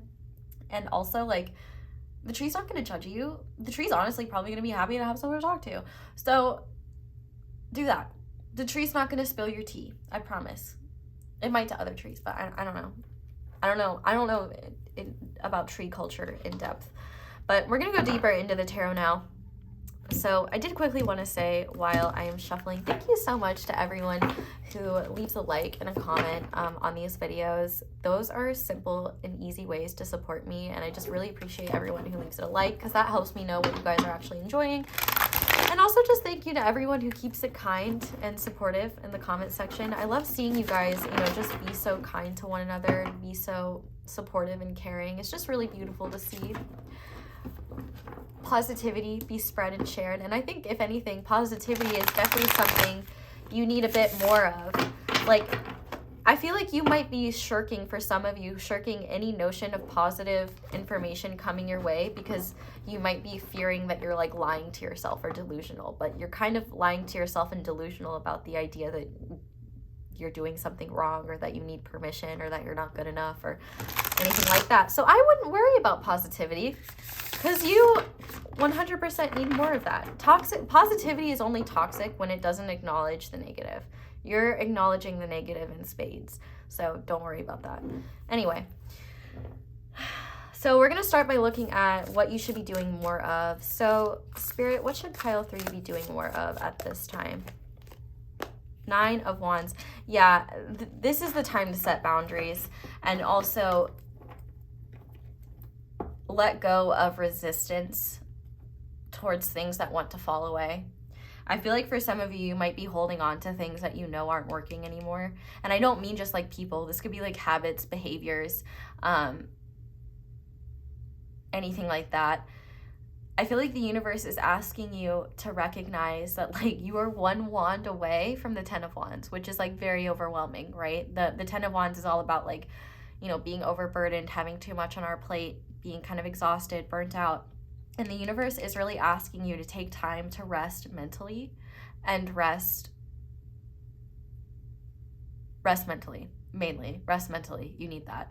And also creative rest as well. I feel like if you do something for work that is creative, you need a creative outlet that's not that, because sometimes it's just nice to do things not for a purpose or monetization, but, just for yourself. I feel like the universe, though, is really asking you to set better boundaries with what isn't working and set better boundaries with yourself. When you know you're about to make a choice that you know isn't going to serve you, or you know that this isn't the right thing to be doing, don't beat yourself up if you do make that choice. Just study how you feel after you make that choice so that you can kind of reinforce the idea of, oh, okay, I definitely shouldn't make this choice in the future because I made it again and the result was I didn't feel very great, I became more fearful, blah, blah, blah, blah, blah. If you're still making the same choice, there's clearly something there like that you're not seeing. And so it's okay to make the same choice, to make the same mistake, because there's clearly something there you still need to learn. And the more you observe and the more aware of it you are, the less likely you will be to repeat that. And I feel like instead of beating yourself up, this 9 of Wands is really just saying, what in your immediate environment is exhausting you enough to make you feel so disempowered and not recognize your own power, your own light. You have so much light and power within you. And I feel like as well, I feel like the one thing that the universe really wants you to focus on is protecting your energy and grounding it. So that can just be like literally a couple minutes a day of meditation, of just like, I can link a grounding meditation that I have, but honestly, like if you just Google energy protection meditation or something like that, that will really help you. Because I feel like what you're not realizing is that I think that your energetic field is very loosey-goosey. Like I think that your conscious mind doubts the existence of energy, or like the existence of auras sometimes, or something like that. And I feel like the universe is saying, you are made of energy. Everything is energy. Your energy needs to be protected. And if you're not protecting it, that's something to be aware of. This Nine of Wands, I think, also is about protecting your peace. And that doesn't mean that you're harmful or mean to other people. It just means that you set the boundaries necessary for yourself. The universe is really saying, you know, a lot of the reason why you're so exhausted is because you're fighting battles that were never your fight to begin with. It's taking your time and energy away from what's truly important to you and from your path and your journey. And you're robbing other people the opportunity to be the warrior that the universe knows that they can truly be. So the universe is saying, more time to yourself, more time to clear your mind, more time for peace, more time for love, more time for things to do things that you enjoy. Good vibes. We want to increase the good vibes. Let's let go of feeling bad about bad vibes existing. Bad vibes will always, you know, you can't have good vibes without bad vibes. You can't have yin without yang. Like duality is a thing, but we can be in union with that and recognize that there are highs and lows. There is light and dark. And that doesn't mean that we shun, judge, or shame either side. It just means that we acknowledge them, we're aware of them, and instead of placing value judgments on that awareness, we just use our discernment to make choices that are going to align with what we need, what is most important right now, so on and so forth. So let's see what the universe wants you to do less of. What does the universe want? Two of Cups, yeah. Okay, so I feel like the universe is saying that you have a really good ability to empathize and be there for people, which is a wonderful thing. But I feel like a lot of these situations are actually unbalanced. I also feel like if you have someone that's particularly close to you that you love and care about, but you feel like they're not being very supportive, or they're making you more fearful, or they're making you more, if they're making you doubt yourself, I'm not going to tell you what to do about that, but I do think that communication needs to happen there, and to communicate to this person, you know, how their influence maybe is impacting you. That doesn't mean that you have to,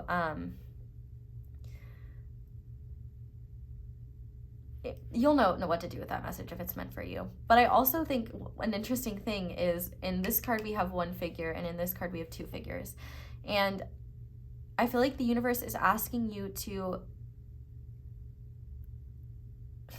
this is gonna sound silly, but to be more selfish and stop always being devil's advocate, or looking at things from other people's perspectives. Because I think you do that in spades, and you have compassion for that, but like zero compassion for yourself, zero compassion for where you're at, zero compassion for how far you've come, how much you've grown.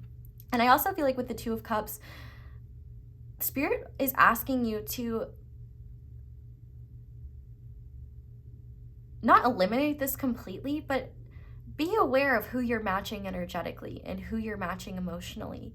Because I feel like especially if you're an empathic person, being around people that are upset or miserable is not going to have a positive impact on you. That doesn't mean that you shun the miserable person and shame them or be mean to them.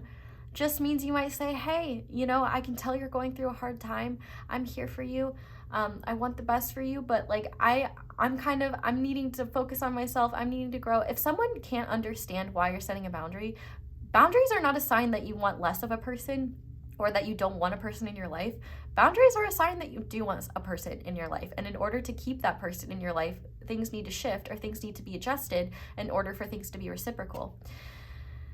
And speaking of reciprocity, I feel like the universe is trying to kind of wake you up a little bit and realize that it's not your job to even the playing field out for everyone else. It's not your job to dim your light in order to make the people that don't have sunglasses more comfortable. It is your job to focus on you first and foremost. And I also feel like if you're focusing a lot on someone else or what someone else thinks or what someone else says, Spirit is asking you to stop thinking about their perspective and start thinking about yours. Stop thinking about what they think. Stop worrying about how they'll feel about it. How will you feel about it? I feel like the universe is really saying, stop trying to match everyone emotionally, because you might be putting yourself into emotional states that are unnecessary. Empathizing with someone is like walking in someone else's shoes. Okay, instead of being empathetic, be compassionate, because empathy means you can feel what the other person is feeling. You can understand and walk through their shoes. But compassion says, I don't need to know or feel exactly what you're going through, but I still care for you, want the best for you, have love for you, and want the best. Like, it's something that is like loving, but without putting yourself in their shoes, You don't have to walk a mile in their Louboutins. Like, you could just compassionately recognize that they're choosing to walk a mile in Louboutins. I feel like this is also too just about the universe helping you realize that if you're constantly, I feel like you're a pretty high vibe person. You're someone who's trying to ascend and evolve. And every single time you get into a situation where you bring yourself down to someone else's level, you're just pushing yourself down. You're pushing your evolution down. You're pushing all of the hard work you've been doing to the side in order to make someone else feel comfortable. And that's not your role. Imagine if the sun would stop shining because someone complained. If the sun would have had to dim itself so many times because I'd be like, the sun is too bright. It is too bright sometimes, but the sun doesn't care because it's the sun, and I'm being a whiny baby, and I can just close my shades or get some shades.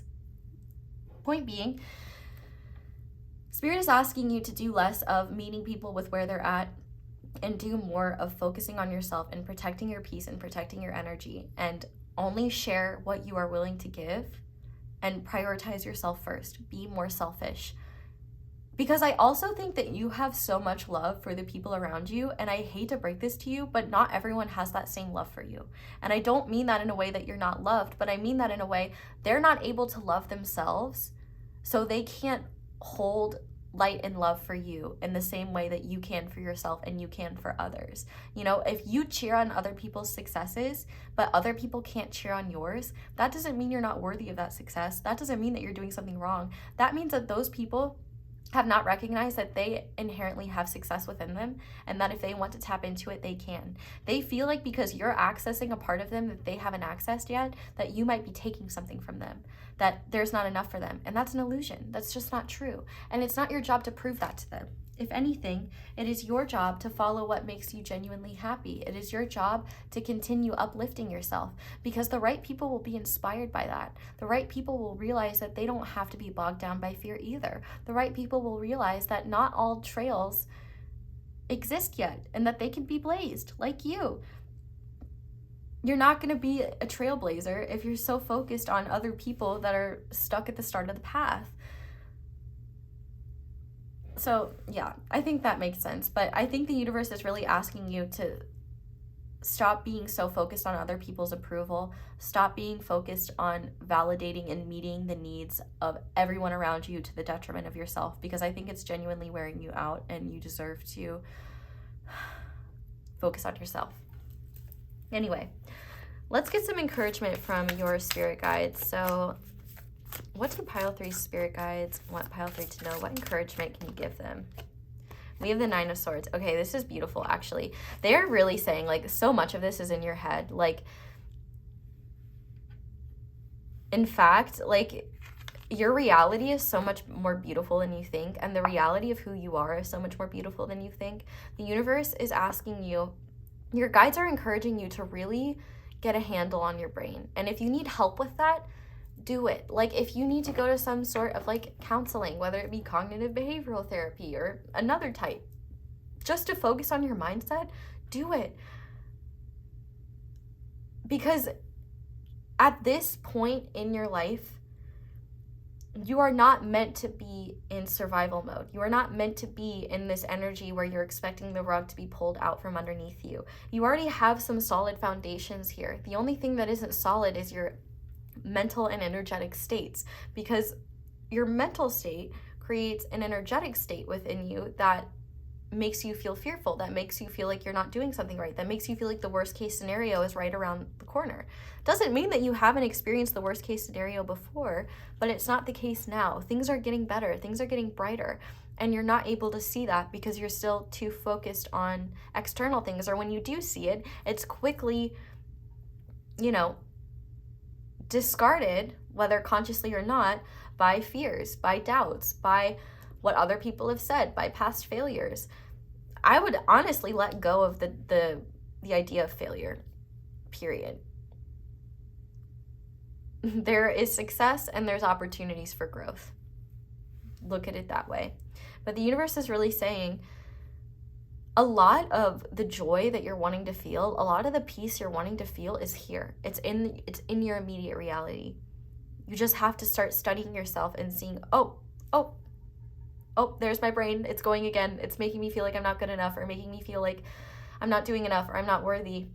And that's when you want to say, hey, brain, I love you very much. I know you're just trying to keep me safe, but look at what's all around us. Look at the evidence of what we've already been able to achieve. Like, be kind to your brain. Don't be mad to your brain. I'm kind of being a dick in this reading. I don't know. I'm sorry if I'm being a dick. I'm just like, I just can see how awesome you are, and I don't have much patience for delusion about mediocrity when you're wonderful and incredible.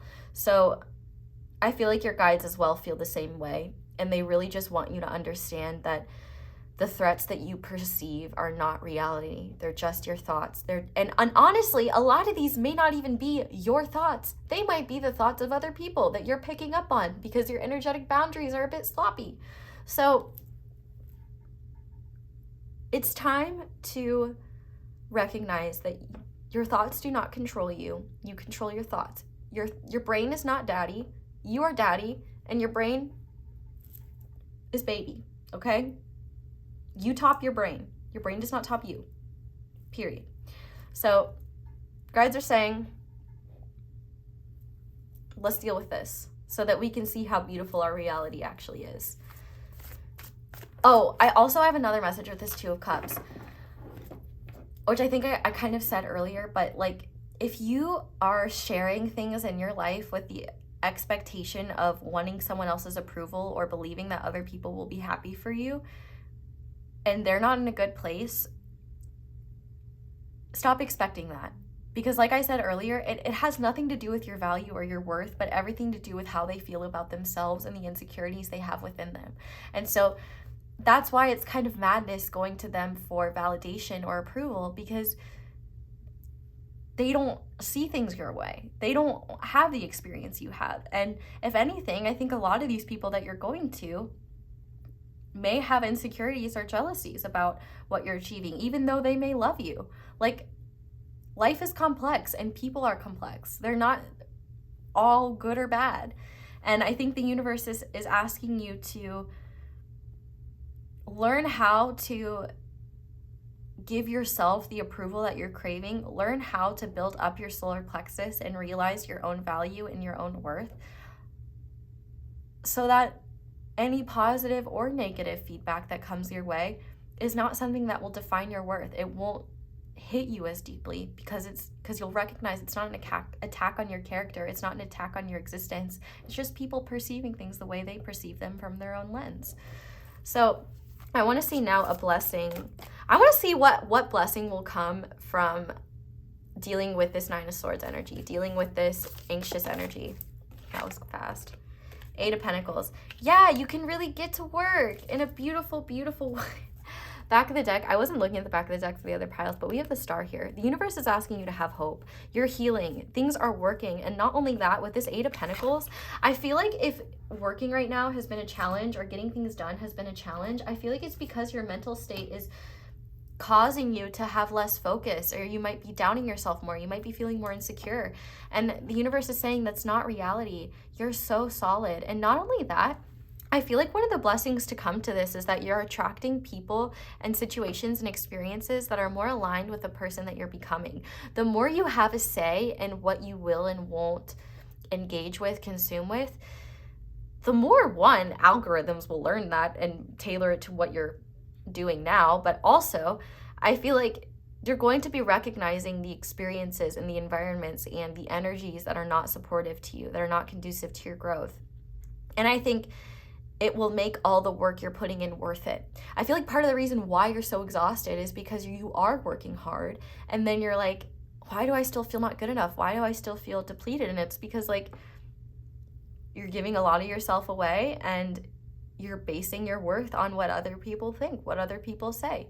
And so the universe is saying, you've been doing such hard work. Don't let that work go to waste by allowing your brain to delude you and think you're in the dark night of the soul when it's like sunrise, when it's midday.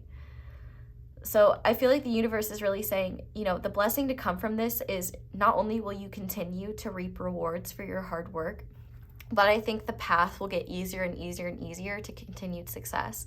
Like, if working right now feels like a challenge, or what you're working on, you're struggling with motivation, or you're struggling to see the path forward, the universe is saying, we've got to deal with this mental confusion. We've got to deal with this energetic messiness going on, because that is exactly what is going to get you where you need to go. The path is going to be so much clearer once you are able to see what is within your control and what isn't. The path is going to be so much clearer when you're not constantly considering opinions and perspectives that are fucking irrelevant to you. This is about moving forward, and moving forward in a way that's not only solid, but also helps you recognize that you deserve to sow what you reap. You have been reaping a lot and not really sowing it. So I think the universe is saying, recognizing the fruits of your labor, using the fruits of your labor to set you up for future success, taking actions and making decisions that are aligned with the journey that you are headed in. Because, you know, after the Eight of Pentacles is the Nine of Pentacles, and the Nine of Pentacles is a very solid energy. It's an energy that materially is very independent, self-sufficient, abundant, beautiful, very calm, graceful, knows their worth. And I feel like the universe is saying, especially if you're in this Eight of Pentacles energy right now, like, this Pentacles energy is leading you into the Nine of Pentacles, which we've had a lot of nines here. And nines are often representative of the end of a cycle, because the only thing after that we have is 10. So if you've been wanting a new beginning, if you've been wanting things to shift, the universe is saying you're getting there. But pay attention to how you let your emotions run rampant, or your thoughts run rampant, because someone else isn't mirroring what you're feeling. You don't need other people to mirror what you're experiencing or what you are doing in order for it to be valid. Validating yourself and whatever comes through, or whatever you're experiencing, just because you are, is going to be so liberating and help you realize that you don't need to be that rock for everyone. You don't need to be that boulder for everyone. Yeah. Okay, let's go ahead and get into charms. So, Spirit, what does pile 3 need to know at this time? Okay.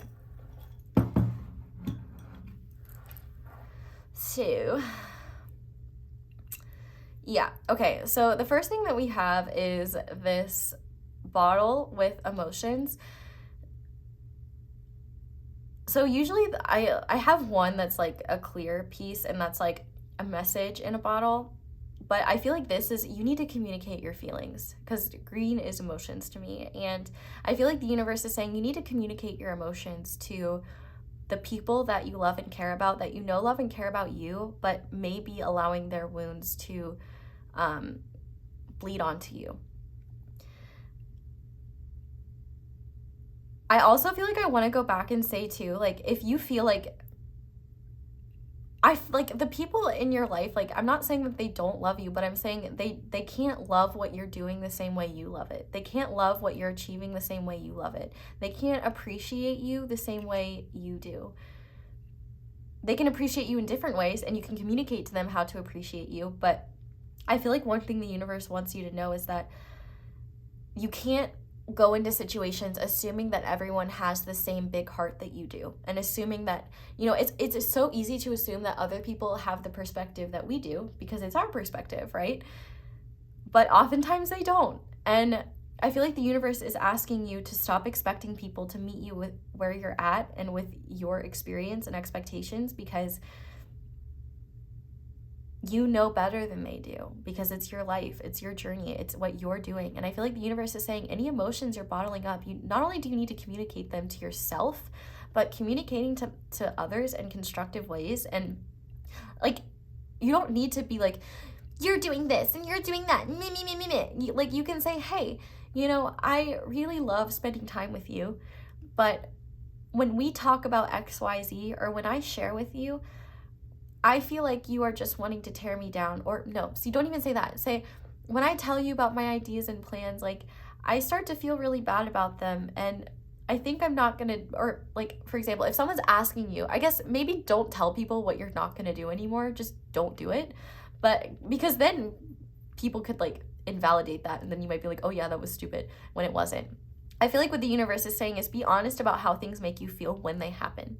So, you know, if someone is violating your boundaries, or if someone is talking down to you and you haven't,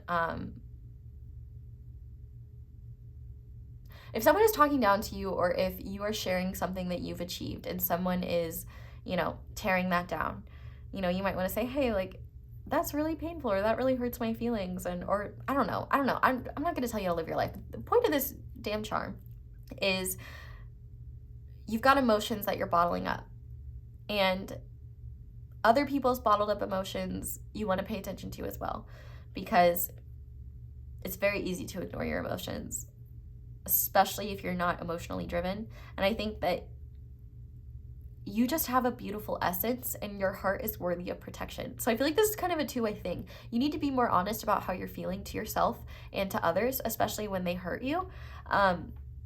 And also, you need to protect and safeguard your beautiful heart and your passion, because if you give it away to everyone, you won't have any left for yourself. So yeah, do that. We also have the dinosaur here, and I feel like the universe is saying, one, just because you go way back with someone doesn't mean that you have to be tied to them forever. And I'm not saying that you need to cut anyone out in your life. Like, you'll know that. You'll know that. But the one thing I am saying is that, you know, sometimes we hold on to connections, or friendships, relationships, whatever they may be, because of the history, and because of, and the attachment to that history. But I feel like the universe is asking you to recognize where you may be allowing sentimentality to get in the way of reality.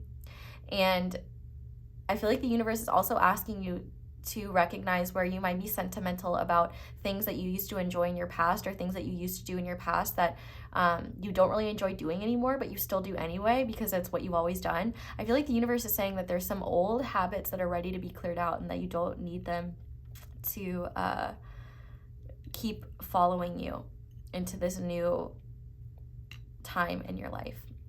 But we also have this 4-leaf clover, and so I feel like the universe is asking you to recognize that you've got a lot of luck in your life. And I think, honestly, what I perceive luck to be is just the affirmation that everything is working out for you, and that everything is always working out in your favor.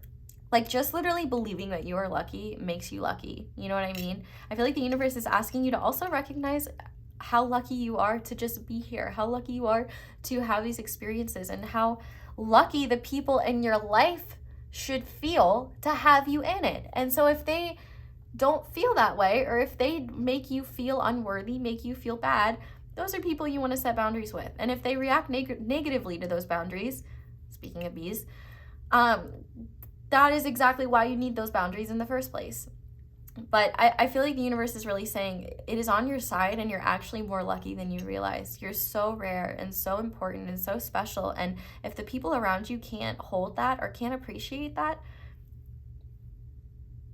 might want to be aware of that so you don't keep putting yourself in situations that leave you vulnerable to that energy. You know, it doesn't mean you cut them out completely, but you might want to be more cautious about what you tell them. Or you might want to, you know, there are certain friends that you can, no one friend needs to serve everything. Like, you can have friends that you're just more surface level friends because you enjoy a hobby or a task together. You can have friends that understand you deeply, that you feel a heart or soul connection to, that really get you, that you can talk to about anything. Those are maybe the people that you want to talk to about your dreams and plans, because, you know, the random person that you go see at wiffle ball practice, you know, they might not be really happy about the wee-woo stuff you're doing because they're a finance bro and they only care about economics. Like, I don't know. The point being is just pay attention to how things make you feel, to whether things uplift you or drain you, and to recognize there's so much luck and protection around you. You just have to become aware of it. But we also have road tripper. So I feel like if you have been wanting to take a road trip, or if you have been wanting to do some sort of task that involves road tripping or traveling, here is your sign. I don't know, this always makes me think of the van life girlies. Van life is not for me, but I love watching them do it. I don't know, maybe if you have a friend that does van life, or if you're a van lifer, like, maybe share more of that, or maybe there's some, I don't know, maybe there's some opportunities. Maybe you just need confirmation about a road trip. Like, if you have one upcoming, maybe you've been worried about it. I feel like you need to know that you'll be safe, you'll be okay, everything is fine. But yeah, maybe if you really just need rejuvenated and a break, maybe going on a road trip with someone that's trusted, someone that makes you feel good, or going by yourself could be helpful. Or, you know, if you have the luxury of having great public transportation, you know, you don't even need to worry about the road. You can just take that. So yeah, okay. We also have this cat, and this cat is really significant to me because it's got that like hunched back. And I feel like this is the universe saying that your intuition is so much stronger than you think. And not only that, when someone gives you the heebie-jeebies or something gives you a bad vibe, please trust that. Please do not wait for evidence, because you're not going to like the evidence you get. So please trust your intuition, especially when something doesn't feel right, because I promise you, you know more than you think you do. So we also have the number 5, and so 5 is indicative of changes. It's also indicative of May, but I was just hearing like, it's gonna be May. So those could be significant. Taurus energy could be significant, or Gemini energy, because Taurus and Gemini suns are in May. But yeah, 5 could hold any sort of significance, but I always see 5 as changes and positive changes, and I feel like the universe is saying now is the time to make those positive changes whenever you're seeing this video. We also have the letters L, Q, and B. So those could be significant to you in some way. QB makes me think of quarterback, like in American football. And you know, if you're unfamiliar, like in American football, the quarterback is like the quarterback, like the high school, like you know the there's like that trope of like the head cheerleader and the high school quarterback, and it's like not everyone can be the quarterback, but I almost feel like you have quarterback energy, and like you're worried about what the rest of the football team thinks, and it's like that's not your job. You know, you're not a lineman, you're not a kicker. I know very little about sports, but what the universe is saying is that your role is important, and if you're focused on other people's positions, what they're doing, you're missing out on valuable lessons and valuable opportunities to work on yourself and make yourself a better version of you. But also with the BQ as well, it made me think of like barbecues and stuff like that, and I feel like I felt called to say, like, if you get in situations, especially with family, where like your family is like mean to you under a joke of like, oh, we're just kidding, you know, stuff like that, please speak up about that. And even if they don't validate your emotions or things like that, just be real with them and say, like, listen, like, I'm not going to keep coming to these things. I'm not going to keep putting myself in this situation if you guys continue to make me feel this way. Like, I would never want to make you guys feel that way. I would never treat you guys that way. Like, it's not a joke to me. It hurts my feelings. Like, please don't do that. And if they continue to do it, enforce the boundary. Like, speak up, speak your truth. And yeah, then there's a little letter L, but there's little dragonflies in the L, so maybe that is significant to some of you. Dragonflies are all about truth too, and seeing the light in situations. So yeah, BQL, LQB, whatever. Okay, so those are your charms, but we're gonna go ahead and move on now to your advice. So to start, we have Nightingale, which I love because this is all about using your voice. This is all about speaking up. This is all about being honest and recognizing that your voice has power and your voice has value. And also, if you've been interested in singing, or if you are a singer, you know, don't be afraid to either like take singing lessons or share your voice more if you feel like you're ready to. I feel like this in general is all about you not being afraid to share your voice, because I feel like you're internalizing the darkness that is around you rather than speaking up and speaking light to the darkness. Like, I feel like you just might be feeling like when you don't say anything, when you don't recognize your truth, when you don't recognize the light within you and you're just quiet, the dark's just going to continue doing its thing and you're going to internalize that darkness. But I feel like the universe is saying the more you speak your truth, especially to yourself, like, you don't need to speak so many of these truths to other people, more so than you just need to tell them to yourself. Because I feel like for some of you, one thing that you need to know is that, like, some of the people that you may try to talk to will fall on deaf ears. And I feel like it's just because some people are disrespectful and some people just don't want to know how their behavior makes other people feel. Some people don't want to take responsibility for how their behavior makes other people feel. And that's really sad, but that's not your job to police or control. So I feel like the universe is really saying, speak your light, speak your truth. And the people that don't understand it, it's because it's not for them. But there are people that will understand it. There are people that will be drawn to it. There will be people that will be inspired by it. You are meant to inspire others, not wait for permission to be the inspiration. If inspiration waited for permission, it would never have the opportunity to manifest. But we also have, I am a healer. Yeah, this is really beautiful. Like, you are doing so much healing, and I feel like that healing also has to come towards yourself. So if you are not, and that's the thing, because you want other people to heal, you might actively like push away your own healing in order to try and help other people. But here's what you need to understand. As a healer, your job is to heal yourself so that you can help others do the same for themselves. It's not your job to sacrifice yourself to heal other people. You heal yourself, and as a result, you shine a light and show the way for others to do the same. You are living, breathing evidence of the fact that we can and will heal if we put our energy, effort, and intention into it. The biggest part of being a healer is putting yourself in your healing first, and also recognizing that just because you want to heal doesn't mean other people will. And that's their choice. They don't have to heal. They can be as messy as they want and bleed over all over whoever they want. It's their choice. Doesn't mean it's a good thing, but if that's what they want to do, it's their free will. Now, you might catch them making excuses or having their ego and working overtime to justify it, but when you recognize compassionately that that's just their ego working overtime, you can say, okay, that's their choice. I'm not going to choose to engage with that. Clearly, this person has made their decision, and I don't think my energy and their energy is very compatible at this moment, whatever it may be. But we also have action leads to success. So yeah, I feel like Spirit is really saying, especially when you get stuck in your head, movement could be really helpful for you, whether it's like working out or going for a walk, just to clear your head, and also just taking action. Like, if you have ideas like simmering in your head, instead of excitedly telling others about them, start taking action towards them. And I love that there are dragons in this card. I feel like dragons could be a significant creature for you. But I also think dragons are very indicative of an enlightened solar plexus chakra.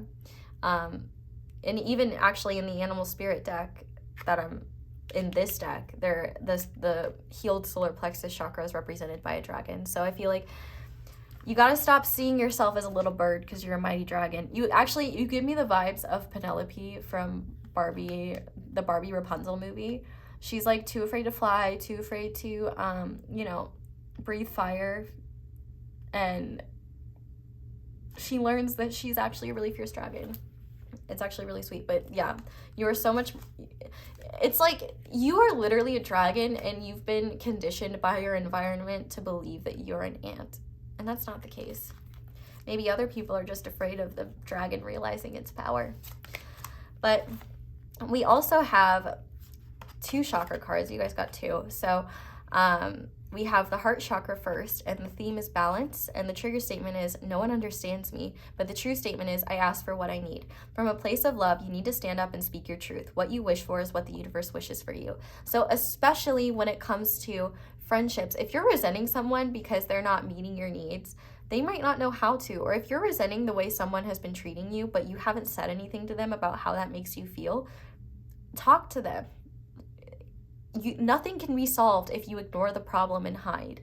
And I feel like that's the same way with yourself. If you ignore your own problems, you can't, also this, you can't ask other people to understand you when you don't even understand yourself. And the thing that you'll realize is that you don't need people to truly understand you, because people are only going to understand you from their lens of perception anyway. Instead of needing people to understand you, instead try to have people respect you and be compassionate towards you. Like, you don't need people to fully understand who you are. Even if they don't understand it, can they be respectful? Can they be kind? Can they be supportive? Anyway, that's what really matters. We also have another, oh gosh, see, even I try to stay away from TikTok, and I saw this and I was like, a Negroni, Spagliato, Prosecco in it. But this is Neroli. Okay, anyway. We have the theme of unity here, and the trigger statement is, I am unstable, and the true statement is, I am aware. You are strengthening the connection between your energetic and physical bodies to help you manifest your goals. So yeah, this is a lot about coming into union with yourself and recognizing that you can't be in union with yourself if you are too focused on external validation and external approval in order to be who you are. You have all the approval you need, and I feel like the universe is really saying you will strike a better balance with your external environment when you start spending more time with yourself and studying what you need. But to finish off, we have a crystal. And for you guys, we have rhodonite. And what rhodonite is with a palette of deep pink and black, rhodonite gets its name from the Greek word rosy. I actually have some, like, I'm wearing it. I don't know if you can see. I don't like want to put my face in the camera, but here it is. Can you see it? Yeah. I don't know. You can Google rhodonite. But anyway, who needs it? Potential wasters. Those deeply sighing, I hate my job types. Sagittarians. Where to put it? Against your open heart, begging the universe to tell you what the fuck you should be doing with your life. When to use it. When that cubicle life has got you down. When it's time to drop the people-pleasing facade and start doing something that really lights you up. When you're ready to use your real unique powers to actually make this rapidly spinning planet a more beautiful place. Go with your heart. So yeah, I feel like the universe is really saying, like, now is the time to recognize how beautiful your heart is and that it deserves to be healed, and to also be discerning so that you're not giving your heart away to people that have no interest in caring for it or loving it or appreciating it the way it should be appreciated. So pile 3, that is where I'm going to leave your reading. Thank you guys so much for watching, and thank you so much for letting my ads play in the background while you do something else.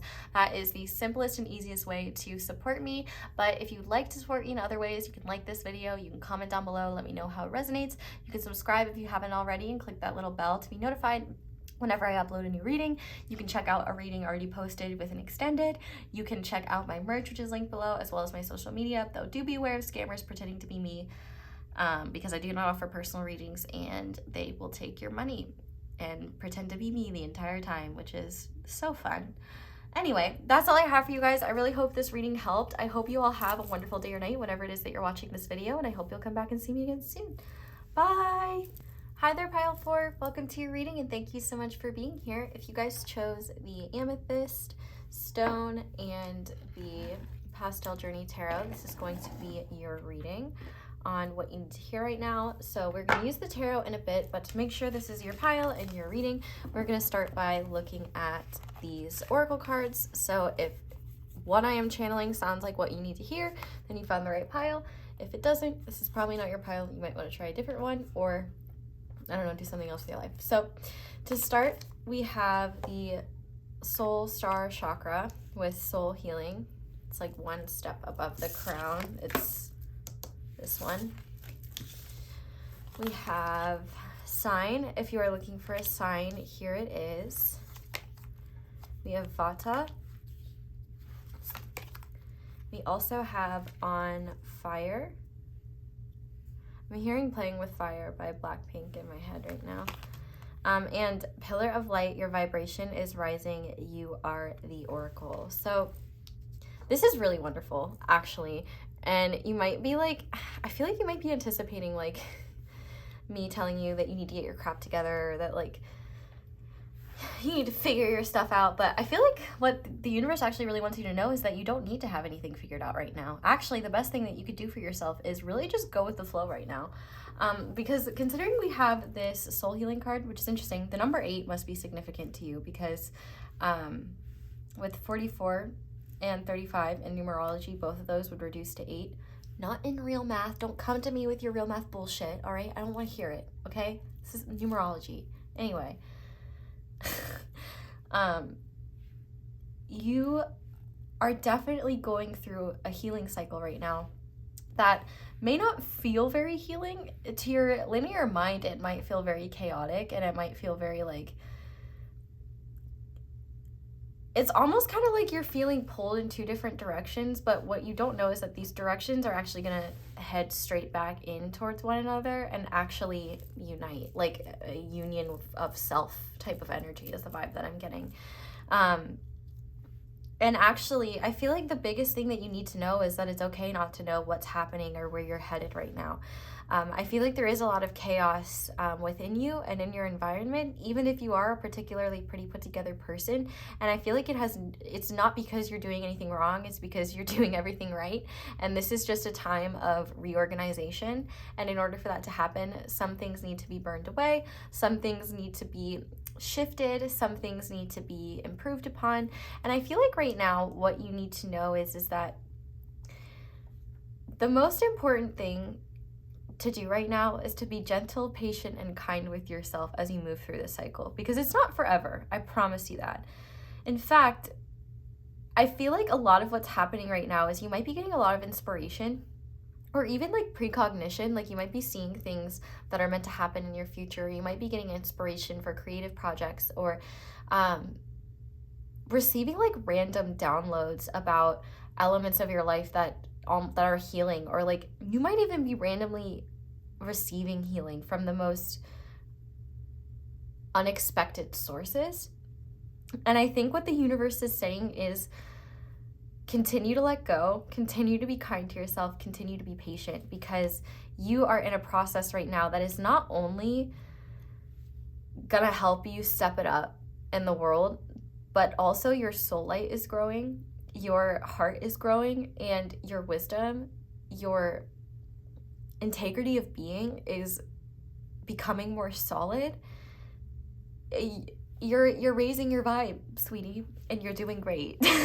And so part of that process is causing things that are not in alignment with you anymore to kind of get shaky. And I feel like with this On Fire card, you might feel like there are things, you might be extra sensitive right now, like things that wouldn't typically like set you off and might trigger you. And I feel like that is just the universe further reiterating why you need to be gentle with yourself right now, because you could be particularly vulnerable to like low vibe BS. And I feel like the universe is saying that your energy is very precious right now.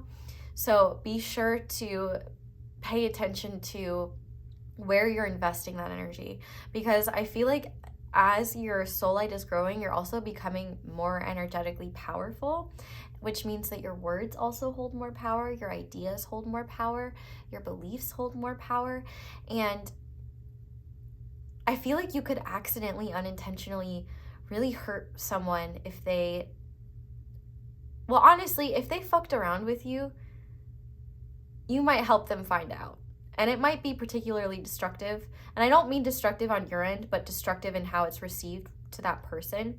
And I feel like if you're someone who is really consciously trying not to allow other people's BS to be something that bothers you or is something to react to, I feel like the universe is saying that you may be in a more reactive state right now, and to just be aware of that. But also, do not like beat yourself up or vilify yourself if you do accidentally, if someone does fuck around and you end up helping them find out.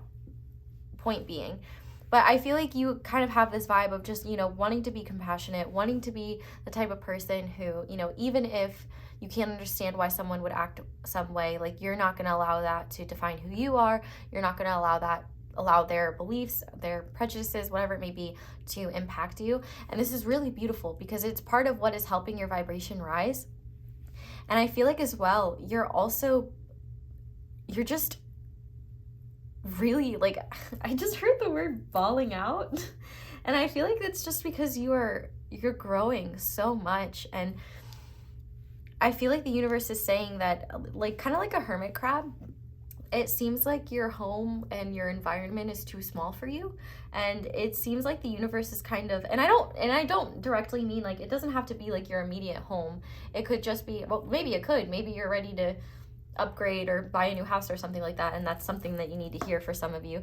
But I feel like for a lot of you, this energy is a lot about, like, recognizing that as you're growing, everything is going to be attracted to you. Like, the more light that you have, the more moths will come to that flame. And I feel like a big part of your responsibility right now is, because I love that I just naturally said responsibility, because sometimes when I'm channeling, I feel like I have to be extra sensitive about talking about what is in some people's control. And I think sometimes we get stuck under these beliefs of, like, learned helplessness, or don't want to take personal responsibility for, like, our actions. I'm not saying everyone does that, but sometimes I'll get a vibe like I have to be very, very sensitive about how I communicate things. And I feel like with you already have, like, a sense of responsibility. You know kind of what's within your role, but I think, like, or what is yours to control, what is yours to do. But I feel like part of this soul healing is getting you to the point where you're ready to take bigger risks, where you're ready to try new things, where you're ready to enact and engage with bigger and better plans. And I feel like what's happening right now is a lot of what would hold you back from these bigger ideas, these bigger visions, these bigger dreams are falling away right now, and the necessary healing that needs to happen is occurring on a soul level. And I wanted to say on a cellular level. So I don't know shit about biology because I skipped it most of the time in college and got a C. So can't tell you what's going on there, but what I can say is that you definitely are healing, and any effort that you're putting into your own healing, do not stop. Like, if you are eating healthier, if you're drinking more water, like, definitely keep doing that stuff. Definitely keep prioritizing your health, your wellness, things like that. And I also think that if you've been wanting to do some sort of healing, like Reiki or any sort of healing, definitely look into it. Definitely be open to it. If you're feeling guided to any sort of healing modality, whether to learn or to receive, do it, because it's definitely going to be helpful. I feel like your soul is guiding you very powerfully right now, and I feel like your soul has never been louder. It's like the ways in which you once were able to ignore those deeper callings, the ways in which you were once able to comfortably stay in maybe a fear-based perspective, or a perspective that kept you small and consequently safe,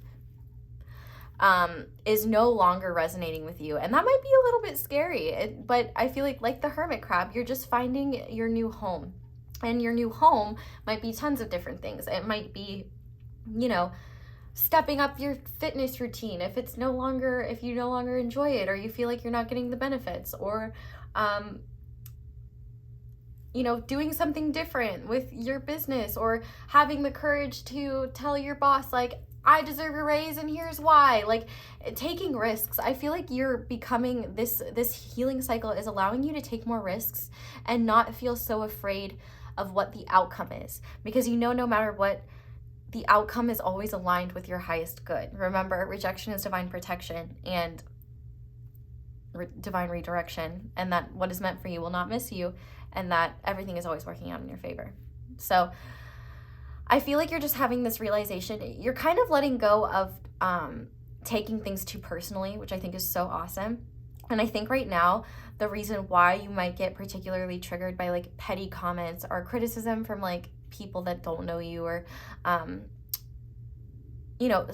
backhanded compliments, or like things that are just like petty. I feel like pettiness might annoy the shit out of you, because I feel like, first of all, you're working very hard on your healing and you are extra sensitive. And also I feel like because you are feeling more light, you're feeling your soul more, it's becoming harder to understand why people act in that way. And it might just be something that's like I'm already going through enough. I don't need your bullshit. And yeah, none of us need people's bullshit, but they still give it to us. But if you don't take it, then they're stuck with their own shit and they can keep their shitty hands to themselves. But I feel like what Spirit is really saying is that those experiences are just kind of, I wouldn't say they're like, I guess I already said that they're testing you, but I don't think it's like tests of like, if pile 4 fails, like canceled, like nope, no more ascension for you, haha. But it's something where these experiences are coming and where you might be just annoyed or tested. And it's not that the universe is like, there's no right or wrong way to do it. There's just the way you choose to respond. And I feel like the universe is saying the way in which you choose to respond will be very reflective of how much you have healed and what healing is left to do, at least in terms of this area of your life. But I mean, that could be in tons of different areas. So like when things bother you and things upset you, a trigger is always trying to tell you something. So I feel like in this case, when you're dealing with like pettiness and stuff like that, the universe is saying, it's not a direct attack on your being, even though it might feel like it. They want you to be aware that you will likely be extra sensitive to it, and it may not be as deep as you're feeling it, but you're feeling things very deeply right now, so that it's understandable that you would perceive it that way. And however you respond is an opportunity to learn. So for example, if you're used to biting back, you might realize it doesn't feel very good, or that you don't really like stooping to that level. Or if you choose not to, you might realize there's a lot of freedom in not engaging with the bullshit, and that there's a lot of freedom in not even giving that a second look. Whatever it may be, I feel like the universe is saying this is a great time for healing. And not only that, your ideas, your passion, you're on fire. Like with this Vata card, like you're getting tons of creative ideas. This time period is a little bit spontaneous and what's the word? I think there's a lot of unexpected things happening, and that's okay. That there's a purpose to that. I feel like the universe is asking you to be airy, not in the sense of like being ungrounded or anxious, but in the sense of just like going with the flow, seeing where the wind takes you. And I feel like the universe has been giving you signs on what directions to head in and on what things to work on.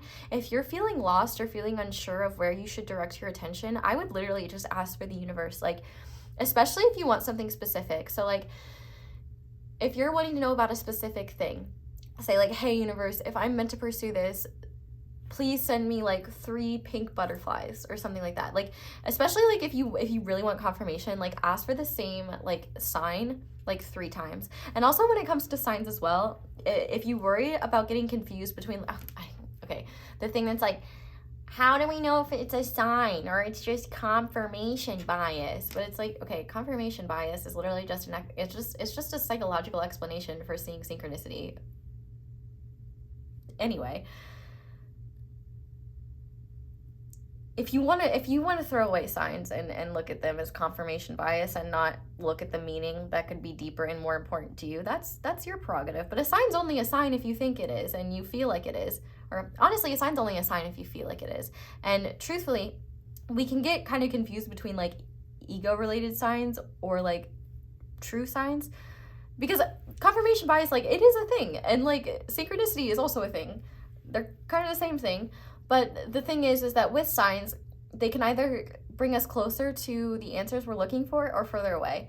And the main difference is that when a sign is divinely guided, you'll feel lighter, you'll feel more motivated. Even if you don't understand what the sign means, you'll feel like you're being heard. You'll feel like, yes, that was meant for me to be seen. Like, yes, that's a sign. Whereas if a sign makes you more confused, if it makes you feel more chaotic, if it makes you feel more uncertain of yourself, it's probably not a sign. It's probably just ego-generated confusion. So if you're struggling with that, that's something that you could be aware of. And honestly, you can get really specific with signs too with the universe. Like, if you want the universe to send you like 3 yellow peacocks to confirm something, do it. Like, whatever you need. I feel like the universe is going to be very receptive to you right now because you're in a very high vibe state. And not only that, I feel like you're very receptive to yourself and what your soul is wanting, not what your linear mind is wanting or what your ego wants. With this Pillar of Light card, you know, your vibration is rising, you are the oracle. I feel like the universe wants to confirm that you don't need anyone else's validation and you don't need to be looking towards anyone else for the answers, except for me. I'm just kidding. I mean, I'm glad you're here, but like, you also technically don't need me, but I'm happy that you're here.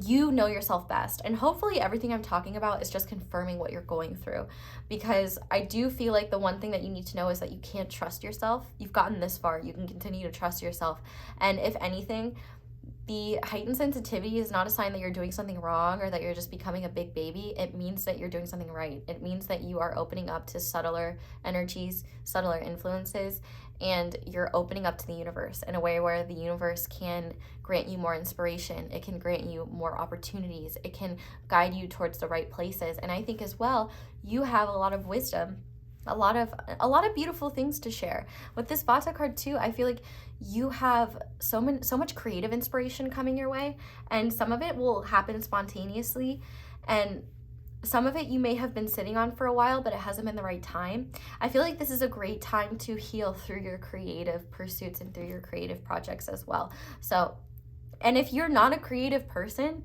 which is not a thing, everyone is a creative person. Like, creation isn't just like art.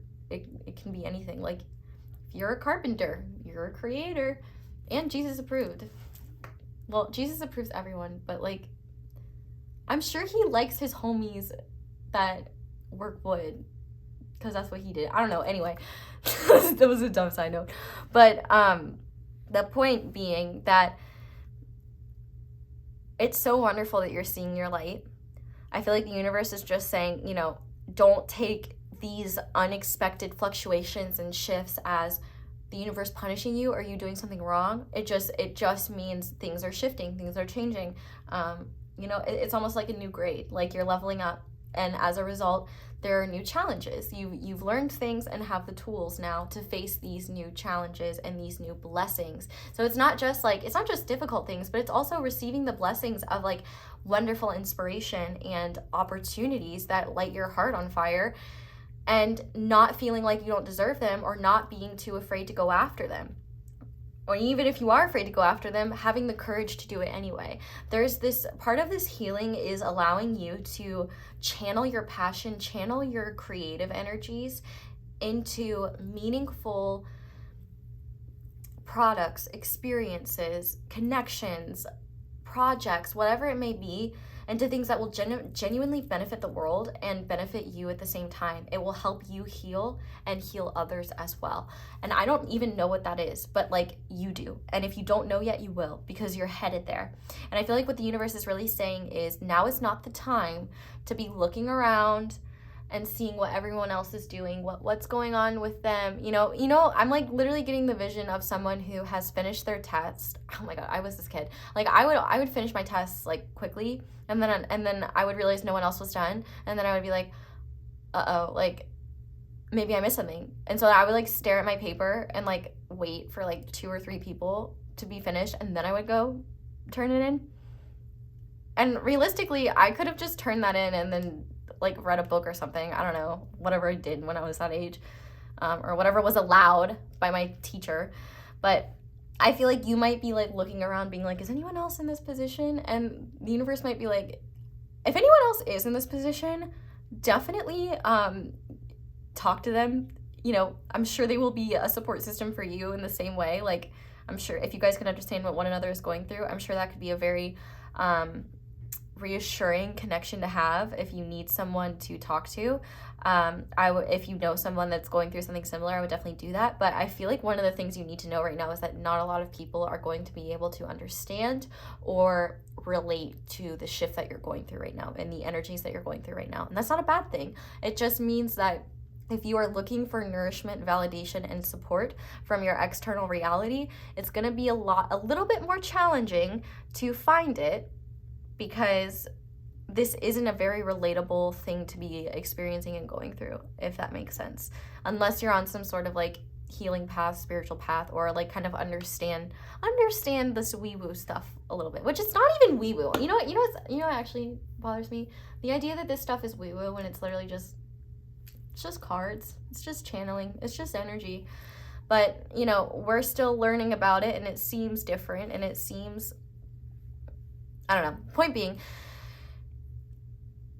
the best thing that you can do right now is trust your inner guidance and trust your inner knowing when it comes to what it is you need to do, what things to take action towards, who you can trust to talk to about this. Like, you have a very keen intuition, and you have a very good sense of what is going to be productive for you and what isn't. I feel like there's just that small part of you, and maybe for some of you it's bigger, but it's in your mind, and it's like, well, what if we're doing something wrong? What if this is actually a sign that like everything is going to shit? Like, your soul right now is so much more powerful than any doubt and fear.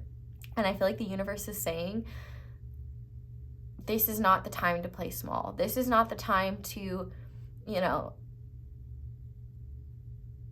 hide yourself and ignore all of this passionate information, these passionate inspirations, these passionate truths that are coming to you. Like, the reason you're being set on fire by these is because you're meant to express it. You're meant to share this warmth. You're meant to share this wisdom that you're downloading in whatever way you feel called to. And I feel like the universe is really saying, we're giving you this inspiration and these ideas not so that they can live in your head rent-free. Like, we want you to ground these into reality and pay your rent. Like, we want you to use these to not only empower yourself, but to heal yourself and others as well. So pay attention to the inspiration you get. Pay attention to the internal nudges that you get that just feel right. Even if you are nervous about them or you're afraid of them, but deep down, like, even if it's a stretch, you can do it. You've got this. Honestly, you do. I think the only thing Spirit is saying is that through this fire, the things that can't stand the heat will burn away, and that's okay. But I feel like you're already kind of in an energy of like being okay with like whatever does fall away and whatever does come to you. So I wouldn't like stress too much about that. But like, if you are worried that something you really care about will fall away through this process, whatever that may be, I feel like the universe is saying if it does, then that's a sign that it wasn't meant to be with you on your path. But if it doesn't, that's a sign that it can go through the fires of transformation, of rebirth with you. This is like Phoenix energy to me. I definitely feel like you are entering a new cycle and you're being reborn in a very powerful way. And as a result, like, it's kind of like you're getting used to your new configurations. I feel like there's more sensitivity, there's more awareness, there's less room for doubt and fear. It's actually really beautiful. But I feel like the universe is saying you're on the right path, you're doing great, you're doing amazing, sweetie, and trust yourself, trust this process, trust what you feel, trust what is happening within you, because what is happening within you, this change, this beautiful healing, is going to be reflected in your outer reality slowly but surely. And for some of you, it might happen like quickly, but I feel like for a lot of you, it's like the internal change has to happen first, and that is what's happening, and then the external change comes next. But there might have been some external changes, I don't know. But if that sounds like something you needed to hear, this is your reading. So let's go ahead and go into the tarot cards now. So I did quickly want to mention, first of all, a big thank you to everyone who likes these videos if they resonate or you enjoy them, to everyone who leaves comments. Like, I just feel like I have one of the greatest comment sections on the internet. Like, you guys are so nice to each other, and I love how supportive you are of one another and just how kind it is. So thank you to everyone who contributes to this positive, supportive community we got going on. I appreciate y'all. And I did also want to mention that this Pastel Journey Tarot is by Vanessa Samina, as well as this On Fire Oracle card and deck.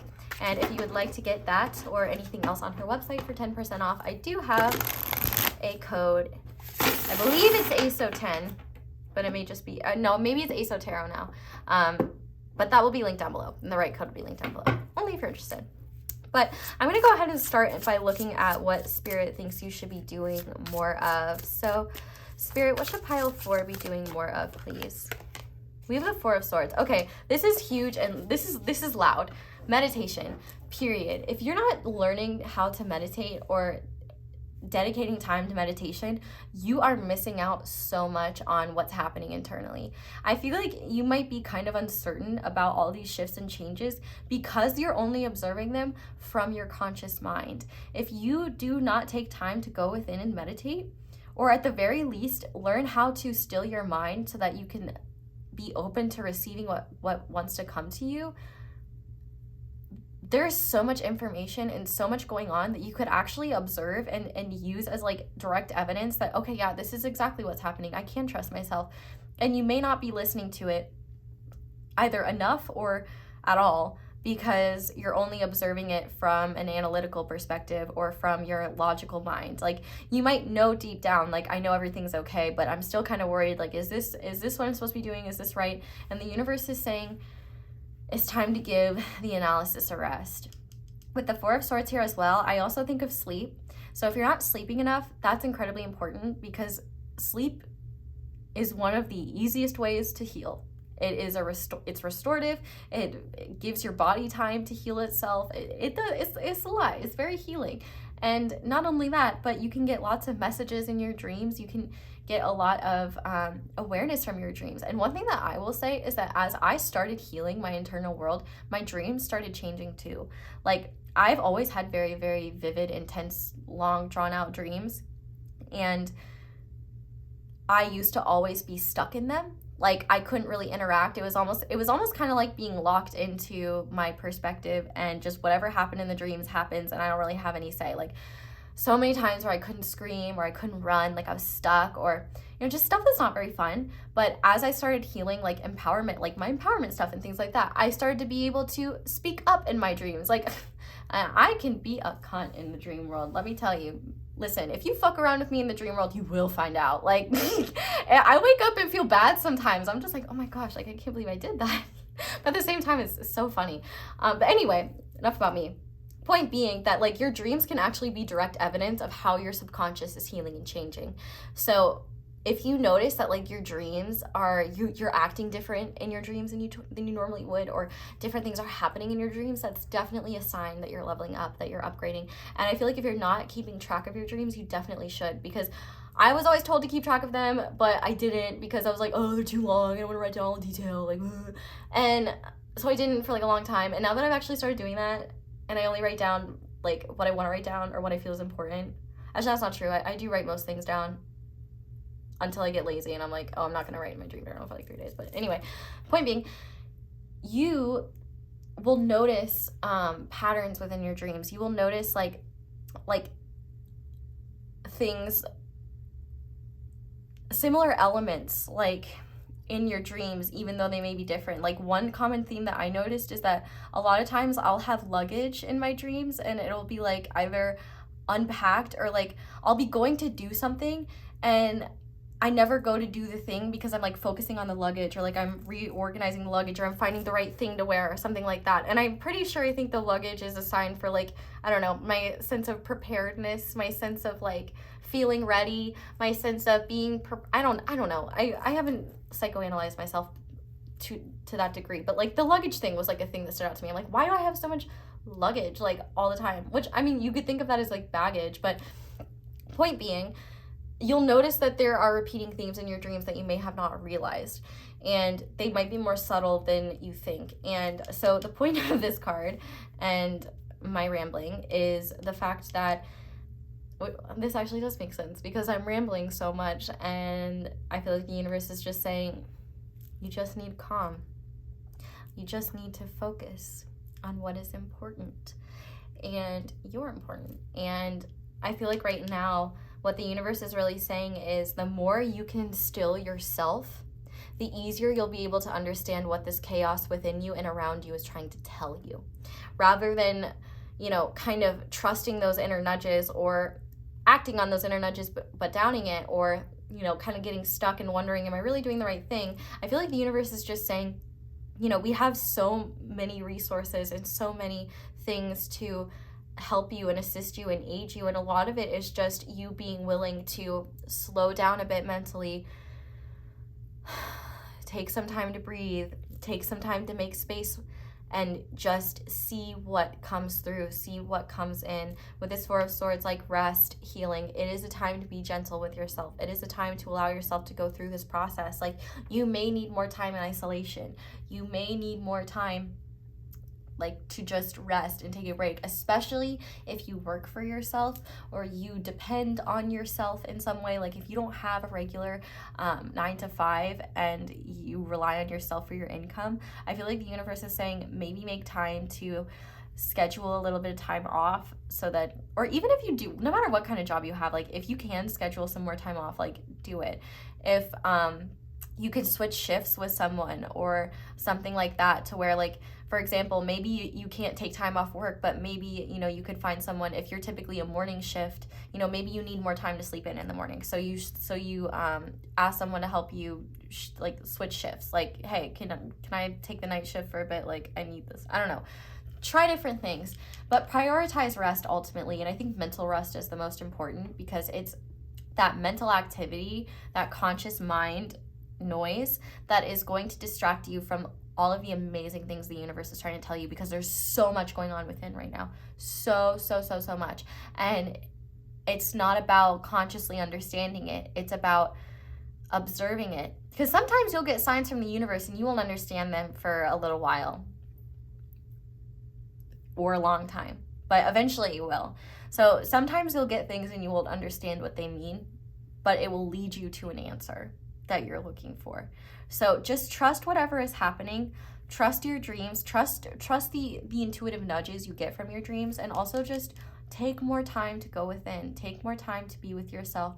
Take more time to step away from the noise of the outside world, so that you can listen to what's happening within. I feel like you're still able to access a lot of this information and a lot of this healing, even though you are very engaged with the outside world. But I feel like the universe is saying this cycle will be even more impactful the more time you make to be with yourself and go within, to really feel your inner energies, to allow yourself to observe yourself, to allow the universe to show you what it wants to show you. I feel like you're going to be shocked. Like, if you actually meditated regularly, I feel like I'm calling some of you out right now. But if you actually meditated regularly, you would be floored by how much the universe is actually communicating to you, because you'll be shown things, or you'll feel things, or you'll be you'll hear things, however you interpret spirit, and it will be reflected in your real life. I feel like the more you tap into yourself, the more you will see that the universe is listening and that everything is under control. Everything is fine. This is divinely orchestrated chaos. This is like storm wisdom. You're doing fine. Everything is just fine. Don't worry. But let's see what the universe wants you to do less of. we have we have the Seven of Cups. So this is all about, this can be a couple of things. The first thing that I heard was escapism. And if you are particularly prone to escaping when you feel discomfort, whether that be through substances, through hanging out with other people, through, you know, going to sleep. I've used sleep as an escape plenty of times. If you're using anything as a way to escape your reality, I feel like the universe is asking you to maybe recognize how that might be contributing to your confusion. Because I think actually there's more clarity here and more awareness in your immediate environment and within you than you realize. I feel like the universe is saying that you might be so focused on the confusion that you feel that your conscious mind might be attaching to that and kind of running with it and being like, oh man, I don't know what's going on, I don't know what we're doing, like, and just kind of second guessing yourself, doubting yourself. And I feel like the universe is saying, stop it. Get some help. I just had that vine, which I'm sure it didn't originate as a vine, but like, you know, that guy that's like, stop it, get some help. I feel like the universe is saying, you know, if you do need help, especially when it comes to like any like addictions that you might have or anything that makes you feel like, if it adds to your confusion, if it isn't helping you, if it is hurting you, if it is making you more confused than clear, if it is keeping you stuck in a cycle where you get overwhelmed by reality and want to go back into your escapist tendency, like that's something that the universe kind of wants you to let go of. I feel like with the Seven of Cups, there is an energy of like not taking your dreams, especially like your hearts, like the dreams that are within your heart, like not taking those as only like a potential option. Because I feel like you also might be weighing like different options and opportunities as like the same when they're in two completely different playing fields. Like, for example, like one of these, your ego might have this desire, for example, to like, I don't know, conquer a country. And your heart has a desire to find world peace. I don't know. And you're like, oh, but both of those seem like such great options. Like, yeah, world peace sounds great, but also conquering a country sounds fun. Like, that's like fire energy. It's like, are we gonna be some like Fire Lord Sozin, Ozai, Fire Nation BS? Or are you gonna be an Ozai or a Sozin, or are you gonna be a Zuko? Are you gonna reunify things? Are you gonna bring peace?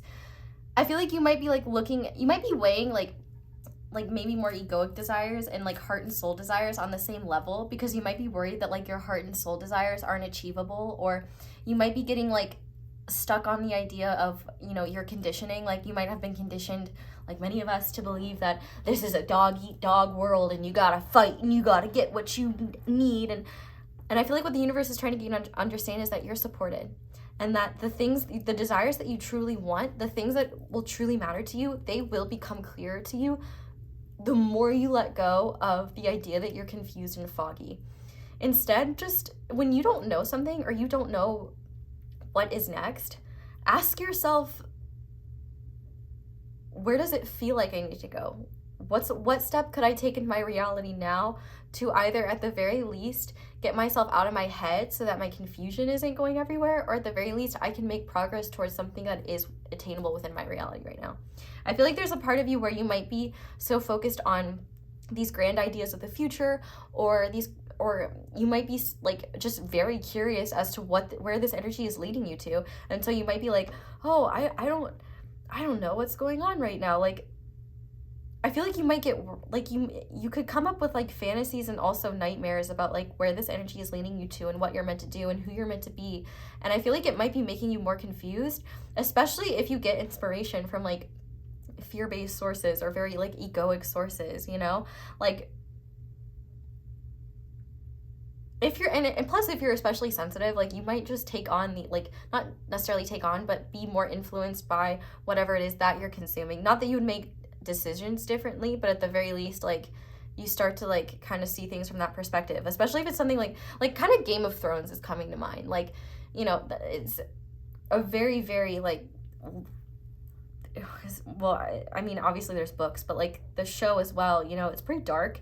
It's very egoic, and there really is no, like, even the feminine characters are like only respected once they get rid of their femininity and become hard and tough, like the way that they think men should be, which, like, it's medieval times and it's scripted and it's made up. I'm not criticizing that, but like that energy, you know, if you're learning how to be more in your feminine energy, it doesn't matter what body type you have, it doesn't matter who you are, what your sex is, everyone has feminine energy and masculine energy. And maybe, like, for example, maybe if you're trying to lean into your feminine energy, you're like, oh wait, maybe I shouldn't do that, maybe I should be more powerful and more or maybe I should be more regimented instead of going with the flow.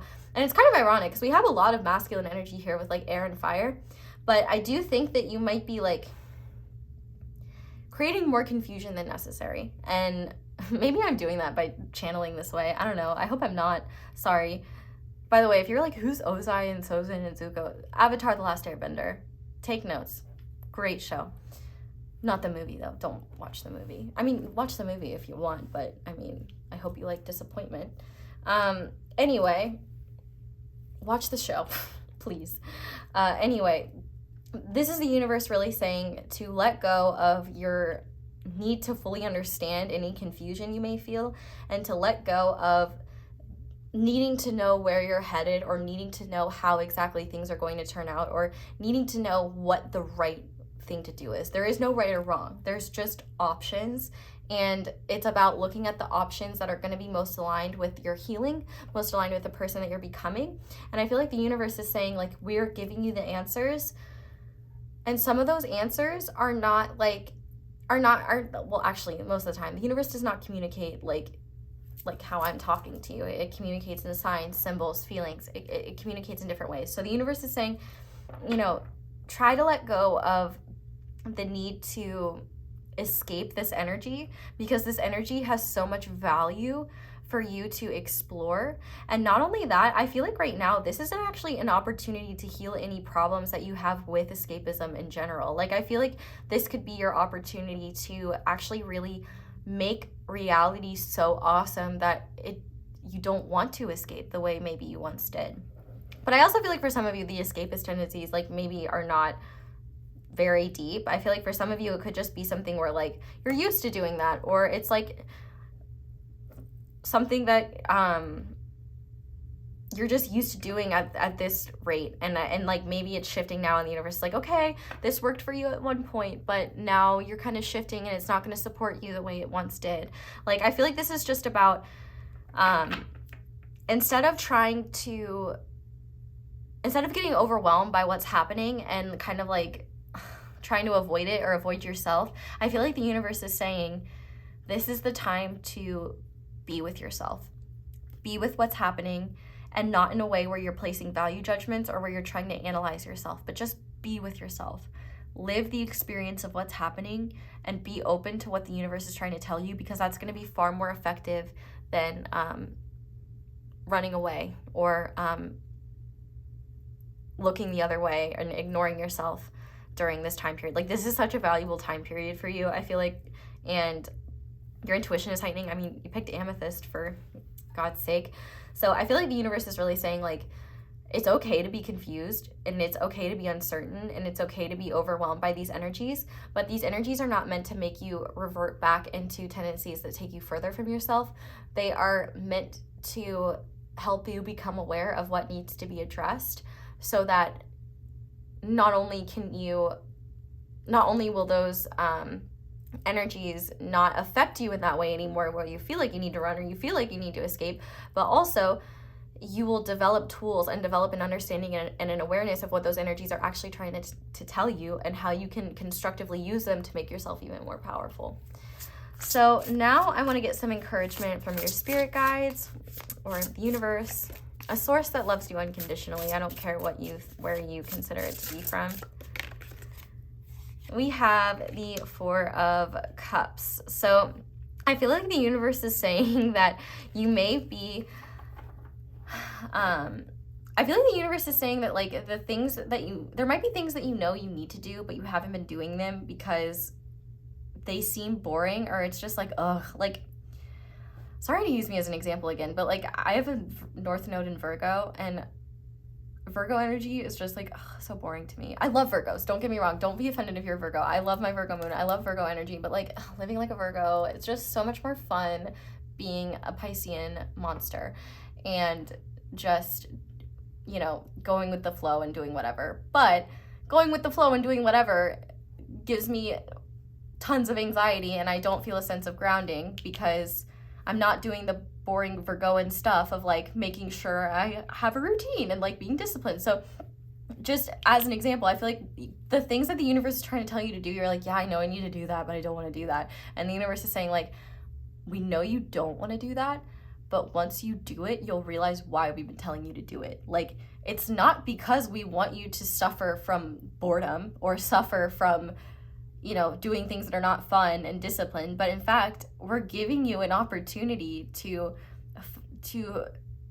find things that actually support the person you're becoming and that will be more healing for yourself now. Like, the things that you were doing in your past may have been suited to the person you were then, but I feel like you're evolving enough to the point now where it's like the universe is saying, okay, here's what we want you to integrate next. And you're like, oh, I'm kind of happy with what I already have, and that sounds like work, and some of it sounds kind of boring. Or because the Four of Cups can be about dissatisfaction and boredom, and part of it too might be just that because you're in this like heightened sensitivity state, like you might kind of just feel like, no, like I don't want to add that, or I don't want to do this thing, or I'm nervous, or like, ugh, like, do I have to? Like, you might almost be nervous, like, what is the universe leading me towards? Or like, that doesn't even sound interesting to me, or like, I know that would be good for me, but like, I don't really want to do that. And I feel like the universe is saying you can't do it, and we're not doing this to like punish you or be like, okay, now you need to, you know, be responsible and like we're giving you this guidance, and we're giving you these opportunities because they would suit you, and you would actually either really enjoy them or really reap the benefits from engaging with them. Whatever it may be, you know what it is, because in this Four of Cups, the girl's actually looking at the cup. Typically, the person is not looking at the cup. So I feel like you know what you can integrate into your life that could be useful on a healing level, or on a level that will support you emotionally or support you in what you're doing right now. And I feel like you might be kind of like uncertain, or like, ugh, I know that's what I need to do, but like, I don't want to do that. Like, whatever it may be, I feel like the universe is saying, we promise we're not asking you to do this because it's grueling or boring or because you're doing something wrong. Like, we're giving you these things because even though it might not be very enticing right now, you'll see the benefits of it, and you'll feel the benefits of it once you start doing it, and you'll understand why we wanted you to do it in the first place. So like, for example, exercise, you know, if you're like, oh, I don't want to exercise, like, blah, like, I don't want to do that. And then you realize that, like, you find a modality that you really like, and you realize that you feel really great afterwards. And then you realize, oh, hey, okay, the universe wasn't trying to, like, send me to boot camp. They just wanted me to take that dance class and realize how fun it can be. And maybe that leads to some inspiration about a project you're doing. Like, there's so much that I feel like the universe is trying to show you, and you're just kind of like hesitant and uncertain. And I feel like it's also aiding that confusion. Like, I feel like your guides are saying, we promise these changes we're asking you to make are not to make your life harder or more boring or uninteresting. They're to make your life easier and help you function optimally so that you can utilize this energy better and also support yourself better. Like, the universe is saying, it's great that you're content with your life. I mean, if you are, but what if you were overjoyed or ecstatic? Like, I feel like your guides don't want you to settle for good enough. They want you to go for the best you can be, and to shoot for the best life you can have. Like, the best life you can have is the one aligned with the divine plan and the one aligned with your heart and soul. And so I feel like your soul is coming in right now saying, hey, human pile 4, we want to do this thing, we want to express more of ourselves in the physical reality, but we need you to get on board. And so it's like you kind of got to get your conscious mind and physical body into it, because if it's not, then your soul's just kind of stuck. Well, like, well, shit, I guess I'm just gonna keep sending you signs then to do this thing until you do it, because I really want to do this thing and I really want you to reap the benefits of this thing, whatever this thing is. So I feel, and I also think that there might be resources or helping hands that you may not realize are there, or that you may not be taking advantage of, because you might be feeling bad for asking for help, or might be feeling like, I don't know, just resistance to it in any way. And I feel like your guides are saying, like, we wouldn't have you lean towards this if it didn't serve some function. Like, we wouldn't guide you in this direction if it wasn't for your benefit. And I feel like there's a lot of 4s. We have 44 here and 4 and 4. So Aries energy could be very significant here, or Emperor energy. I feel like this is like,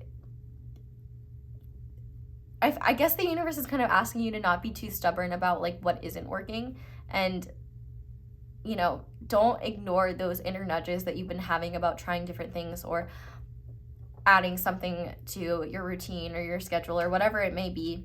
Like, even though it might not seem enticing, even though it might seem boring, or it just might seem like the benefits of it, the things that you'll reap will be far more worth it, and you'll realize why that was happening in the first place. These changes that you're making will support the person you are now far more than your past habits and behaviors will, and that's why they're kind of falling away. And it's hard to let go of old ways of being. Humans don't really like change, and it's kind of ironic because the only constant in this world is change. But anyway, let's go ahead and see now a blessing that you will reap from this time period. So, whoa.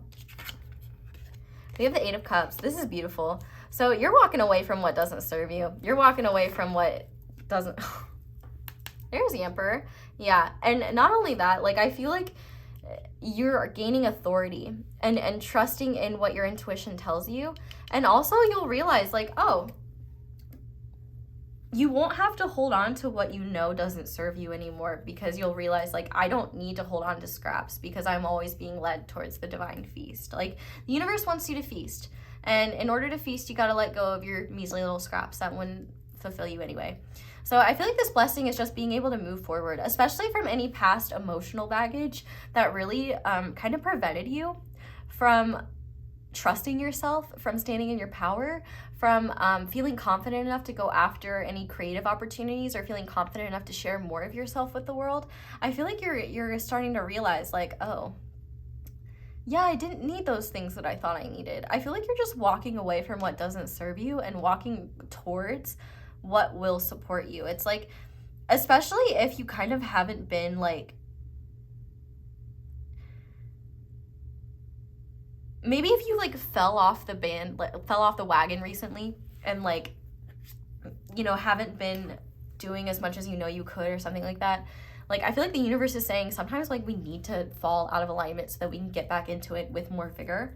And I feel like in this case, it's like, I feel like you've needed maybe a time of chaos, a time of like seeing what doesn't work, and a time of just healing and rest in order to be ready to walk this path without any doubt, without any uncertainty. I feel like the biggest blessing to come from this period of time is realizing that all the noise, all the confusion, all of the illusions that life has, like, are one, not going to be able to sway you from your path, and 2, are not even going to be enticing.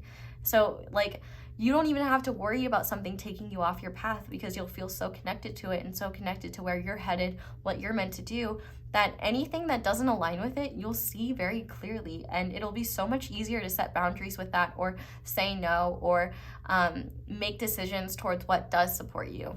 I feel like this is just a beautiful energy of walking away from your past in a way where you're not holding grudges, you're not allowing the past to dictate your present, you're not allowing past fears, past uncertainty, past doubts to plague you and stop you from fully, you know, going towards what you desire.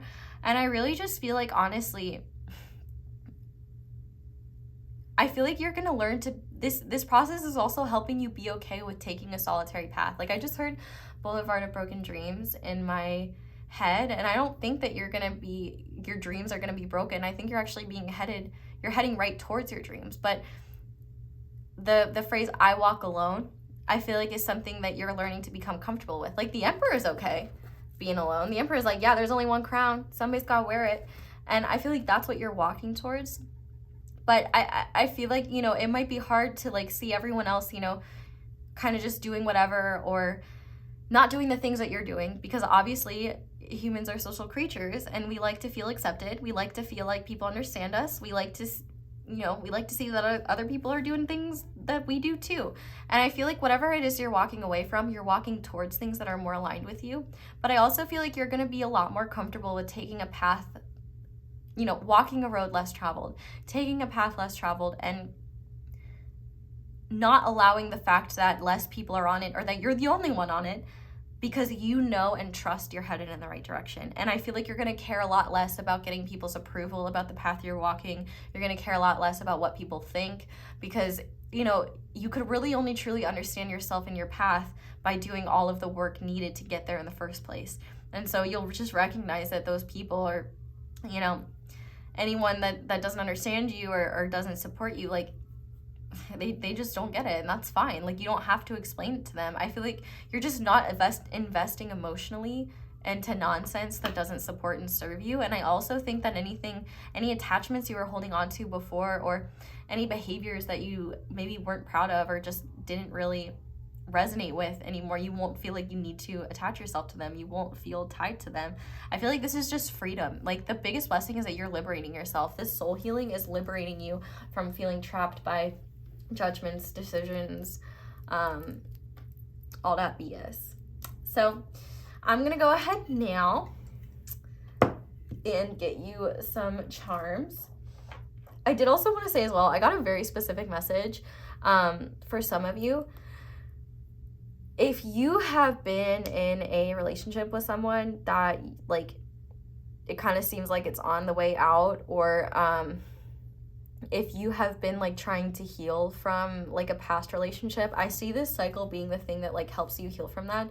I do think for a few of you, you might walk away from a relationship that you're in. It doesn't have to be romantic, but you might walk away from, like, someone or something that maybe you still feel attached to right now. And this might be a really uncomfortable message to hear because I feel really uncomfortable giving it, but I promise you that is exactly what Spirit means by, like, not holding on to something because you worry there isn't something better or there isn't something different. I feel like for some of you, you just need to know, like, if you're really unhappy in a situation, like if you're in, for example, a one-sided relationship, or a relationship where someone isn't really interested in getting to know the person you're becoming, or isn't really supportive of your healing journey or supportive of the person you're becoming, I feel like the universe is saying, you know, the blessing to come from this is that you'll know what to do about that situation. I'm not going to tell you what to do, but I feel like more than anything, you're just walking away from nonsense.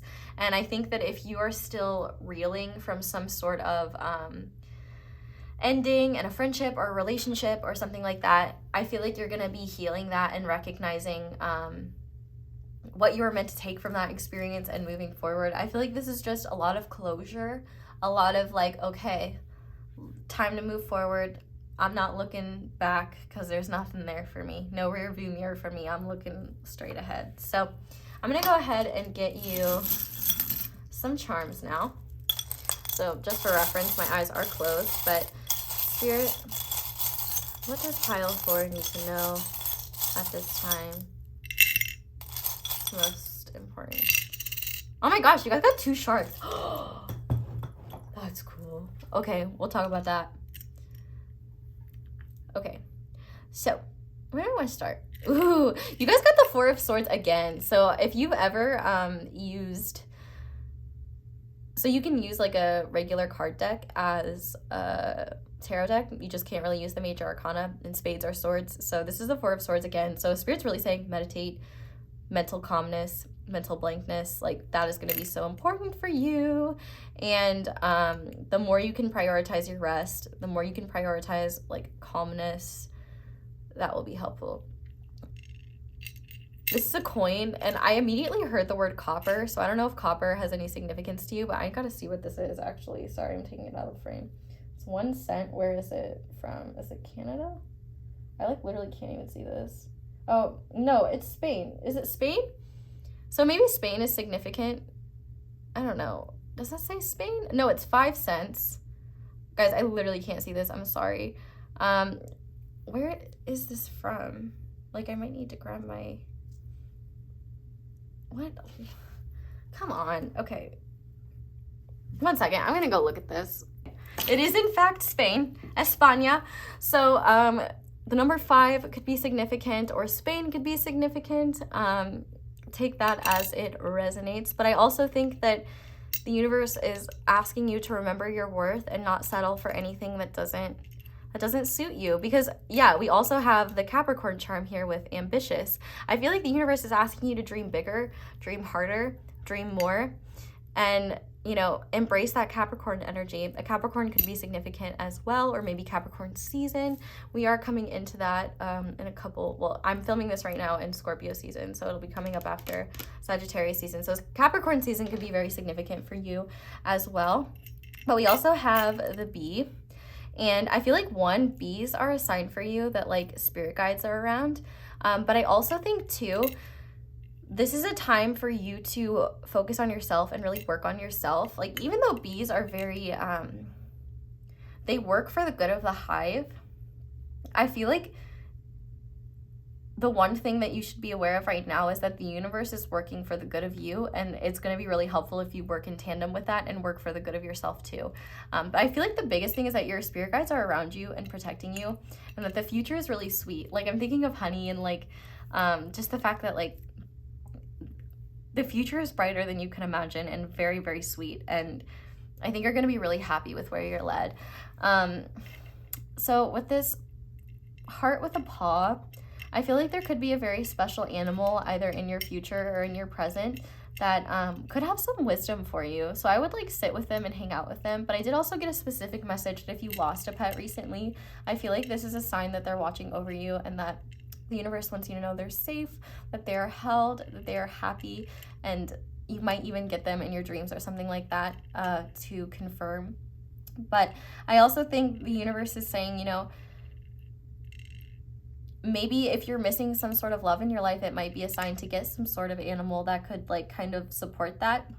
But if not, maybe working with animals is a sign for you. Like, maybe you want to do something with working with animals. Makes me think of the Texas bee lady who's always saving bees, and she ends her TikToks with, like, and it was another great day of saving the bees.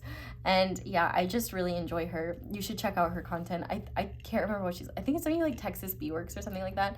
But I don't know, maybe you're meant to save the bees or something like that. But I also think that animals could play a significant role in your healing. Like, I just heard equine therapy, so maybe for some of you, you might want to check that out. Let go of the horse girl stigma. Horses are sick, okay? Not sick isn't, like,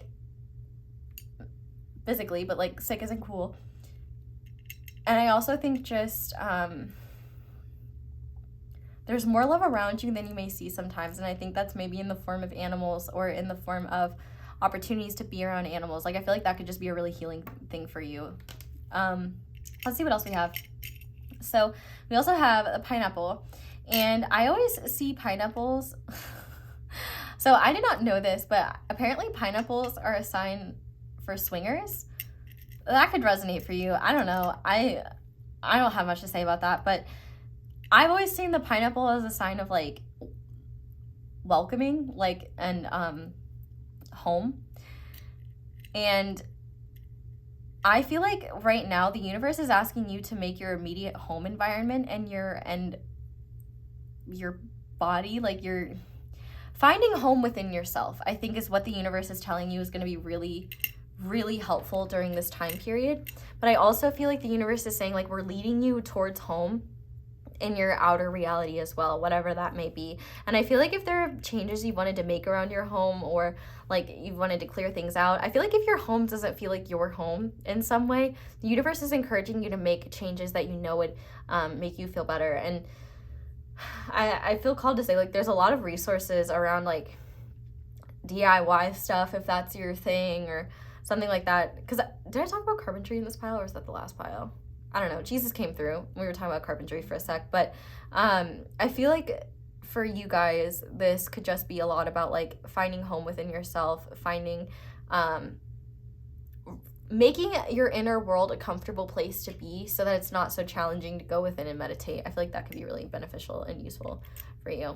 We also have the number 9. So 9s could be significant. 9 is Virgo energy. So once again, I have to say I do love Virgos. I love Virgo energy and it's light.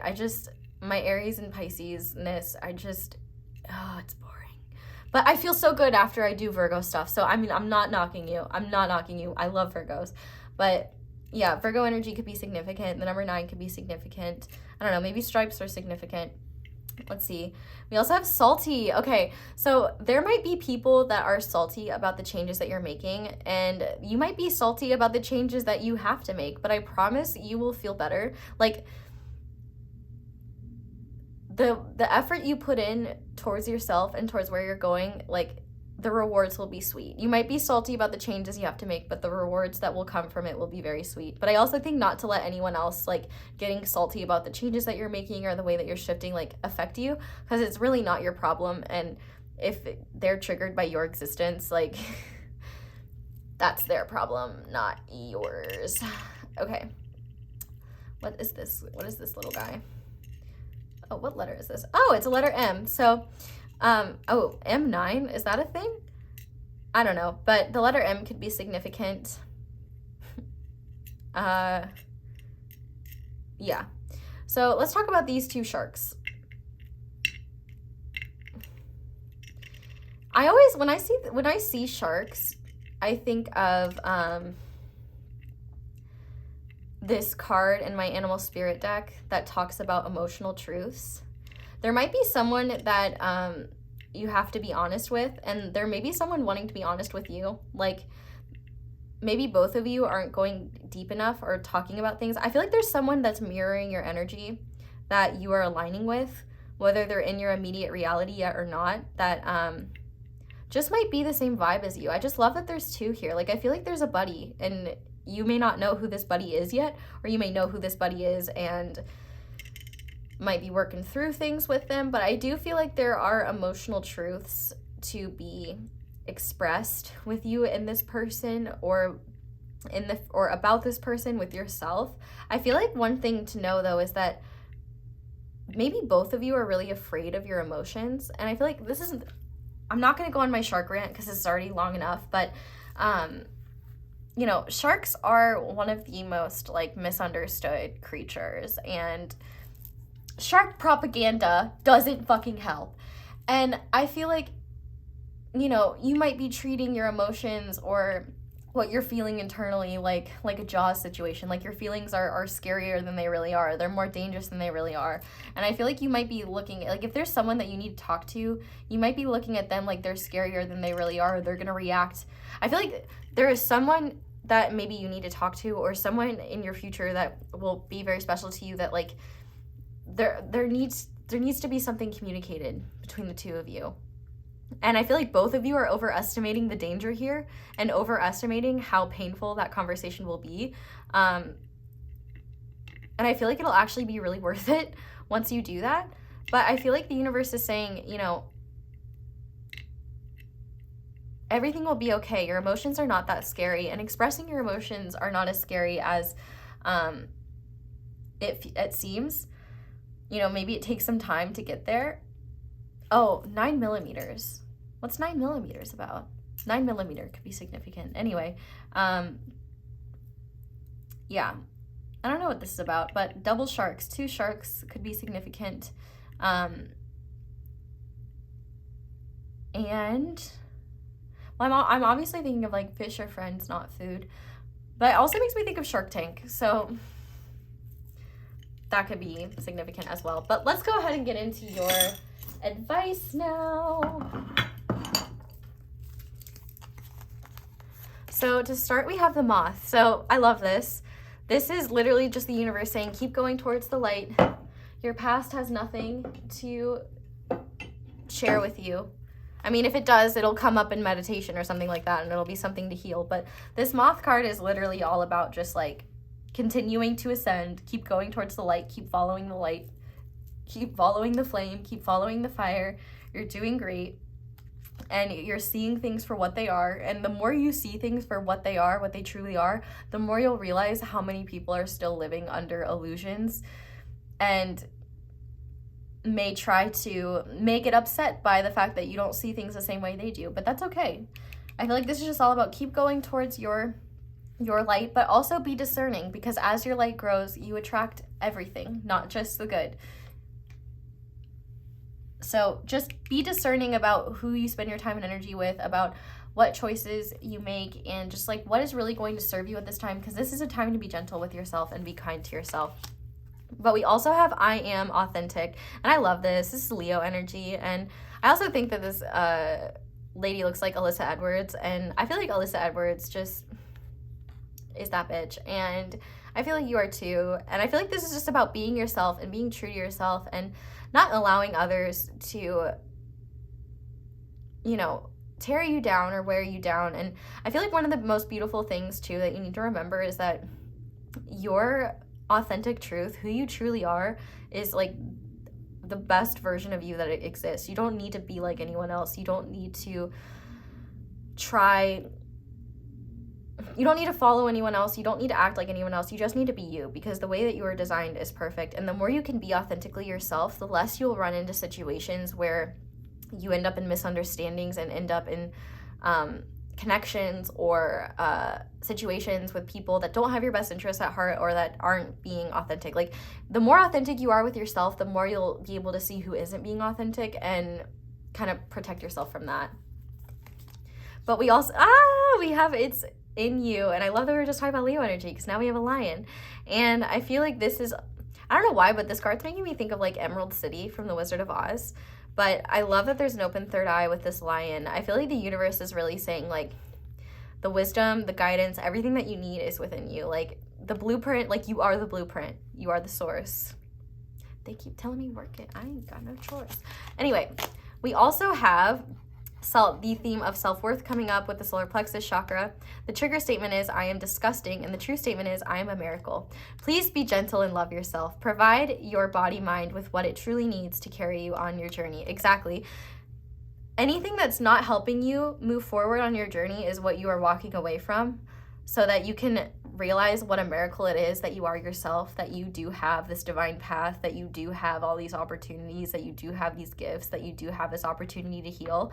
And I feel like this is just a beautiful, beautiful time for you, where you're starting to see how valuable you are, and your environment is not a reflection of your worth, but a reflection of maybe what you're willing to deal with or what is not working for you anymore, you know? The things that you once tolerated, you may not be able to tolerate anymore, because you have a higher sense of self-worth, and you recognize, no, that behavior is not okay. I wouldn't treat someone like that. I won't let them treat me that way. You're no longer justifying poor behavior or poor actions. We also have the heart space, and the theme is comfort. And the trigger statement is people cannot be trusted. And the true statement is I trust my heart. Your big, beautiful heart is ready to open. Trust that you will be safe to discern who is best to walk with you. And I literally just said that. So yeah, you'll be fine. And finally, we have a stone that you can check out, and yours is chrysocolla. Chrysocolla forms near copper ore deposits, hence its wavy blue-green swirls left behind by oxidized metal. Like other materials associated with copper, think telephone wires, chrysocolla opens up channels of clear communication. Who needs it? Anyone entangled in the 24/7 fear cycle propagated by the political media complex, those who can never find the right words and where to put it, hold it to your high heart and breathe. And when to use it, when you feel small and vulnerable and are looking for someone to parent you, but then you remember that you're a grown up, but it's cool because you totally got this. Be your own mama. So yeah, I feel like you're gonna do just fine, pile 4. You're doing great. You're doing amazing. And I feel like you just need to know that everything's gonna be fine. Just keep following it. You'll be good. But that's all I have for you guys, pile 4. Thank you so much for watching, and thank you so much for being here, and thank you so much for letting my ads play in the background while you do something else. That is the simplest and easiest way to support me. But if you'd like to support me in other ways, if you'd like this video, you can comment down below, let me know how it resonates. You can subscribe if you haven't already, and click that little notification bell to be notified whenever I upload a new reading and be part of my notification squad. Shout out to my notification squad. You guys are the fucking best. And what else? You can check out my merch, which is linked below, and you can check out my Instagram, which is the only thing I have. But do be aware that there are scammers pretending to be me, and I do not offer personal readings. So if a scammer comes to you and is like, do you want me to consider you for a personal reading? No, you do not, because it's not me. It's some scammer pretending to be me. But that's all I have for you guys. Thank you so much for watching and for being here. I hope you all have a wonderful day or night, whenever it is that you're watching this video, and I hope you'll come back and see me again soon. Bye!